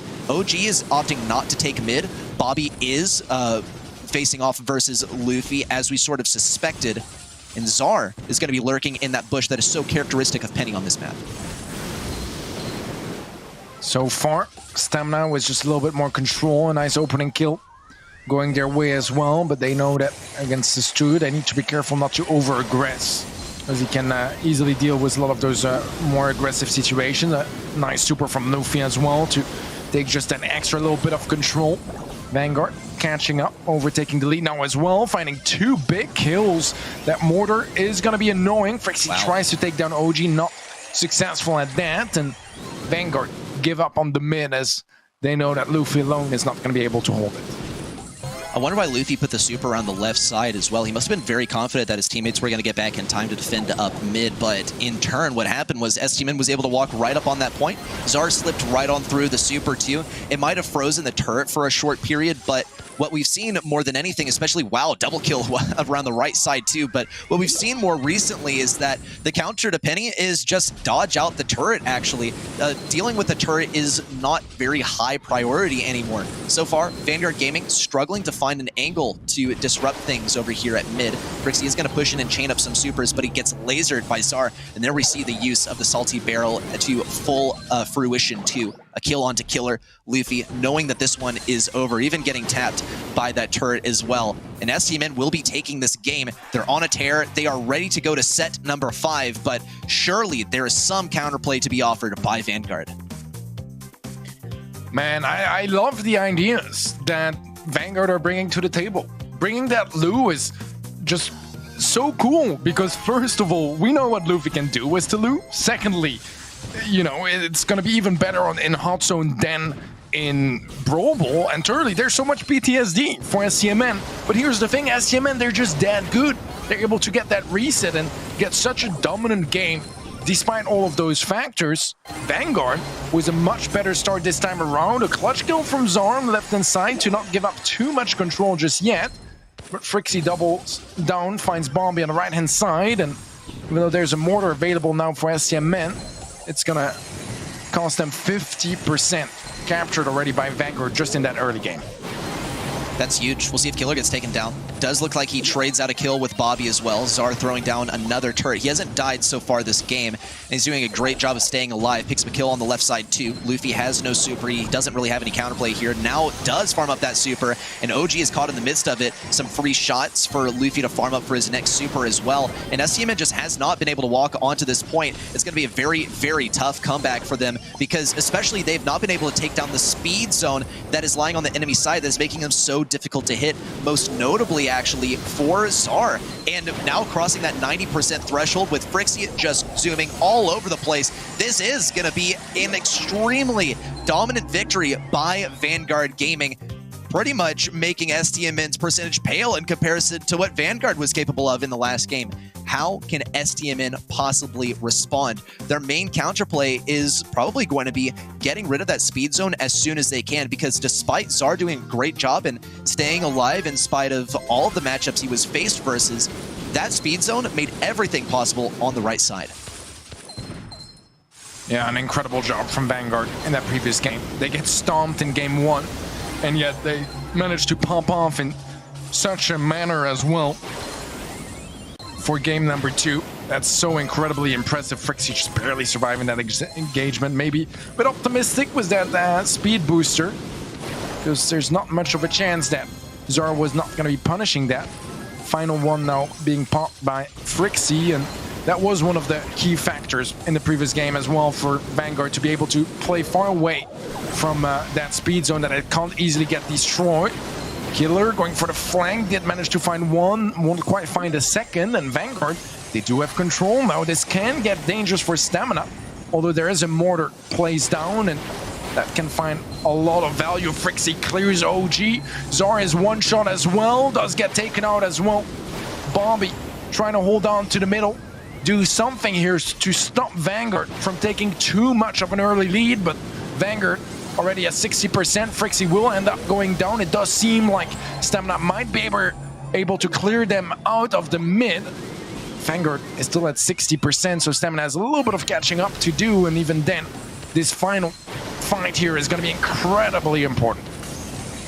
Well, Bobby will finally be able to break open those bushes on the right side, meaning it's a little bit more viable for them to come up in that position. Luffy also will be able to take down the turret. That healing station also remains alive. Frixie staying just at range will almost be able to take down that healing station himself. Bobby also has a super that he can use. Zara appears to be struggling a little bit on the left side. OG residing at mid will maybe end up feeding some supers to Frixie. Frixie's getting tagged up pretty hard, though. He might also fall down. Killer with an emergency super out. Zara with a great pre-fire as well to take him down. Frixie now coming around the right side, trying to make anything happen. He needs the flank. Luffy, this is his last shot. He's going to be throwing that super to mid. Bobby decides that he doesn't even care. He's going to stick there regardless. And despite being frozen, they're able to capture it. STMN are taking us to the final set, right in the face of match point once again. They're clutching it up. First semifinal of the evening goes all the way to 5 sets, a reverse sweep. The second one might do the exact same. 2-0 for Vanguard, 2-2 now. Layer Cake is going to decide it all, and I mean Bounty, especially on Layer Cake, is just such a phenomenal way to end the series here, in my opinion. I completely agree, because there's so many last-minute plays that you can go for, and there's a lot of consistency to the mode as well in terms of what that mid-fight looks like as well, and there's so much variation in terms of comps too, so it is going to be pretty much the ultimate test too. We saw Vanguard Gaming doing so much work with Luffy, and we also saw Zara across the way doing an amazing job with Penny. Even in the game that they lost, it appeared that he didn't even die more than once, and we'll get to reflect on that a bit in the stats, but Zara was a total menace on the left side, which meant that Vanguard Gaming pretty much had to decide that they were only going to focus on the right.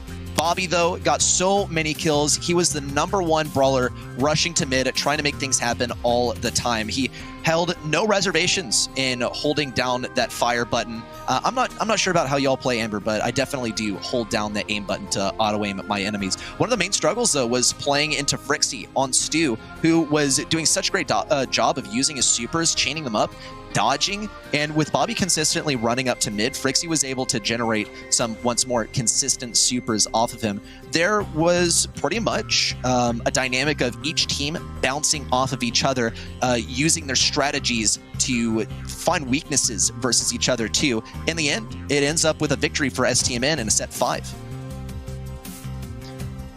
That has been already an incredible series, but we still got one more set to go. The most important one of them all is Vanguard finally going to be able to close this one down, make it all the way to the grand finals, or is it going to be Stamina to complete a full-on reverse sweep against Vanguard?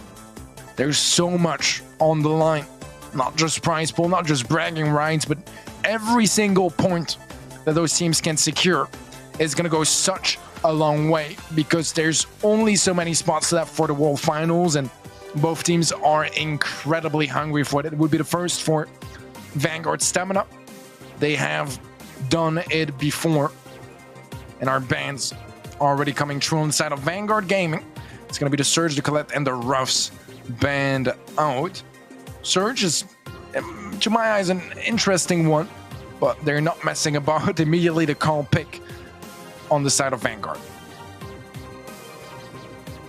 In history, historically at least, for STMN, Bounty is just not a mode that they really lose. This is a great mode for STMN. For Vanguard Gaming, I will admit, that's not something that I'm so aware of, whether this is a mode that they really prevail in. One of the things that has catapulted Vanguard Gaming to the forefront of NA is what they're capable of aggressively. And we'll already see them tap into that as well, already going for that Carl pick. Bobby on the Bonnie is something to fear here. In fact, I'm surprised that this one slipped through the draft. STMN, they have a bit of a mystery ban too. It might be Janet. If it's not, then yes, in fact, okay, Janet is that brawler that is banned out. And that's a good shout too, because she's such a great brawler, but also because she can find her way into very aggressive positions that can mess you up on your backlines. STMN can totally afford to play a thrower type brawler if they wish, but they might actually be setting themselves up to pick a tank instead. They also are considering that Vanguard Gaming draws their strengths from some of these brawlers, and the preemptive Gale, while in the moment it's not the greatest brawler to have, this is 100% just a result of how draft works and what Vanguard Gaming might try to upset STMN. I think the Gale pick actually makes a decent amount of sense. It has a good matchup against the Carl, has an amazing matchup against the Bonnie as well. So securing those two synergies where you make sure that Bobby is not going to have to face one on that Bonnie and you get to shut down a Carl. Max, honestly, is an interesting one to bring in because it's definitely a super solid brawler at the moment. But Gilligan can shut it down somewhat, and I'm curious to see what Vanguard are going to pair it with. Maybe we're going to see some Max Poco here. I think that could be an option for sure. Maybe something more aggressive, although they might want to be careful with that Gil in play. It's going to be the Griff, and I like that more. Bring some destruction to the table, good survivability on the Brawler 2, and a ridiculous amount of DPS.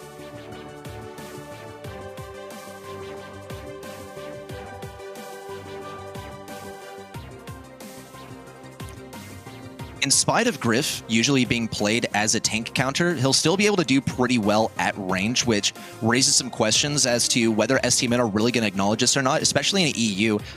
Let's pick a player, Drage in particular, has done a great job of historically playing Daryl into Griff, though that's not something that STMN are going to risk at the moment. In fact, maybe it wasn't that much of a consideration to begin with either, but OG running the Gale, I think is going to be fairly good versus Max, and I wonder if Vanguard Gaming just think that it's not going to work out that way. Some adjustment that we've seen recently also, recalling to earlier this week in East Asia, we saw Gale actually running the slowing star power to slow things down, yes, but also make shots more consistent for allies. And with Bobby and Czar, both being single-shot brawlers that can't get consistent DPS, but also need to line up those shots reliably, that could be actually fantastic. It's going to be Czar to play the Gale here. We'll see if he's going more for a close-range matchup more than anything else. But the dynamic of STMN is typically that they like to just let Czar do his thing, and OG and Bobby usually play as a duo. If Czar's on the lane, then that means that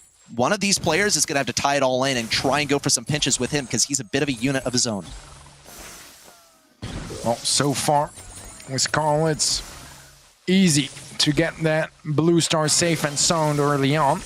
Nice twister to keep Killer away, but not sure if that's going to even provide the most value for now, as the piggy bank is going to try to prevent the spawn trap. Luffy popping speed so far.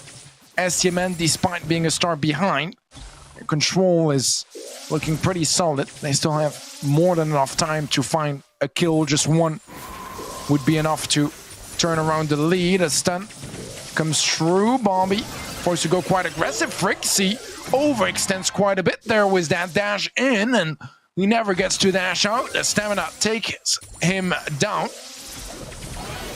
1 star now in favor of stamina, and it's Vanguard that has to go on the offense.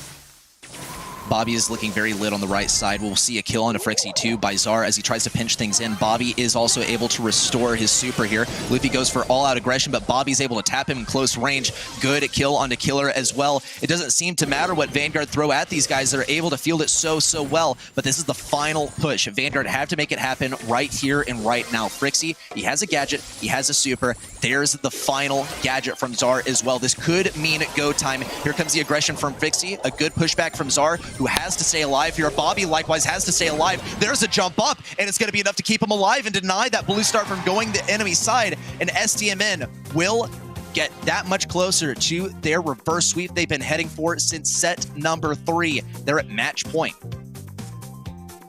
They've fought off match points already on the side of STMN, but this time around the match point is on their side. Can Vanguard do the same? Can they find the same energy as they had in sets 1 and 2? It feels like a long time since they've taken a set, since they've been in the driver's seat. This is the moment to shine and pop off. Zar is aggressive here. Luffy gets stunned, gets taken out, and I don't know if Frixie can do anything about it. He's gonna go for it, gets the elimination, is able to get away with it as well. No, Bobby gets the trade. Does he get another one? No, Luffy takes him down. 2 stars are in favor of Vanguard again.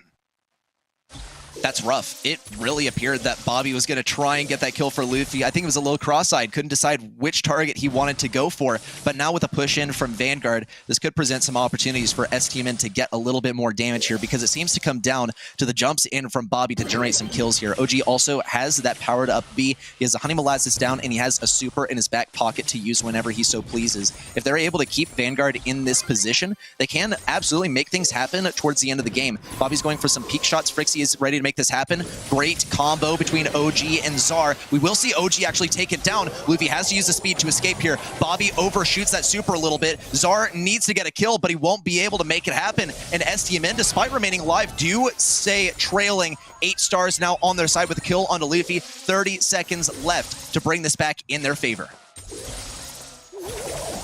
Not a lot in it, just the 1 star. Gadget bomb by Bobby does take a lot of damage before he gets in range.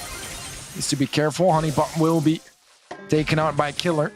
Final countdown starting now, and this is where Stamina need to make a move. Don't have a whole lot of utility to do so. The stun from Zar could be absolutely massive here. Frixie trying to bait some shots out as well. Zar is 1 shot. There's the takedown, but Vanguard, they are able to shut down that push from Stamina, and this is going all the way to double match point. A single game decides which of those 2 teams are going all the way to the grand finals. Insane. And it looked to be in STMN's favor for a good amount of that as well, but they simply weren't able to make it happen in those last few seconds. They didn't have the ammo, they didn't have the positioning. They were just milliseconds behind getting that victory, but Vanguard Gaming knew exactly what they were doing. They knew exactly how they were playing it as well, but it also appears that STMN's getting a little bit nervous. Thankfully, they will pick up an early kill. OG takes down Max, and now Zar can start to work this left side, but a kill onto Bobby will disrupt the flow of things. OG can absolutely make this lane work. He gets a double slow. Zar also comes to pinch in. Great kill onto OG to keep Vanguard on top as well. Frixie could get pinched really hard as well, but Zar's gonna have to face versus both Frixie and Luffy. He's trying to approach around the left side. Thankfully for him, OG will not budge. Bobby also helps pick up this kill on the left side with the assistance of OG. Almost a slow onto Luffy too. STMN is still trailing by 1 star in that crucial blue star with 1:05. There's still time here for Stamina to turn things around. 1 star makes up the difference between going to the grand finals or being knocked out here in the semis. Nice honeypot as well there from OG. He's been doing a phenomenal job on the B so far in this final set. Bobby has to jump in as well. That could be the win condition here for the side of STMN. But patient plays here from Stamina. They don't want to go in too early. They want to make sure that that final push is the winning one. Well, Zar on the right side is trying to establish some control. He has yet another twister at his disposal. Big damage on the killer could almost mean a kill. Luffy's going to opt to take the damage instead. OG needs the angle, but he's not able to fire around the wall. This is looking like history right here. 10 seconds remain. Zar has a super. Here's the push. Is the damage going to be enough? Frixie comes in with the damage. Bobby isn't able to escape. We got to see a kill. We got to see damage. 8 to 9. Not enough room for STMN to catch up, and Vanguard take it. They are headed on to the grand finals. What a phenomenal series again. Double match point. That's what it took to set those teams apart, but Vanguard make it all the way, and you can see them so thankful for this day, this performance from those guys. I mean, you gotta admit it, you know, being able to close it out after nearly getting reverse swept. Have to take 2 games in a row here and Bounty as well. The composure from those guys, they can be incredibly proud of their performance. Stamina played amazingly as well, and this was just one incredible semi-final. Stamina, this is a gutting loss for them, but they fought proudly and all the way until the end. Gave it their all, but Vanguard, their defense held on. Their counterattacks as well were so strong, being able to break out when Stamina was laying siege to their side of the map. And some missed opportunities here and there that are going to be costly now when they can reflect about things, but they can be proud, man. They can be proud because they had a phenomenal series overall. It was spectacular from both sides as well. Looking at the stats from Vanguard too, you can see Frixie was really putting in the work.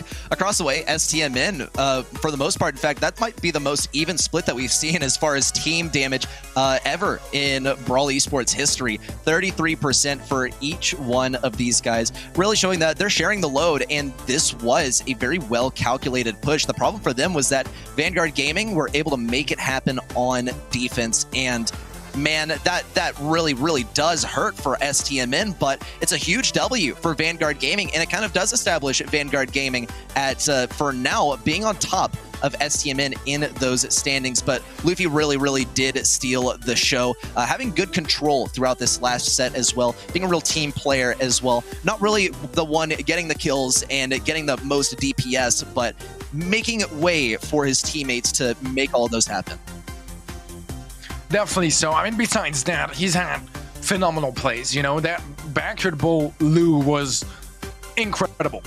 Absolutely incredible to bring out brawlers in such sort of situations and make them shine. That final set did not reflect his whole performance, and that MVP is absolutely deserved. Well, with that coming to a close, we're going to welcome back Kenny. Man, those were... oh my gosh, those last couple of semifinals, not only did they go so long, but they proved to be probably the most competitive semifinals that we've seen in this region so far. Man, that was I'm actually at a loss for words, but I'm sure you have something you want to share. I mean, what else can you say? It was absolutely insane. And if you're a fan of Tribe Gaming or STMN, I mean, what a heartbreaking event. And can't iterate it enough. This month was huge. Tribe Gaming losing, not the end of the world for them. Of course, it's not something they ever want to see, but this meant everything in that second semifinal, especially. You've got the second and third team in the region playing in a semifinals when there are only 2 spots available. And the one team they don't want to see get there, Vatra, makes it to a grand finals. This is a huge one here. Large implications going into next month, and no matter what happens here today, nobody outside of Tribe is secure. This really is a control your own destiny kind of spot, Teddy.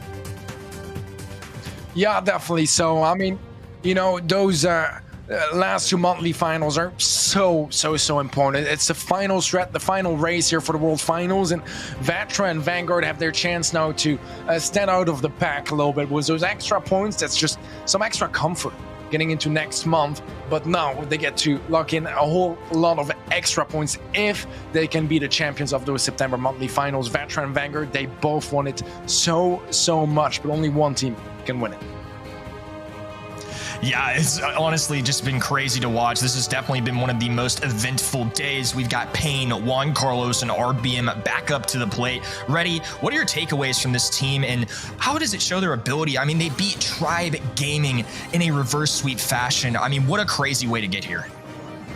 We've seen historically, Vatra Gaming is not a team really to be messed with, not a team to discount at all, and going all the way with Tribe Gaming is not something that we should be, honestly, too surprised with, because they've done it in the past, and they've even taken down teams such as STMN in the quarterfinals, as we saw 2 months ago. That is not because, you know, so-and-so fell off. This is because they're literally just that good, and ever being able to take down Vatra is an achievement in and of its own. These 3 guys, the camaraderie between them is simply unmatched, I believe, for any other team in this region, and they've shown also simply how well they can play. But across the way, Vanguard, they face a bit of a similar story. They just had an earlier appearance as one of these top competing teams compared to Vatra Gaming. Yeah, and I mean, a number of points that separate these guys. It is so close right now. Getting this extra bonus of monthly grand finals points will go a long way. Teddy, when you look at this Vanguard roster, what are you kind of feeling in this matchup? Do you really think they've got what it takes? They're the second seed in the region, but Vatra have performed incredibly the second half of the year. What's kind of your impressions going into this finals for who's going to win? Man, it's so tough to call. I mean, you and I both got our semi-finals predictions wrong, so I'm feeling risky here. I'm going to go Vanguard. I feel like they had a phenomenal journey till here.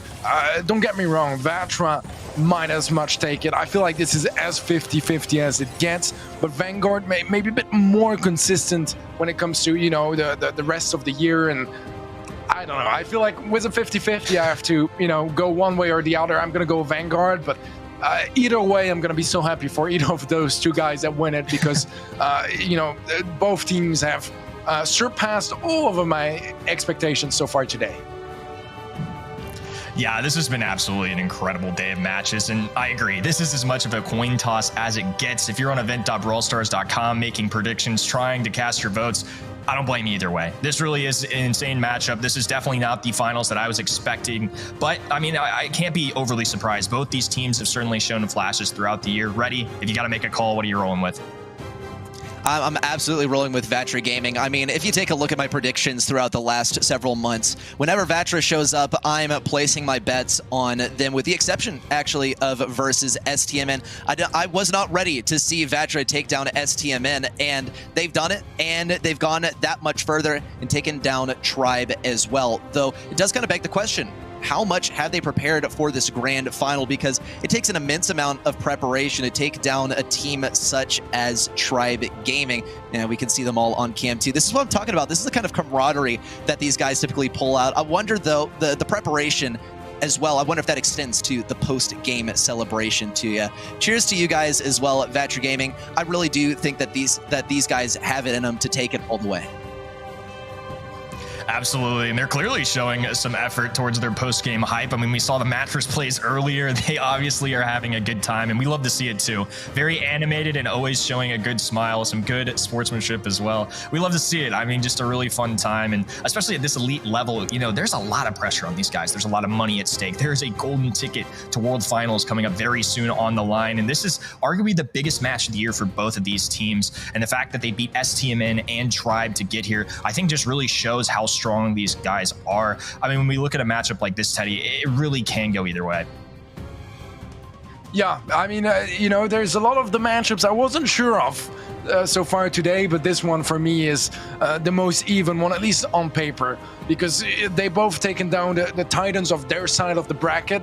They're facing each other here in the grand finals, and it feels like two underdog stories almost, you know, meeting each other in the grand finals. And I mean, that's why I sign up for those monthly finals every single month.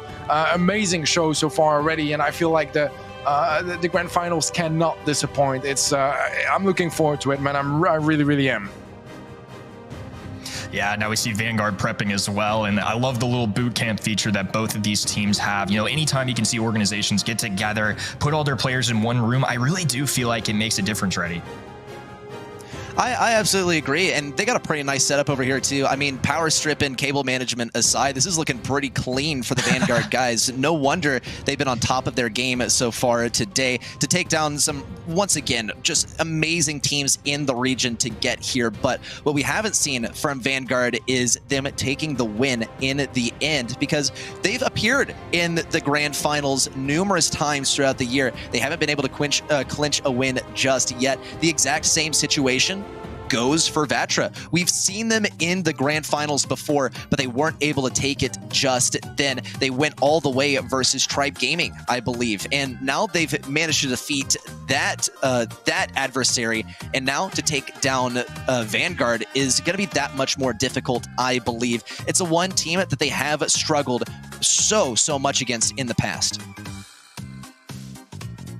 Well, with that underway, we've got our draft going. Teddy, for now, we will see you in a little bit. Reddy and I will take it from here. Kicking off map number 1, Vatra Gaming versus Vanguard Gaming. And this is going to be an intense matchup, a World Finals ramifications type of match. We're going to see the bans coming through here in just a moment. I think there's a lot of different things you can roll with here. Stu stands out to me as somebody that's definitely a difference maker on this map. You're going to see it bans on the top right-hand side. No squeak, no roughs on both sides. Janet and Penny rounding out the left-hand side, and a first pick overall of Gene. Strong start here for Vanguard.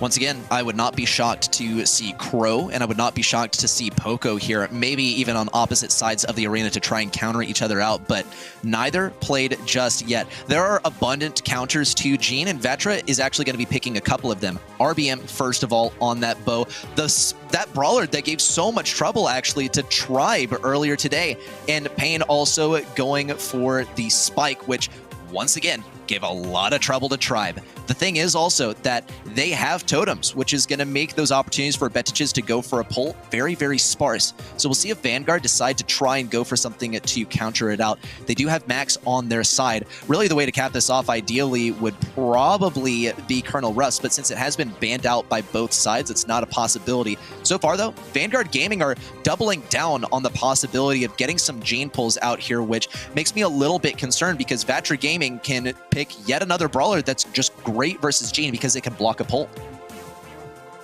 Yeah, it's pretty hard to beat this Max Gene synergy, and I like rounding out this composition with Griff. If they want to go for a wall break kind of feel, I think that's totally justified, and we've seen it really excel in other regions. I do like this sneaky Crow pick at the end, though. I know he got nerfed recently, but it is one of the better ways to try and deal with Max. That gadget has been reduced from 5 seconds to 3 seconds, though. It definitely makes a difference, but they might be able to still capitalize on this and take advantage. You got to slow down those Max offensives, and this is one of the better ways to do that.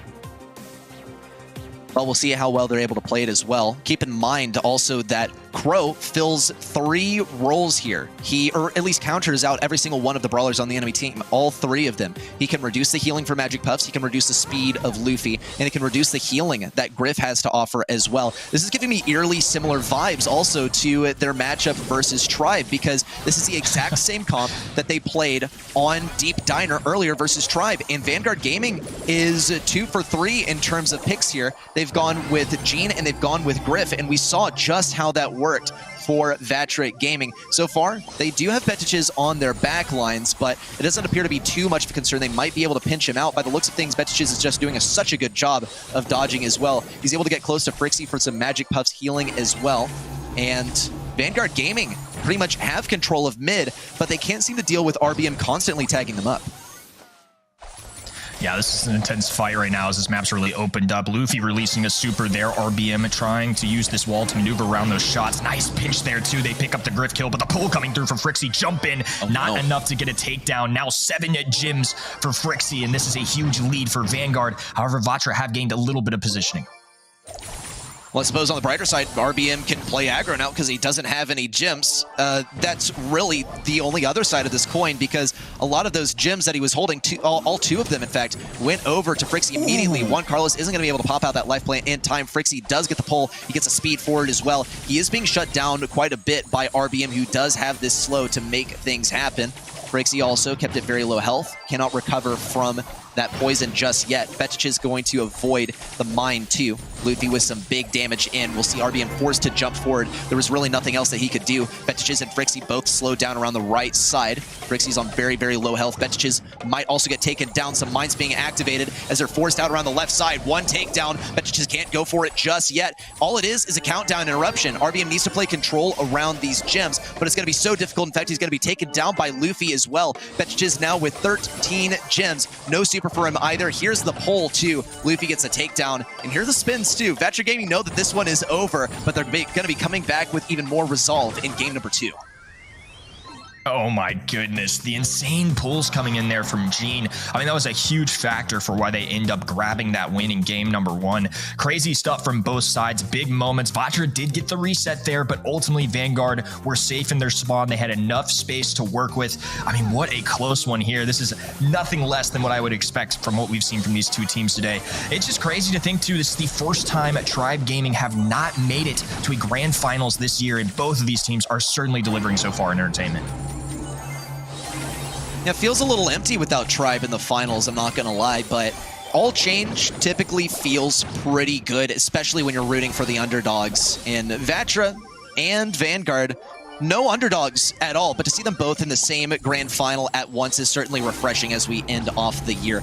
That said, still, only one of them can advance on to being the champion of NA for this month. And so far, Vatra Gaming is applying some of these ideas that help them take down Tribe, but Vanguard Gaming seem to be quite prepared. In fact, despite the counters that Vatra are playing, Vanguard is still playing very, very well. The aggro max absolutely is giving these guys trouble. Betchich is actually going to go forward. Hopefully it wasn't too aggressive for him. There's the face shifter as well, kind of a get out of jail free card for him that he has used numerous times for that exact purpose. RBM also not going to slow things down just yet. There's a perfect timing of the gadget from Pain, and that's exactly the Gene counterplay that we needed to see throughout this entire set so far for Vatra. They're still going to be trailing by just one gem, but it's looking awfully even, actually. Betchich is also kept back very effectively. Juan Carlos tagging up enemies left, right, and center with these I guess, spike bombs, if you will, the cactus bombs too.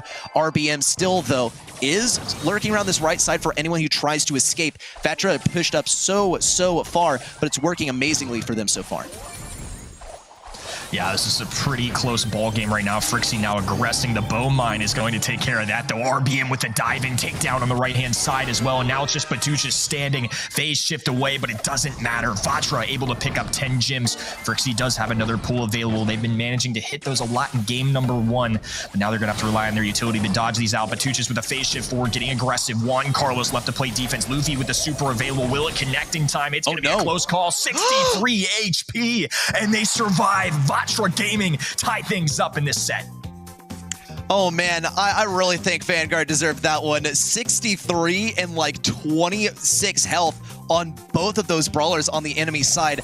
That really feels like a theft. Vatra Gaming, they played so well towards the end of that game, but it all came back to bite them towards the very end when they were backed up so far. For their sake, they once again need to be able to play super aggressively off the beginning of this game. Pain is going to be the first to get taken down. Luffy also falls. Frixie might be able to get a wall peek. RBM jumps forward to keep that that poison onto Frixie, but he won't be able to generate a kill off of it either. Juan Carlos also trading around to the right side. Luffy's going to throw down this piggy bank, but we've seen how that can work out for Juan Carlos when they played this comp versus Tribe. So far, though, Vatra Gaming trailing quite significantly, especially in terms of control. That might change, though. Frixie uses the pull before Betchiches hands him the super, and that might actually be a miscommunication because typically when you use that max speed, a Gene pull becomes absolutely free to hit.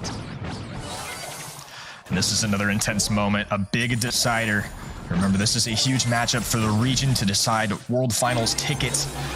Now we've got a bow mine going down in the mid here. Frixie with a pickup there at 6-4 right now. And some continued shots as Juan Carlos is going to be in trouble. Life Plant saving him for now, though. Pain forced to take refuge in the back, though. Pull coming in. Juan Carlos falls. And the speed being placed down by Vanguard. All of a sudden, they're going to be able to tie things up.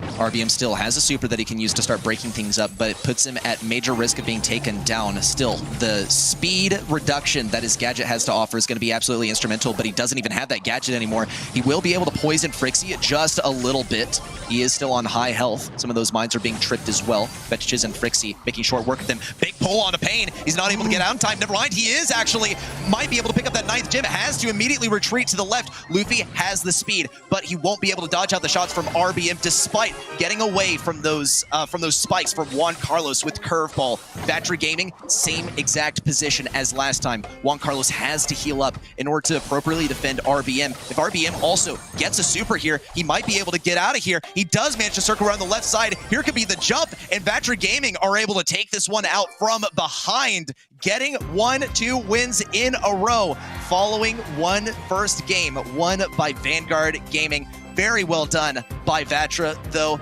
I really would wish they would win these a little bit faster when they do, because my prediction is for Vanguard or for Vatra Gaming. These are the boys, and it makes me a little nervous to see them playing this way. I mean, everyone should be nervous. Both of these teams have really struck their stuff here today, and they have both played phenomenally. A very close set there came down to the wire, but ultimately Vatra Gaming going to be taking our first here. It's just a close matchup overall. I think it's kind of unusual to see Spike and Crow on this map, at least together these days. I feel like somebody like Spike has really been dialed down in the meta, but they really made it work there. The life plant was a huge factor for them as well. Overall, just great stuff from both teams, and to me, this still feels like a coin toss. If you're in Vanguard's corner for this one, I don't think you should be overly scared because they're still playing great too.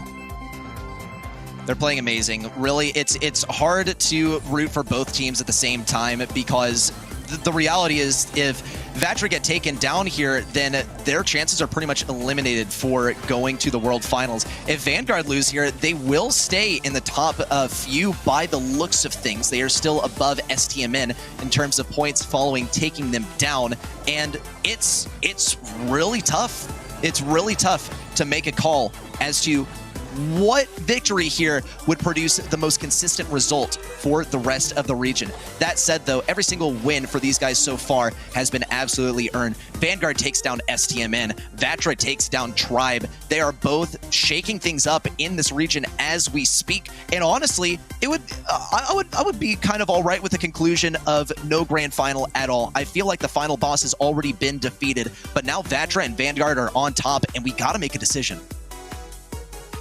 Yeah, and when you really think about it, I mean, this is the 2 seed for Vanguard right now going against Vatra, who's the 4, and the difference coming into today was only 20 points. And STMN getting taken down, they had 475 kind of sandwiched in between those two teams. This is huge for both of them. They both need this win, and it'll help them so much with a little extra cushion into next month. Again, no team is safe. There's nobody that can secure their spot outside of Tribe Gaming. And when you look at that 8-8-5 and almost the exact same on the other side, that's as close as it gets here, and I expect nothing less from either of these teams.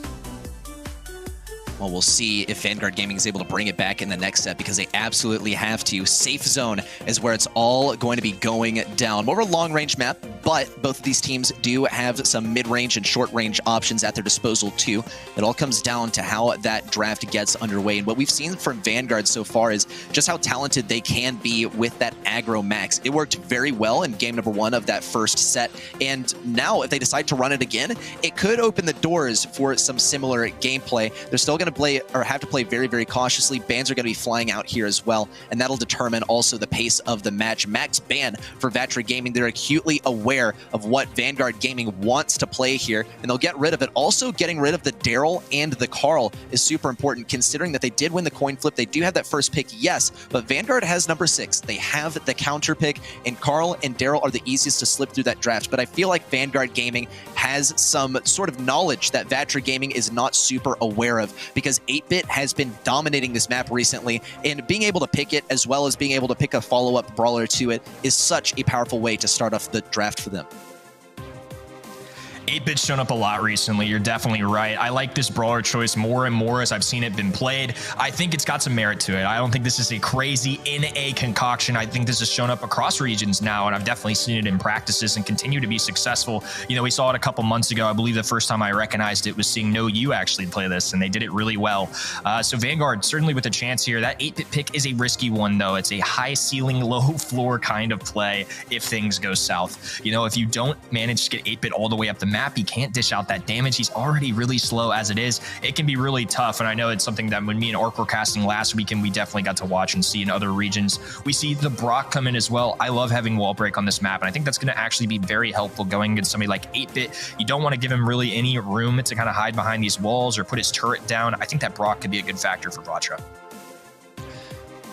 That is extremely important, right? If you are able to eliminate the options for 8-Bit to throw down his turret safely, then he'll never be able to really operate at his full value. That said, you're still going to have to play versus him when he's defending, and he can be extremely annoying to deal with considering he has long range, he has decent spread, and he has great damage, even with every single projectile here. And that's going to be something that Vanguard Gaming have to work around with their final pick here. Question is, what is it going to be? Because Penny has already been picked up by the enemy side, and range, I think, also is going to be an important consideration for them because they need to outrange 8-Bit or at least compete at similar range to him as well. Bell wouldn't be the most terrible pick, especially because her shot can bounce back and forth between 8-Bit and his turret. But Vanguard Gaming still can go fairly aggro brawler, and if there are no escapes on the side of Vanguard Gaming, or at least stuns in close range, if you will, then Vanguard Gaming might have a heyday. Yeah, this one could be very interesting, and I do like the Brock, not only for the 8-Bit turret, but also the Penny turret, too. I think they're kind of double dipping with that pick as well, so I think there's a lot of potential for this Brock to pop off, but it is a harder brawler to play, you know, with good wall break, you know, you get some nice utility coming in for your team, you got the Incendiary as well. Brock is not the easiest brawler right now. I certainly don't think he's one of those top 5, top 10 brawlers that we've seen, and it looks like B and Bonnie and Brock are going to be our choices for Vatra. On the other side, Lola is going to be that final selection. Good brawlers for both sides. Vatra Gaming up 1-0, kicking off set number 2. Pain taking to the mid, trying to fight against Batuches, and even for a B that can dish out so much damage. 8-Bit may be slow, but he's a very healthy brawler, a very tanky, a kind of long-range shooter. Makes him so interesting and kind of dynamic, very different from what we see from most brawlers, but right now it is both teams trying to take some control of this mid. And RBM is flexing on the mid occasionally to help out Pain. Here comes the damage booster on the right side, mutually assured destruction on the left. Juan Carlos forced to back up, and now that this turret is targeting him, and that is going to be irritating to deal with because it's going to be basically a death mission if he decides to go in and try and take out that turret, especially because some of the damage will be tanked up by Betiches as well. This is a very inventive placement of the damage booster from Betiches as well because it gives him speed in one of the most important positions that he'll have to reside in this match, and only there. And besides that, it's going to be impossible to take down. First bits of damage being fired off by Luffy, gets pinched hard on the right side by Juan Carlos in Pain. Big jump in from Juan Carlos. Freeze frame gets activated to take him down. Vatra Gaming, they're only behind by 3%. RBM also still trying to get some damage versus Luffy and Frixie. They're staying away from him as much as they can, and when they do get closer to him, make sure that they are just in the middle of his range, or at least right up next to him, so that they can dodge out those shots effectively. It's not going to work when you get pinched super hard, though, and we'll see the takedown on the left side. Still, though, Vatra Gaming are playing defense because they're forced to. If they can take down Betiches, they can start to get some initial value on the enemy safe. Wow, great kills coming in from Vatra. They needed both of those left and right-hand lanes to go in their favor. Luffy is deciding to get on the aggression, but we do see some good offense coming in from Vatra. It's now a tie ball game, and Juan Carlos now sitting pretty on this high save. He's going to be able to get a few more chip shots in here. It's going to be 92% and now counting for both sides, though. Good pinches coming in once again. RBM taking this left-hand side. Good pickup, the pinch coming through, and it's going to come down to the wire here. Vanguard Gaming still trying to find any value on that right side. Frixie might be their last possibility of making anything happen. Betiches is on such low health. He's going to be really, really tough to get up there, but it looks like it will happen, actually. The last couple of seconds is all that Vanguard Gaming needed in order to slip through the defenses. In fact, power their way all the way through, taking down all the enemies in the way in order to get that last bit of damage to change the tide of this game. Huge stuff for Vanguard. It really does show that some of these brawlers that they are playing are phenomenal on defense, and once you let them out on offense once, that pretty much is the only time that they need to be on offense. We saw how many times Vatra Gaming were able to get a kill or 2 kills at mid, and still, in the end, they were only able to get 19% damage onto that safe. It speaks volumes about the value of 8-Bit here, and hopefully for their sake, they're able to find some way to deal with it besides just denying him the super for the entire game, because if they do just stay out of range as much as they can, they're going to find themselves in a situation like this, where Betiches is able to walk right up to the safe and deal some damage without needing that damage booster at all. And once again, we're going to see Batuches landing some heavy heat on that high safe, and I think it kind of goes to show, you know, there's a lot of pop-off potential for this Vanguard composition. The one thing they have in their favor is how much DPS they have if they can get to that high safe. So sometimes one really good push is all they need. Batuches trying to play defense on Juan Carlos finally gets the takedown there. Luffy still on the aggressive side, and Batuches now popping that gadget as well, and in comes the damage below 50% now. And Vatra have to take advantage of their defensive roster here and just try and pick up some kills. Frixie putting down the Lola Ego, pick up on the left-hand side. It's going to take a Pain super plus some Juan Carlos shots to get that kill, and now a monumental lead coming in for Vanguard. Well, now Vanguard is on defense. We'll see how well they're able to play this one this time. Last game, it was very, very successful when they found themselves in this position. Betiches is going to be the centerpiece of this comp, though. Frixie also trying to pinch Juan Carlos into mid. It looks like it is going to be successful. iPain also taking advantage of that positioning. RBM, likewise, getting some damage on that safe across the way. He might be able to pinch out Betiches right here. 24 health left. He needs the kill onto Frixie. No damage finds its way onto Frixie, though. And Frixie might be able to burst down the safe right from here. Emergency super for Juan Carlos. He's going to be so vulnerable to what Luffy has to offer as well. And a turret is going to appear on that left side as well. RBM cannot really find his way out of this position. Betiches is going to succeed, but he gets taken down by the incendiary. You got to see damage from Juan Carlos and Pain. Here's the super from Juan Carlos, but he's the only one at that left side. In fact, he's going to be forced out to mid too, where Betiches is now just appearing again. It doesn't look like RBM's going to be able to get the damage that he really needs, but he has to focus up here, play the defense, then play the offense. Here is his moment. He's got to be firing off some damage here, but it just isn't going to be enough, despite being so much. Vanguard Gaming still are going to be taking this one, even getting the last laugh with Frixie connecting onto that safe. Really well played from Vanguard Gaming. And, you know, when kind of looking back and reflecting on those drafts, the one benefit I really think that Vanguard have that Vatra didn't, they can do so much damage in a quick pace. You know, that's not something that Vatra can do. They're going to have to really rely on control with that composition. They have Brock, they had B, you know, not heavy hitters onto that high safe, at least in a quick, swift fashion. They really rely on holding control and just really taking advantage of the long game. But there are definitely moments there where Vanguard have Lola, they have 8-bit. They can dish out some really quick damage. And once they had enough of the lead, they just let the clock run out. And there's really nothing I feel like Vatra could have done. It did seem like they were kind of out of luck here as soon as the 8-bit was picked, because no matter what they picked, it was not able to really contend with this brawler. And we saw actually in moments like these where Vanguard Gaming was right up on their safe, they also didn't have the damage output. They didn't have the DPS, right? The damage consistency that they needed to capitalize on these brawlers being in close range. Luffy and Frixie were absolutely able to do that thanks to them having Salty Barrel and Lola simply being Lola and having great burst damage. And that's really the line to be drawn here between Vatra and Vanguard, at least their comps in this last game. It was so much more burst potential for Vanguard Gaming, and that's an important concept to be considering when you're picking out your heist brawlers. So with that out of the way, though, we still need to take a look at some of the stats, because they're looking actually very even across the board in terms of kills. It was 100% the safe damage that drew the line between these comps, and obviously, because that's how heist works, gave the win to Vanguard.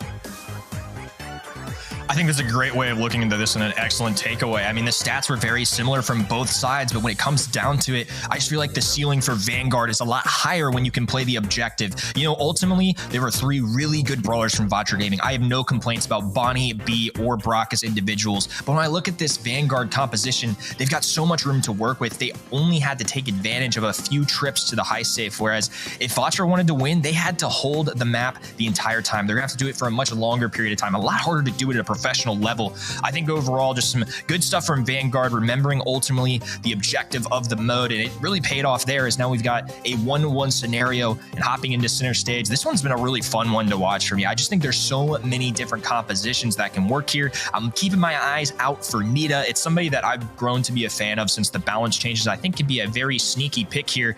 Ooh, in Vanguard, they know their enemies very well. They're going to ban the Poco and the Ashe. It is North America for a reason, but I completely understand wanting to get that out of the way. Both of these teams have some excellent tank players. This is really some funny mentality on the side of Vanguard Gaming. Funny just as it's amusing, not that it's bad, but they are seriously like hunkering down, trying to get rid of any possibility of tank gameplay by Vatra, because it can be so devastating on this map. They ban out a tank, they ban out the best accessory to a tank, and they're picking the tank counter as well. On the side of Vatra, though, they've gotten rid of the Gale pick, which is going to open the doors for them in terms of tank gameplay. Also, getting Colette on their side is absolutely vital. We'll see Frixie go with the Surge. Not only is Frixie kind of known for being able to play the Surge well, but Surge is going to not only deal well in these bushes. He can sneak up on enemies and get those 3 shots that he needs to charge up his super, but he can also just completely stomp anyone who has less range than him once push comes to shove, whether he's defending, whether he's playing offense as well, especially versus tanks who rely on their ability to tank shots in spite of feeding enemy supers. Vanguard still need to be considering the final possible pick from Vatra. They might go for something safe. Here's the Max. Max is going to be great for a combination with Griff, and for Vatra Gaming, it simply means that they might get outsped. Yeah, when we made it this far in the draft and we hadn't seen Max, that's definitely what I expected to see here on the side of Vanguard. Rounding things out with Gene, not bad either, though. And I think this is going to be a composition that most people wouldn't expect to see from either of these teams. I think they are going to stereotypically kind of assume it's Brawl Ball. It can be a close quarters kind of map. They're going to expect those kinds of tankier picks. But Vatra Gaming and Vanguard showing that they're well slated to play just about any brawler. I think both compositions have great merit. I think Gene with a vision gear here can be an absolute problem. I think that's going to be very important when you're playing against somebody like Surge, somebody like Max. You know, you can really halt those sudden offenses coming in from Surge, and if you can keep him at bay, if you can keep the visibility alive, you prevent yourself from feeding him super, and especially trying to prevent Batuchis from getting at this power 2 Surge is going to be a huge difference maker for them.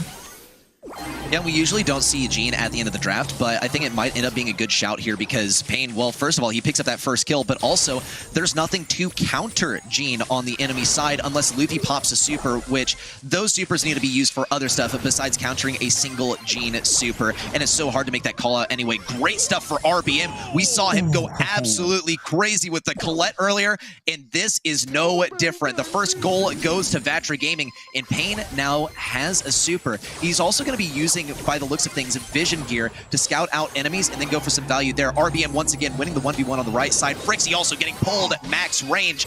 Betiches trying to make something happen in terms of stirring up that defense, and RBM fires away with yet another super. Juan Carlos has a super available too. All the control in the world for Vatra. VG feeding themselves some speed here. Here comes the super. A kick off to the left, and it slides through. RBM popping off once again with the Colette. 1-0 in favor of Vatra.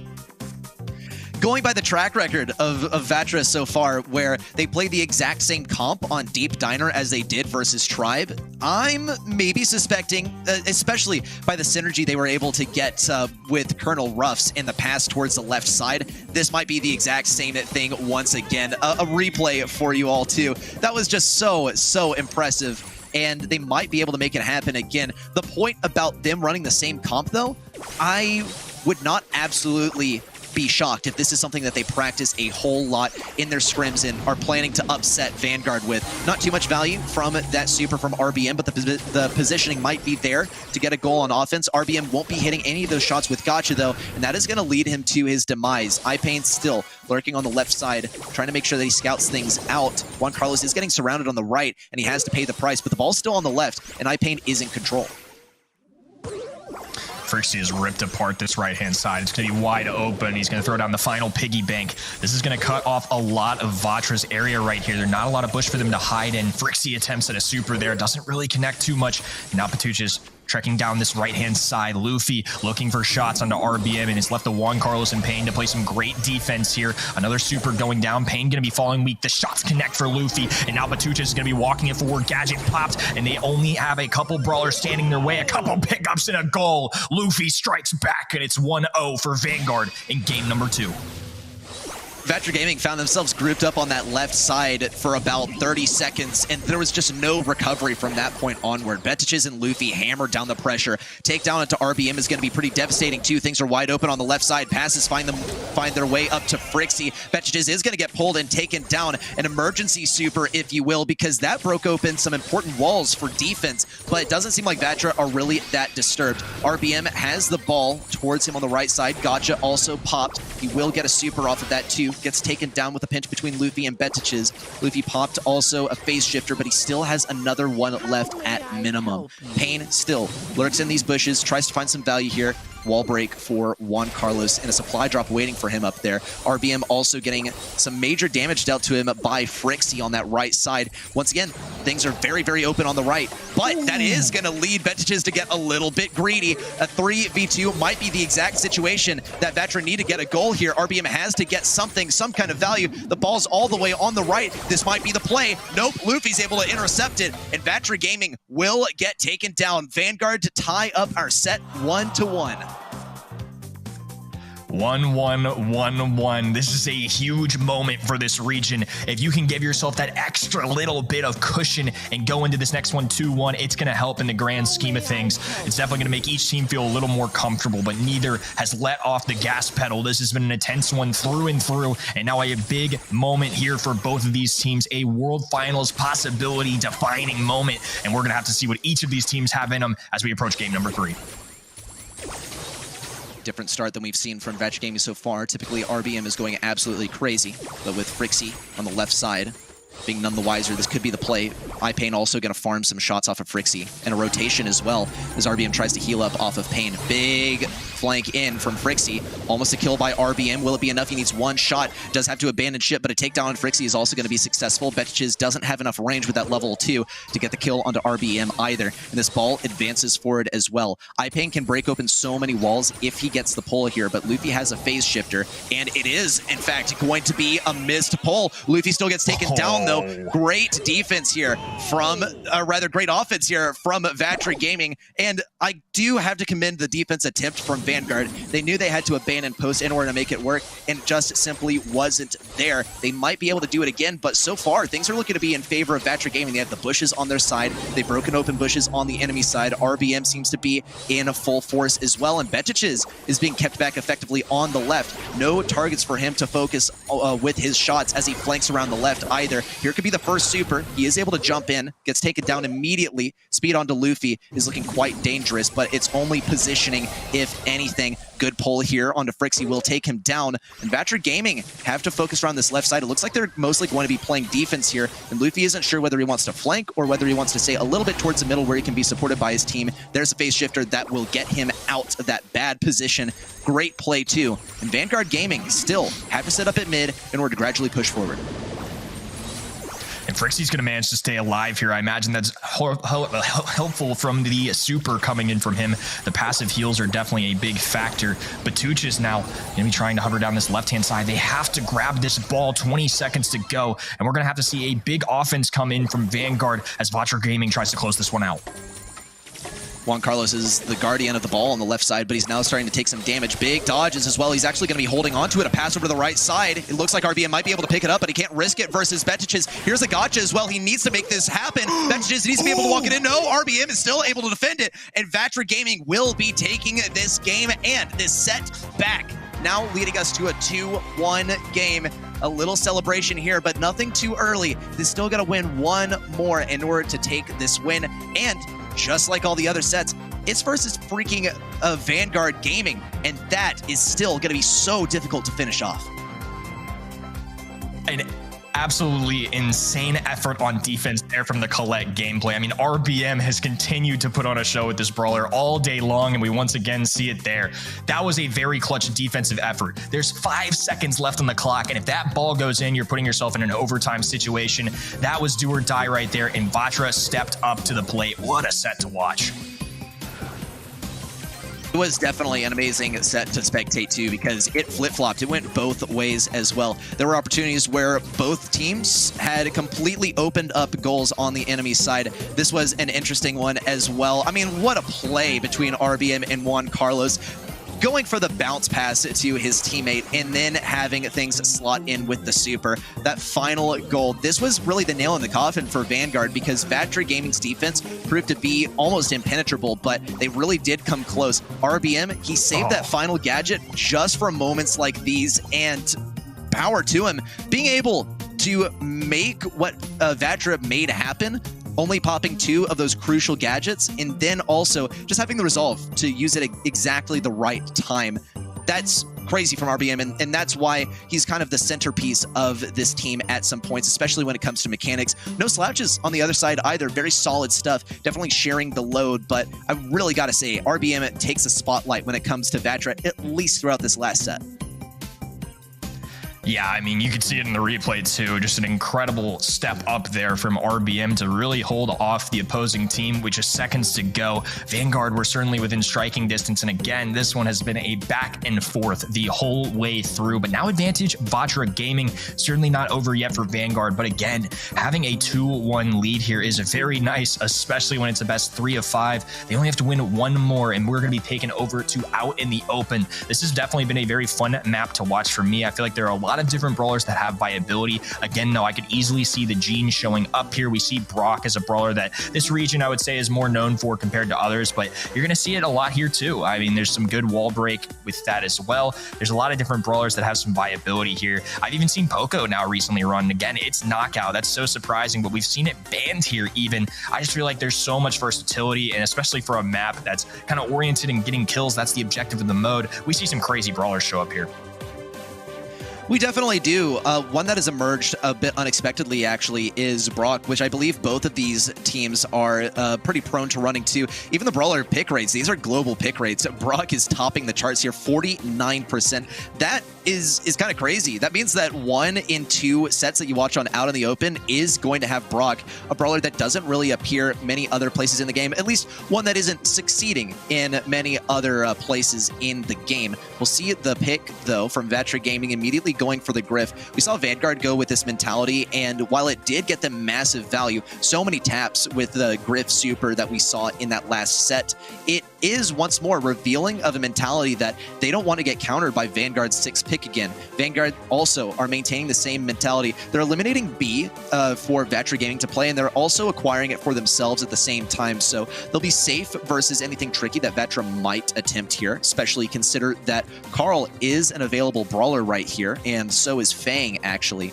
But still, they might be opening this up for themselves. Here's the Piper, and pick number 5 should be coming in very soon here as well. Piper is a brawler that's very vulnerable in close range, and Bonnie will absolutely be trying to get in close range versus her, and there's still even one more pick on Vanguard's side.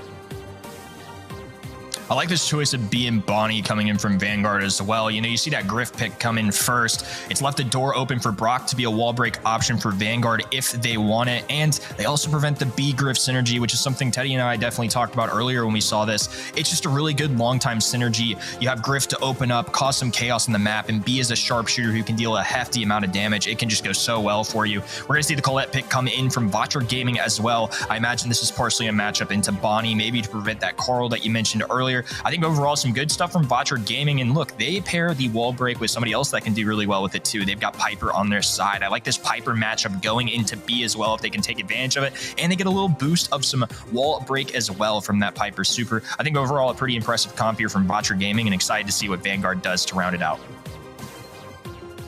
Eve to end it off. That I don't really know about that one. We have seen it in the past, and it's pretty much exclusively to try and get this left lane fairly early, because Eve can go over that water that typically enforces these choke points around the right side, and for the enemy the left side. But I wonder just how well it will work, because her range has been nerfed quite a bit, and her attack still does some decent amount of damage, but she's going to draw her primary strengths from it, getting those little hatchlings spawned. And Juan Carlos and Pain are both single target brawlers. They don't have piercing shots. So this might be, oh my God. Okay. Well, bye, Betu. I got no words for that one. That was just, see ya, deleted. What? I'm sorry, but that has to hurt for Vanguard. Yeah, what a way to kick off the set. Vatra making a statement here. It's Frixie with the super available, taking advantage of the B shield. And they're going to be going for a super there. Connection onto Juan Carlos. He's going to be in trouble, but he actually uses the super to dodge. What a crafty way to get around that. Pain with the pickup as well. It's just Frixie. Takedown there and a clean sweep for Vatra Gaming. Well played in round number 1. I'm going to be so upset for Vanguard if they allow themselves to fall into that same trap once again. Looks like we're going to see Eve play a little bit more cautiously at this time. Betches won't let that situation happen once again. And now we'll get to see the real interaction between these two team compositions. RBM going to start things off going quite aggressive. We'll see Juan Carlos sticking those bushes, or rather Pain sticking the bushes as much as he can to generate value off of ambush. Frixie is going to have the outrange sort of interaction on the left side. And what we'll see actually fairly consistently by the looks of things is Vatra Gaming rotating out which brawler is on which lane to maintain an advantage. Juan Carlos alternatively is going to be going for Luffy. He's trying to scout out the bushes too, but he's having a bit of a rough time. RBM might even pop his super here to try and track Luffy. Here could be the jump in from Luffy, considering he's playing versus some very vulnerable brawlers. It is absolutely a win condition, but Pain has an escape. Juan Carlos doesn't have a super, and RBM can deal some serious damage when he has targets in range, and this might be the situation. Brixie's having some tough times dodging the shots. Here's the jump in from Luffy, but he's going to get knocked back by one of those bombs. Frixie also taking some major damage, and Vatra have done it. They're going to match point. Yeah, and they kicked off this set so well. An instant replay for you. Batucha is just carefully walking it forward, and there's the double tap right there. Two teammates connecting. Wow, what a perfect play out there. And Vatra had an absolutely amazing first game there, kicking off our second. It's going to be match point in favor of Vatra. And I think the people at home, especially after seeing that, may question the Eve gameplay, but it is a brawler, I will say, on this map that has shown up quite a bit in the past. I think they have this one in their back pocket specifically for the Piper. They're going to be trying to go against a single shot brawler that's long range. For similar reason, Eve can counter Piper just like Mr. P can in the past. Those spawners give Piper a lot of problems here, so I definitely understand the logic there, and I think it definitely has some merit to it. Pain is just going absolutely crazy here. We see gadgets being popped left and right and center just to deal with him. More specifically, left and right, B and Eve both have gadgets that can escape a shot and also tank a shot as well. But Betches is totally feeling the heat. Here's another gadget being popped by Frixie to survive Pain, and it's just the first round. He's already used all three. He has no more escapes. He's going to have to take this head on as well. Pain has to stay alive in order for this to work. Luffy is going to jump in. Here's a jump up by Pain and a knockback too. We see the takedown of Juan Carlos around the left side. Good taps by Frixie, and Pain has the homemade recipe to send it home. One more round, and Vatra have taken it. We are one round away from Vatra Gaming taking the crown, their first one of the year. And there's going to be a new champion regardless, but Vatra Gaming in the 4th spot for this region right now are looking to prove themselves once again. A pickup for Pain and a great start here in round number 2. It's going to be a 3v2 scenario, and now Vanguard are really going to have to strut their stuff here if they want to survive. Pain still on the left side, an absolute menace. It's a 2v3. Here comes the first escape from Betches. He will be able to throw down the super, though, which will give him some decent value versus Pain and Juan Carlos. There's almost no escape for Luffy, but in spite of that, he will be able to get out of there. Good defense of the hatchlings. A takedown onto Luffy. Betches is the last target to be taken down. He is trying to stay alive. It's an Eve versus the world. Juan Carlos now closing around the right side. Pain and RBM laying down the fire, and Vatra Gaming, they take the round, they take the game, they take the set and the match. They are your NA champions. And a new team to be crowned a Grand Finals winner in Vatra Gaming. Step it up when it matters most. They take down the Titan Tribe and they march their way to a Finals 3-1 against Vanguard. Phenomenal stuff from them. Very well deserved, of course. And of course, big shout out to Vanguard. What a fight from them. They've been a team that's been in these grand final situations multiple times throughout the year. They pick up a big win against STMN, and this leaderboard is going to be shaking right now. The only team that is safe is Tribe, and now next month, this is going to mean the world to a lot of these teams. It's going to be crazy. I mean, just to see what happens today is easily one of the most memorable NA, if not world's, kind of caliber monthly finals matchups we've had. An insane semifinals overall, and Vatra tops it all off with a great grand finals performance.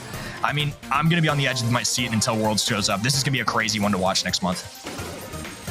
No doubt. I mean, other regions already have most of their teams qualifying, and in A, we still have only qualified 1/3 of our spots, and our one team that did qualify has been taken down by Vatra Gaming too, now furthering that victory to go all the way. It is remarkable what these guys have accomplished today, not to detract either from Vanguard, actually, taking down STMN after an absolute marathon match, and then still being able to put out this versus Vatra Gaming. They were no doubt so exhausted after one of the longest best of fives that we have seen ever, really. In fact, maybe the longest best of five that we've seen, at least with the power match format in play. This was so dominant from Vatra Gaming. People have been commenting, I've been commenting about Pain being on fire. 9 kills, and Vanguard Gaming across the way 0-2-0. It is very, very clear who was making this happen for Vatra Gaming in the largest respect. 37% of the team damage, but a vast percentage of that team's kills. Way to go, Pain. And I can't wait to see what this team accomplishes. I mean, Pain put on a pounding onto Vanguard, and that really reflected their 9-0. That's some crazy stuff, and very reasonably so. The people at home, you are going to crown the MVP over to Pain. Again, 9-0. That is a crazy thing to do in Knockout, where the only objective in the mode is to pick up kills. When it mattered most, Pain stepped forward. RBM popped off with the Colette. Juan Carlos played phenomenally. Vatra, very deserving of this win. It's exciting to see this region be so competitive, and they're the boys once again. They're jazzed up and always energetic. We love to see it. You absolutely do love to see it. No dance this month, but still, I think that the time that they took to learn those dances now was redirected to scrimming and preparing for the upcoming matches. Just amazing stuff from Vatra Gaming. Love to see the enthusiasm from them. This has been a year-long journey, and they really, I can't say started from the bottom, but they really started as a team that not really many people had their eyes on. And over the course of the year, come MSI, we have the shout-out from Bobby, or rather the entire roster, actually, of STMN, from Tribe saying, yeah, we're a little afraid of this team. And now Vatra has come back to claim that title of NA champions. Well, this has been an incredible one to watch, and now we're going to bring it back. Our good friend Teddy here. Teddy, how do we feel about this matchup? I mean, what a crazy day of matches. Dude, the day was absolutely wild, and the grand finals certainly did not disappoint. That was some amazing Brawl Stars tonight, and I'm so happy to have been, a part of it as well. As NA is not usually a region I I get to cover the most, so always thrilling to be able to join those shows, and the teams showed some phenomenal gameplay all around. Yeah, it's been a crazy one to watch, and when we reflect back a little bit, I mean, there are so many moments that could absolutely make the highlight reel for knockouts this month, for anything else, and it's just been a crazy one. Reddy, why don't you take our play of the day away? No doubt. Vatra Gaming having a really solid defense here, and Vanguard Gaming now find themselves in a 2v1. It's all up to RBM to make it happen, and he pops off that super, and that last shot from Gotcha there right at the end. We've already talked about this. Having that ready for those last few seconds of the game shows, A, just the preparation, just having that gadget on lock for the very last seconds of the game. B, being able to accomplish what he did during that game without using the third gadget as well. It is simply so impressive, and I think a lot more people should have their eyes on this particular player. Yeah, and when taking a look at this bracket, when I'm going to look back at this month, I'm going to remember these semifinals. Absolutely insane. It came down to the wire for both, and I can't remember off the top of my head a time where every single game has been played against 2 straight matches in the semifinals, especially in a month like this. That is huge, and we rounded all off with Vatra Gaming taking it 3-1 against Vanguard. I think it's been an absolutely crazy one to watch, and Teddy, when you look at a bracket like this, I mean, what stands out to you? I mean, the semifinals. The semifinals already stand out like crazy. I mean, first off, Tribe Gaming was a huge victory against Chasmac in their quarterfinals match, right? Chasmac that desperately wanted this one. It was a double match point as well, so Chasmac almost took it. They looked crazy good today as well, but Tribe just barely outshined them. In the semifinals, they were not quite as fortunate as Vatra was able to take it all the way. STMN as well, struggling against Vanguard here, getting reverse swept, and I mean, nearly actually accomplishing the reverse sweep rather. Just craziness all around. It's 4 a.m. for me now, so my brain is a little smoother than usual. But man, I'm so happy I stayed up for this because the content was absolutely golden. Yeah, and I mean, it was a pretty good day for predictions overall, fellas. I think we handled it pretty well. Reddy, you're going to take the crown on this one. The only one you missed was semifinals number 2. Outside of the semifinals, tripping us up a little bit. The quarterfinals went according to plan, but like we said time and time again, semifinals were the real story here today, Reddy.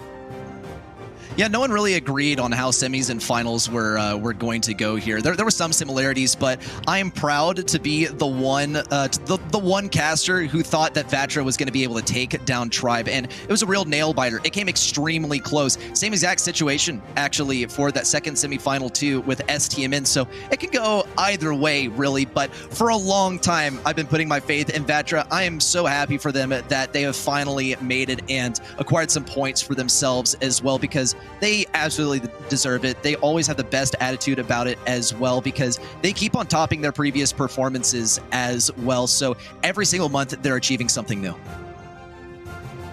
And now we get to see the updated leaderboard. And again, despite STMN popping off, they win a Snapdragon Pro Series LAN event. They walk into BSC finals this month. They take on Vanguard Gaming in the semifinals. And this really reflects losing there was big. They are going to have an incredible month next month alongside Vatra and Vanguard. Chasmac Gaming falling early certainly hurt their cause just a little bit, I would say. I mean, 474. The next spot up is STMN at 100 points difference.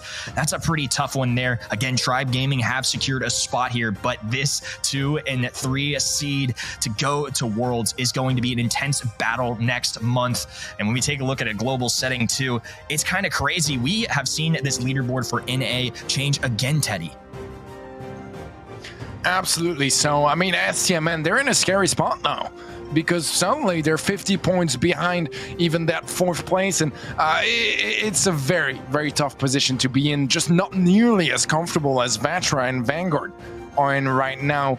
But looking at the leaderboards across all regions, teams like Reply Totem, Tribe, SK, Team Keizo have already locked in their spots. Navi nearly locking in theirs. Zeta Division 1 and 0 secured their spots in East Asia for the World Finals, as well as Tribe Gaming in NA and LATAM North, AC Milan Clash and Chasmac Gaming in LATAM South, and Stalwart Esports in SESA and ANZ. A couple more spots still to be decided too. As a matter of fact, here for NA and LATAM North, those will be decided next month, as well as that 3rd spot for LATAM South and the 2 final spots of the MEA. So there's still plenty to be played for, but we are also already know plenty of familiar faces that have qualified and we will see at the World Finals 2022.